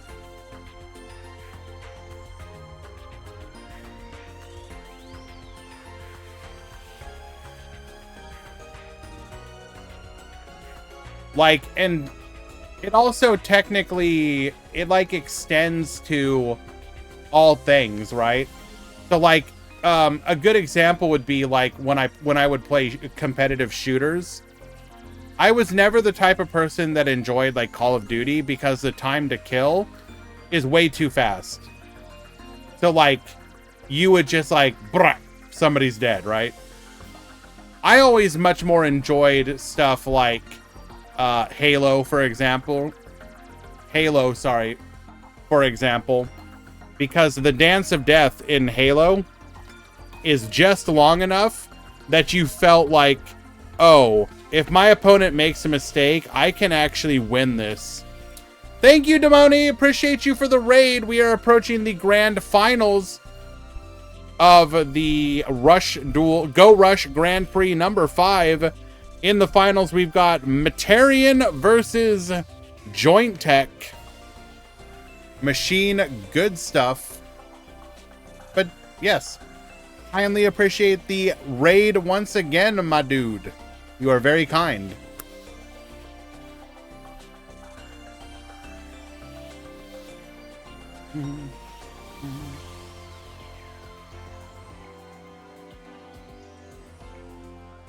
Alrighty, we're gonna bring the submissions to an end. Hopefully, Kisara missed out on being able to choose.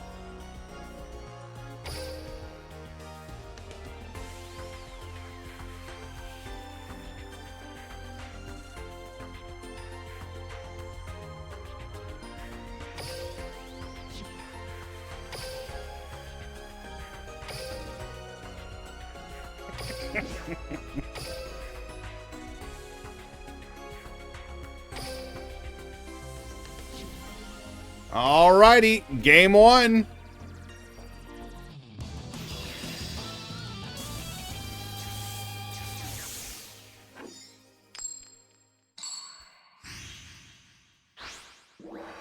We got Paco at the bottom. We got Dark at the top. 2 in the front. Sorry, 2 in the back, 3 in the front. We're going to go Essel. Essel Mills. We're going to draw off of the Rhythmical, but we apparently don't draw good enough because we're not able to make any significant play. Opponent is going to wall up. We're going to wall up as well. Gonna go aggro, clearing the board here. Are floodgates considered cheese? If that is what non-interactive means, they can be for sure. Like, personally, I tend to like what I consider the interesting floodgates. So an example of a floodgate I like is stuff like Rivalry or Gozen. A floodgate I don't like is going to be something like Skill Drain. Gozen and Rivalry, in my opinion, rewards deck building, whereas Skill Drain is like, I just don't want to play the game. Can a card like Gozen and Rivalry completely shut down decks? Absolutely. There are some decks that are critically shut down, but most decks can play through those. Those cards are unfair. You want to know what decks those cards are unfair against? BS combo piles. If you're going into an extra deck that makes 6 different types of monsters or whatever, then yeah, I understand. You can't make your Barone, SP, you know, all the other end board pieces. Yes, I get it. In that situation, those cards are really unfair. But if you are playing the deck in a fair way, then those cards almost always do nothing to you. Then Tikaboo must be the worst floodgate. I do not like Tikaboo as much as I like Rivalry and Gozen. I think Tikaboo is a much more punishing card.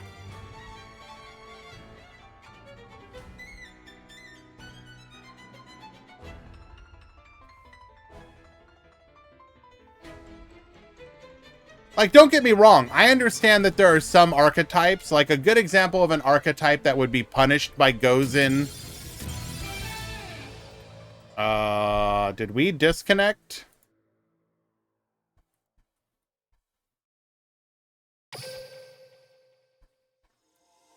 Well, that's unfortunate.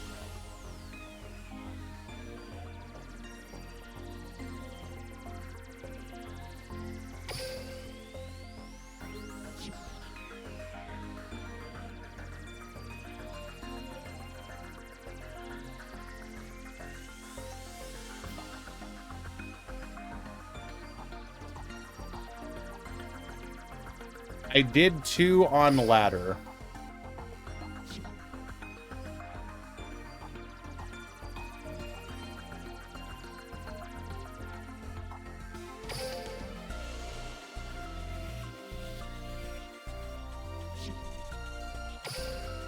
That is so weird. It's not even recognizing it as a game.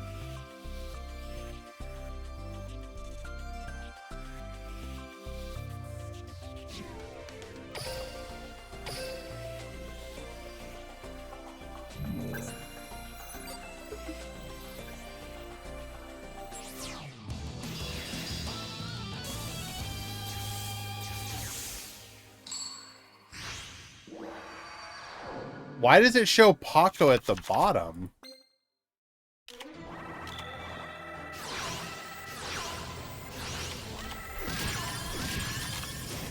Normally it shows the winner at the bottom.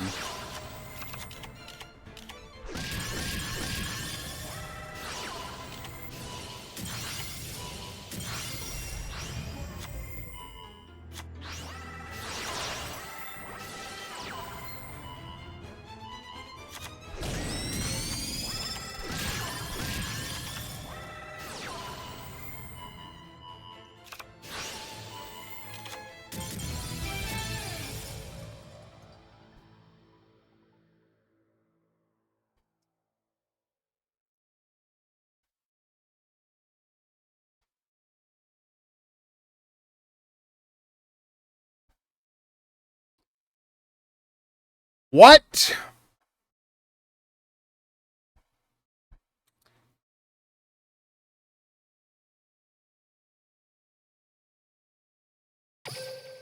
So I will be issuing that game does not count. Replay game 1.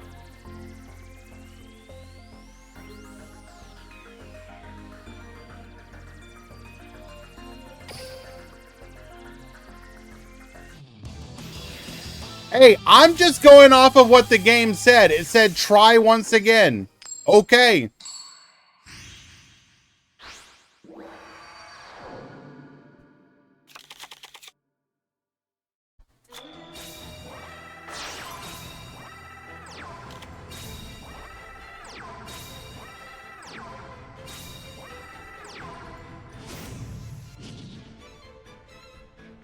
All right, we triple set in the front with a tribute. Our opponent's going to go 3 in the front, 2 in the back.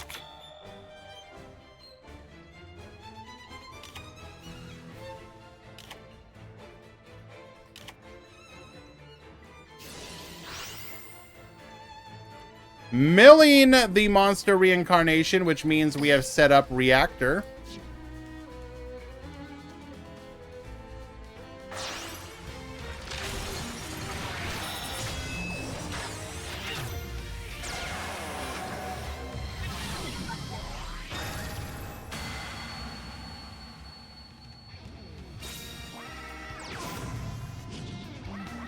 Going tech charge, get milling.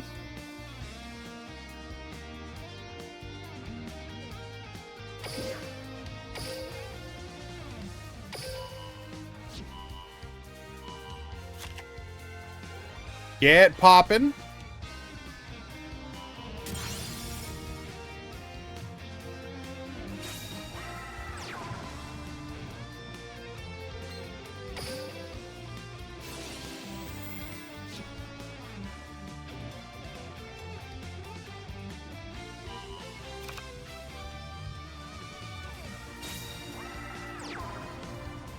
We'll go to battle. There is delay, but we will take the damage.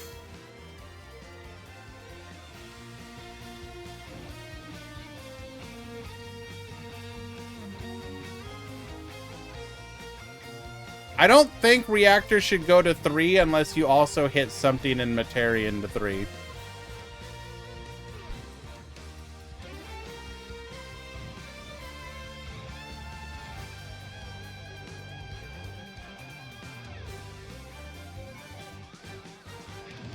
If you just want to remove...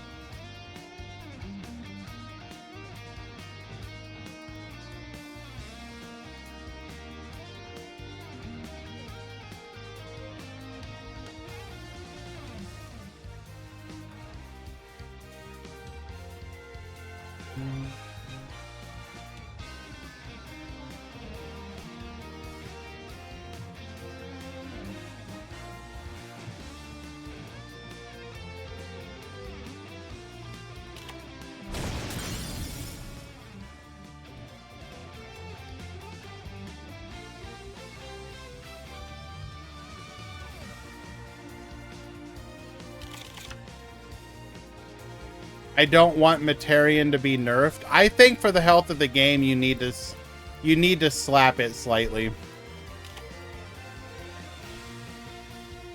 Is it the incel? It could be, Ogtody. It's possible. You never know.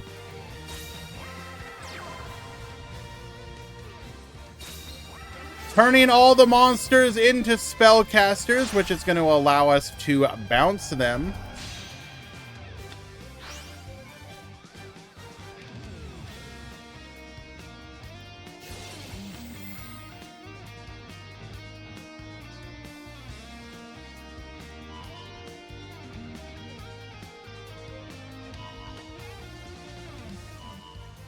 Get out of here.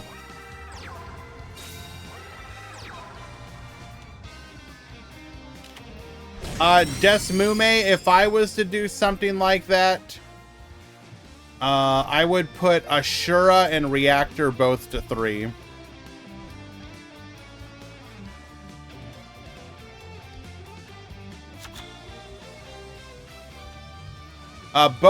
So we had 2 warriors top.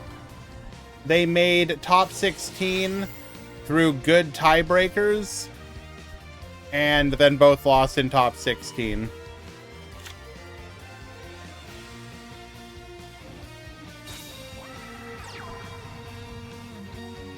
Doubt they touch Reactor. I mean, you would be able to play Reactor.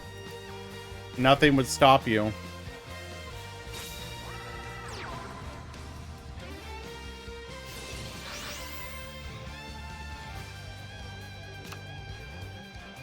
Rhythmical Mill, draw a card.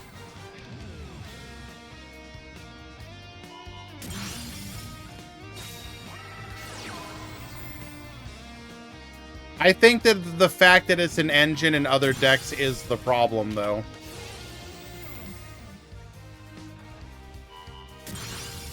Remove everything!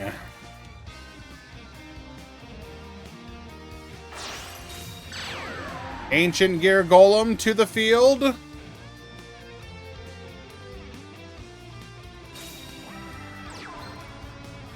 Did we draw an Innovator as well? Are we that much of a gamer? No.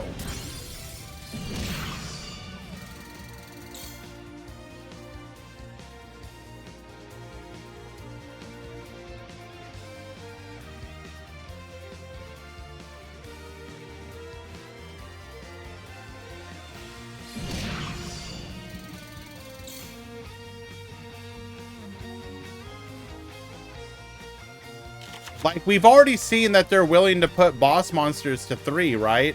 They put the Yami Tarasu to 3.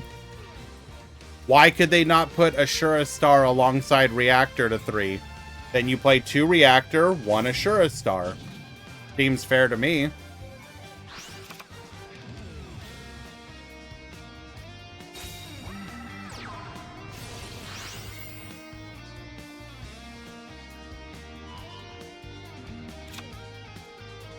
Yami is toxic.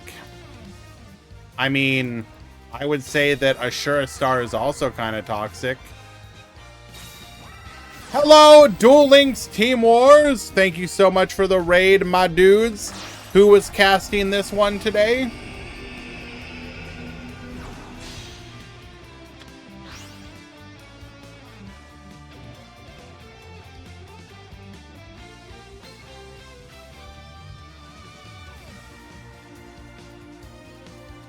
Punky. Well, hello, Punky. Thank you so much for the kindness of the raid. Hopefully the war went well. Which 2 teams did you cast? I wasn't able to watch your that particular match. I watched earlier with Sean Matrai, Guy Bassis,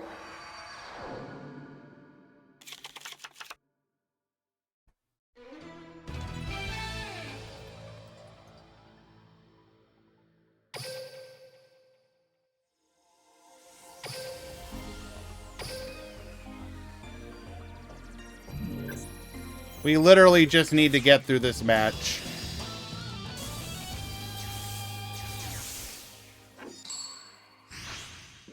Swear to God. I swear to God, Alper, just go to bed, dude.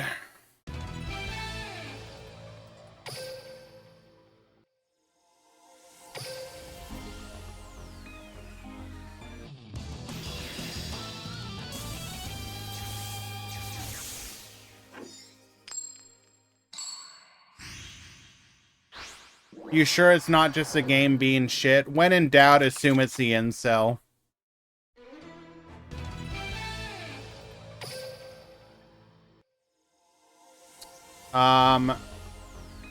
Make a new room.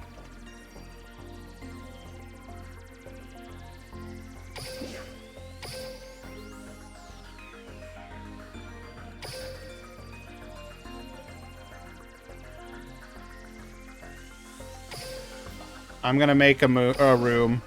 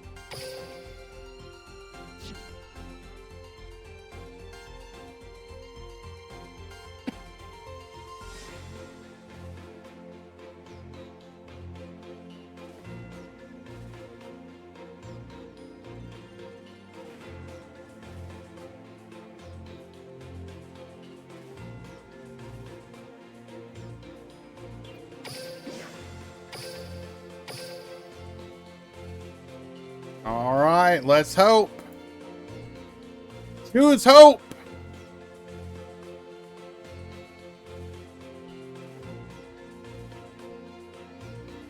Excellent.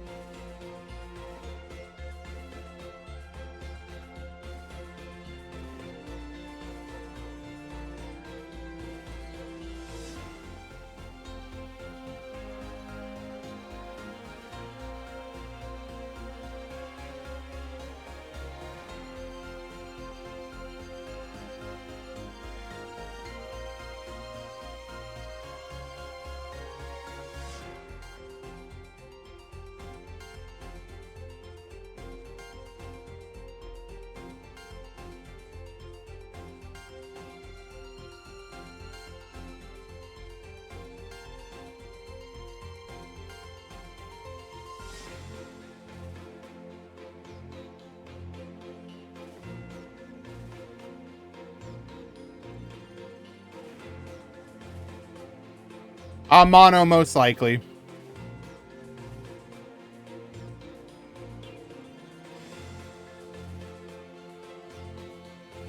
Merces, it's not just Paco, it's a lot of people.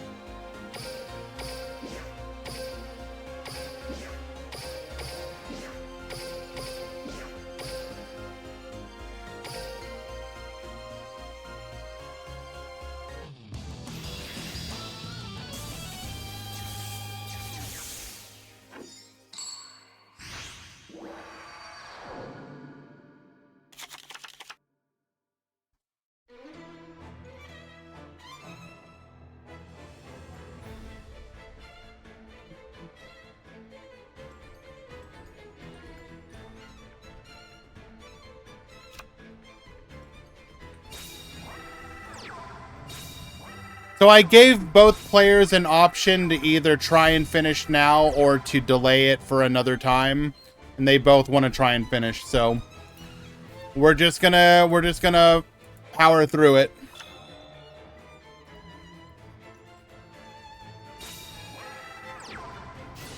We will reach a point though where we're just gonna have to start letting DCs happen, or rather take them as losses.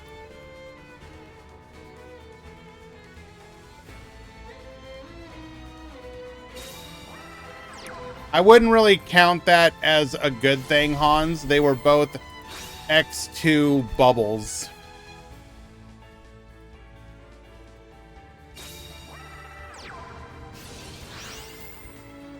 Mills the type change beam, gets to draw a card and ensure our opponent has one less of those cheese cards.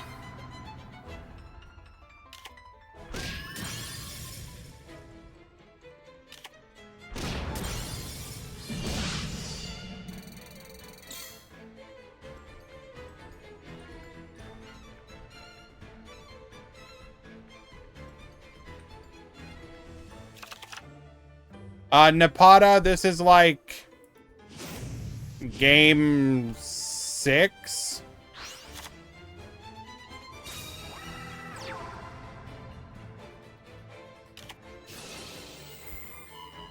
Barrage of Steel takes out the reincarnation. Barrage of Steel takes out the other. Goodbye, Widespread. Reactor Effect. We're going to be able to draw 2 here.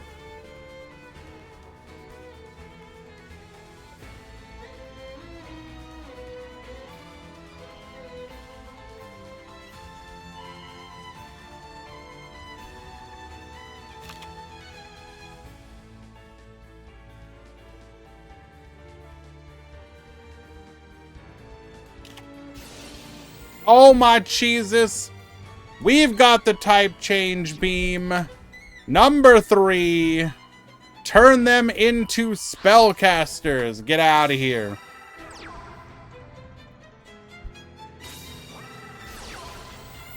Fusion.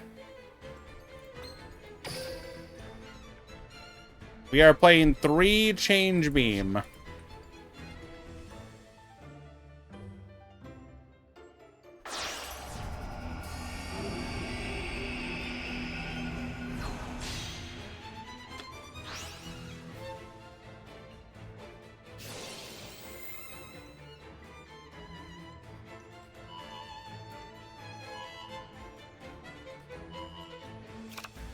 Get bouncing.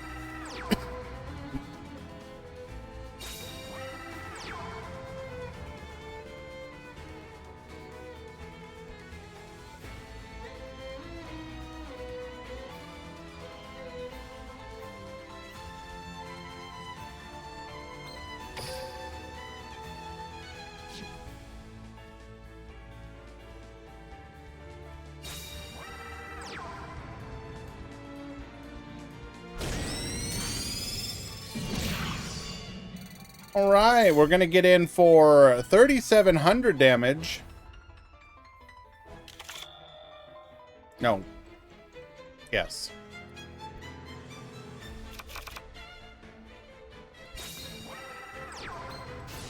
Volticorn, lock down the back row. Rhythmical. Get millin'. Hits and draws. Reactor. Mill 2. Recycle, draw 2.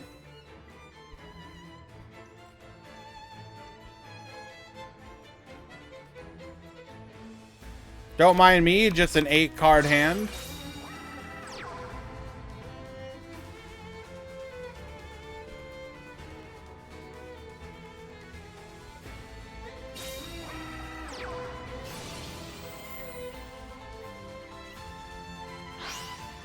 Aim Eagle effect. What?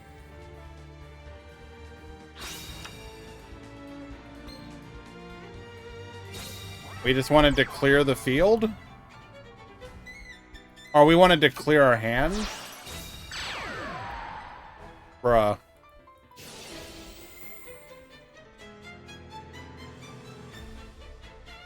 If that back... Oh, this is just game. Or it should be. No. Is this game? No, it is not. I thought we had bigger, higher levels. Okay. I didn't know what I was talking about.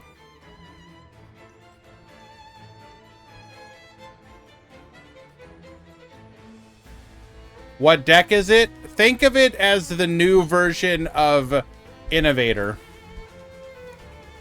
It's basically the old machine deck, but focused on machine good stuff.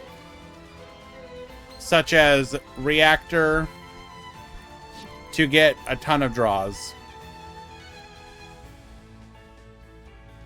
And then we're playing the joint tech skill as opposed to the Yuga one.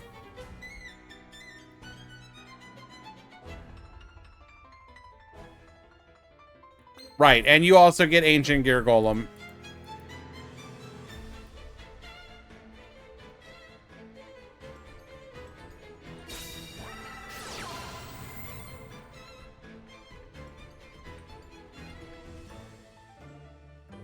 Ooh, we must be desperate here.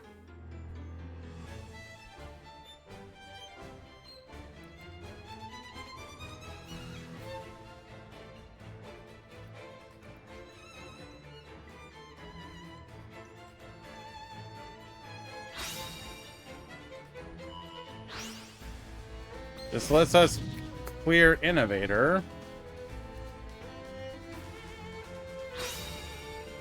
Oh. We just want to be able to clear Ancient Gear Golem. Bruh. Wait, what?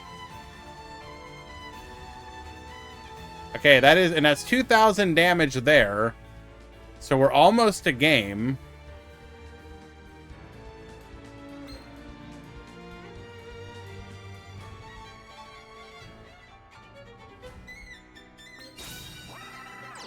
Oh, you're right.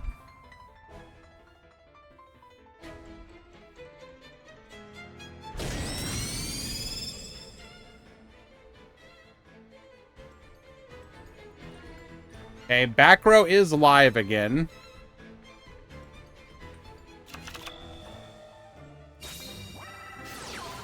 Barrage of Steel, wipe the back row. Goodbye, slime.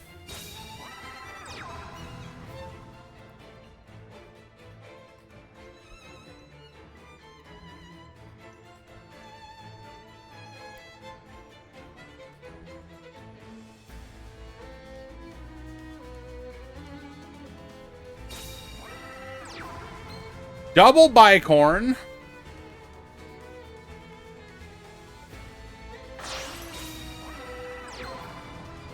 Can you see a more beautiful sight than double innovator on the field? Baboost!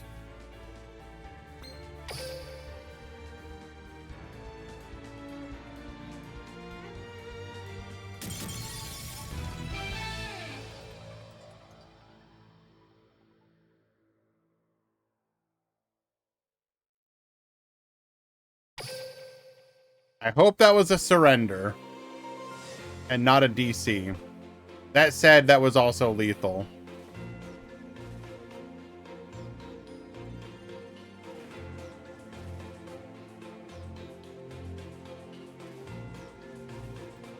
Muscovy, I will actually cancel the bet.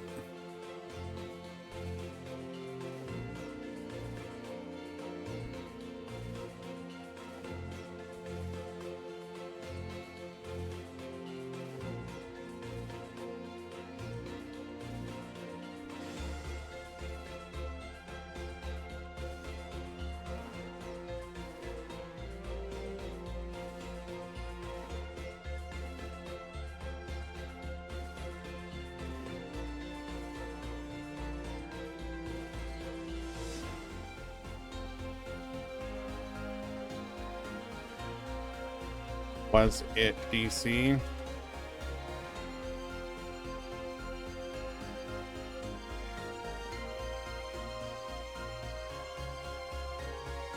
Null, yes.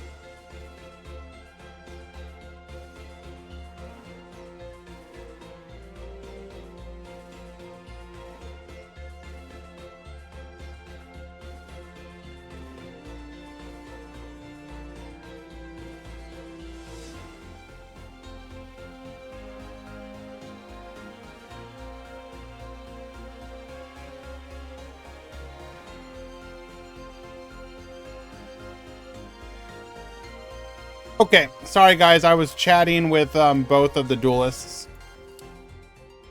So what I am going to do is...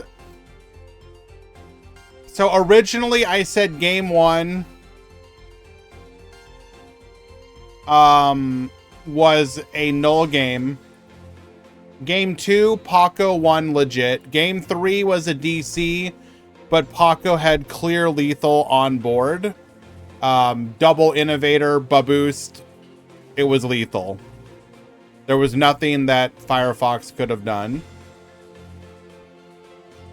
What I am going to do in this situation is simply reverse my first ruling. So Firefox will get the win for game 1, even though it was a Hackerman's DC, which means that the score will be 2-1 for Paco.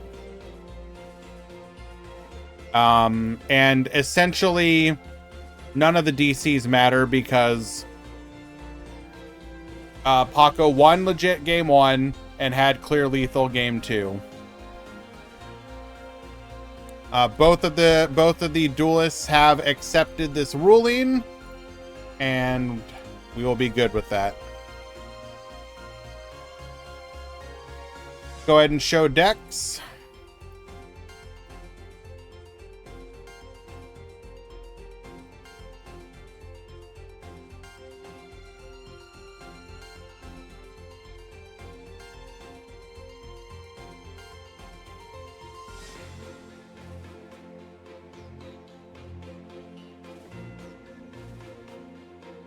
Basically, it means that even though there was a lot of issues, the win was legitimate because, again, Paco will take the loss for game 1, won legitimately game 2, and had lethal on board with nothing his opponent could do for game 3. So it is a legitimate win. So here is the good stuff pile deck that we are running. Running 1 Ancient Gear Golem, double Joint Tech Rex, 3 Innovator, 3 Essel, 3 Rhythmical Performer, 1 Bolticorn, 3 of the Bicorn, 2 of the Eagle, 3 Reactor, 3 Crafter Drone, Monster Reincarnation, triple back row pop, and the 2 traps.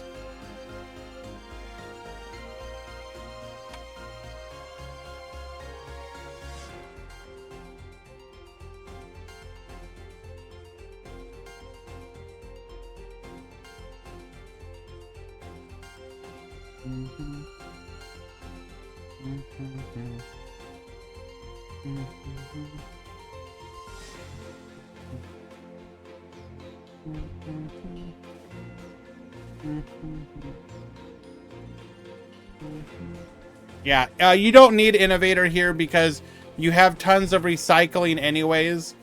You recycle off of the Joint Tech Rex, you recycle off of the Innovator, you recycle off of the Bolticorn. You don't need the recycle. You have a ton of different ways to recycle. I mean, very minimal back row. You're basically just focusing on removing your opponent's back row and then just keeping a constant aggressive pressure on your opponent. Very interesting list. I like it.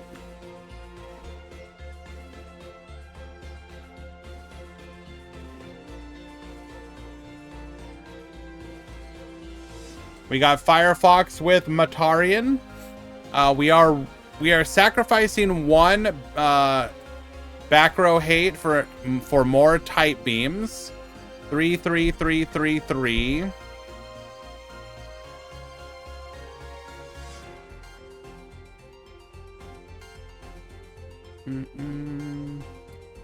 Very interesting. Good stuff. Yeah, we've given up Dino. That's fine.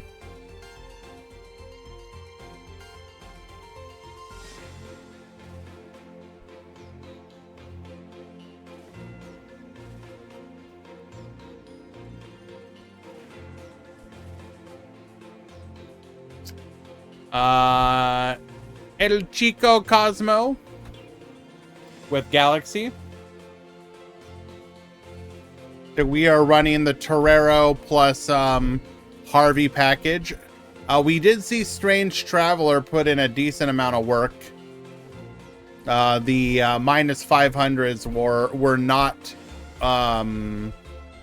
inconsequential.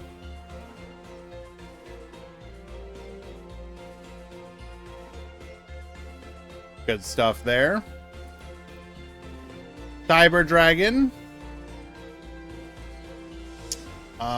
Double assault and a search. This is actually pretty heavy on the tributes.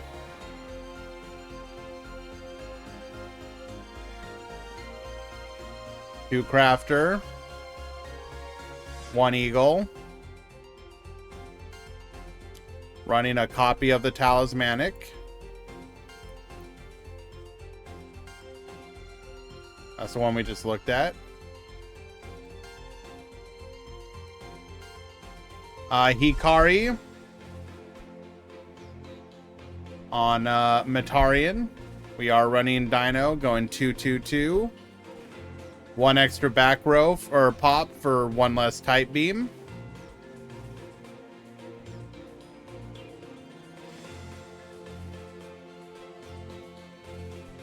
Jinzo CR, more Metarian. Running Blue Fang. Interesting. We're running the the Ghost Cyclone. The random card destruction. Well, not card destruction, revitalization. Only one beam. I would be interested if this is like a more free-to-play list from Jinzo. Because if so, very well done for making it to the top 8. Or if it's just like I happen to like these cards, but this kind of feels like a free-to-play list, which I'm very happy to see a free-to-play list do very well. Cyber Dragon. Only 2. 1 and 1 on the fusions. Let's go.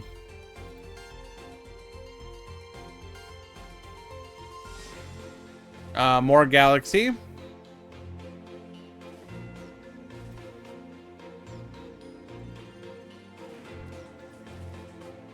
We got Warrior Bros.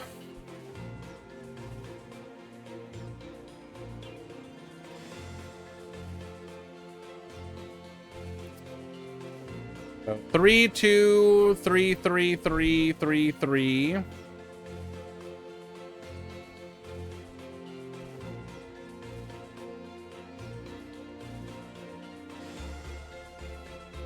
We are running the Sword and Shield, Shield and Sword package. MFMJ on Cyber Dragon. Click on Dragons. Just as Kieran said that, he goes for the Dragon Erasure, as we literally are looking at a Dragon deck list. What's my favorite dual disc? The OG ones. Nothing beats them. Mako. Worms. All the other dual discs, they try too hard in my opinion.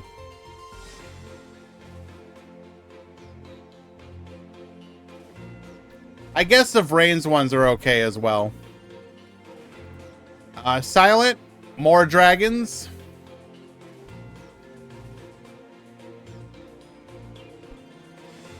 Trish. More warriors.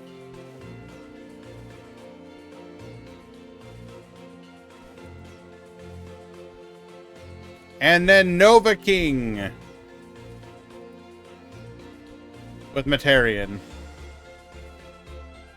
You don't like the Chaos Dual Disc? No.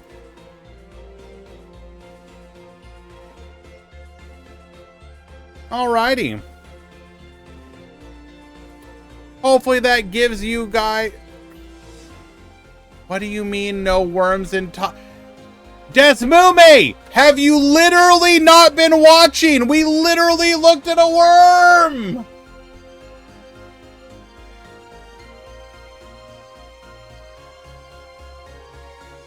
Would you love me if I was a worm deck?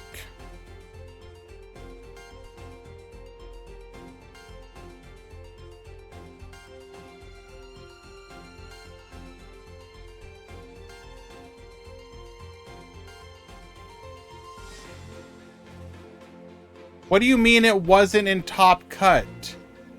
What do you... We're literally looking at the top 16! Alright, guys. We're gonna go ahead and raid. Remember... Actually, I don't want to say anything.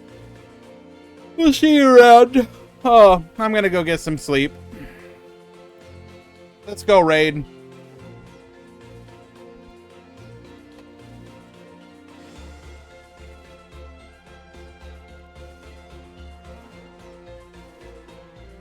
Who are we raiding? Ooh, JG's online. Rio's online. You know what? We're gonna give some love to Rio because I saw them in the chat earlier.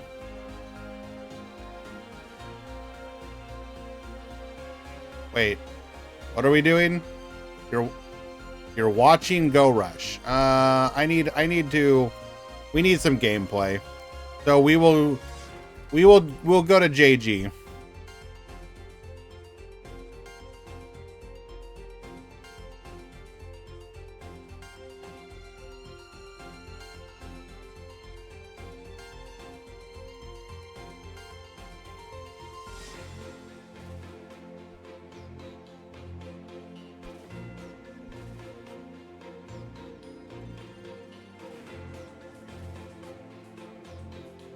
All right, guys. See you around.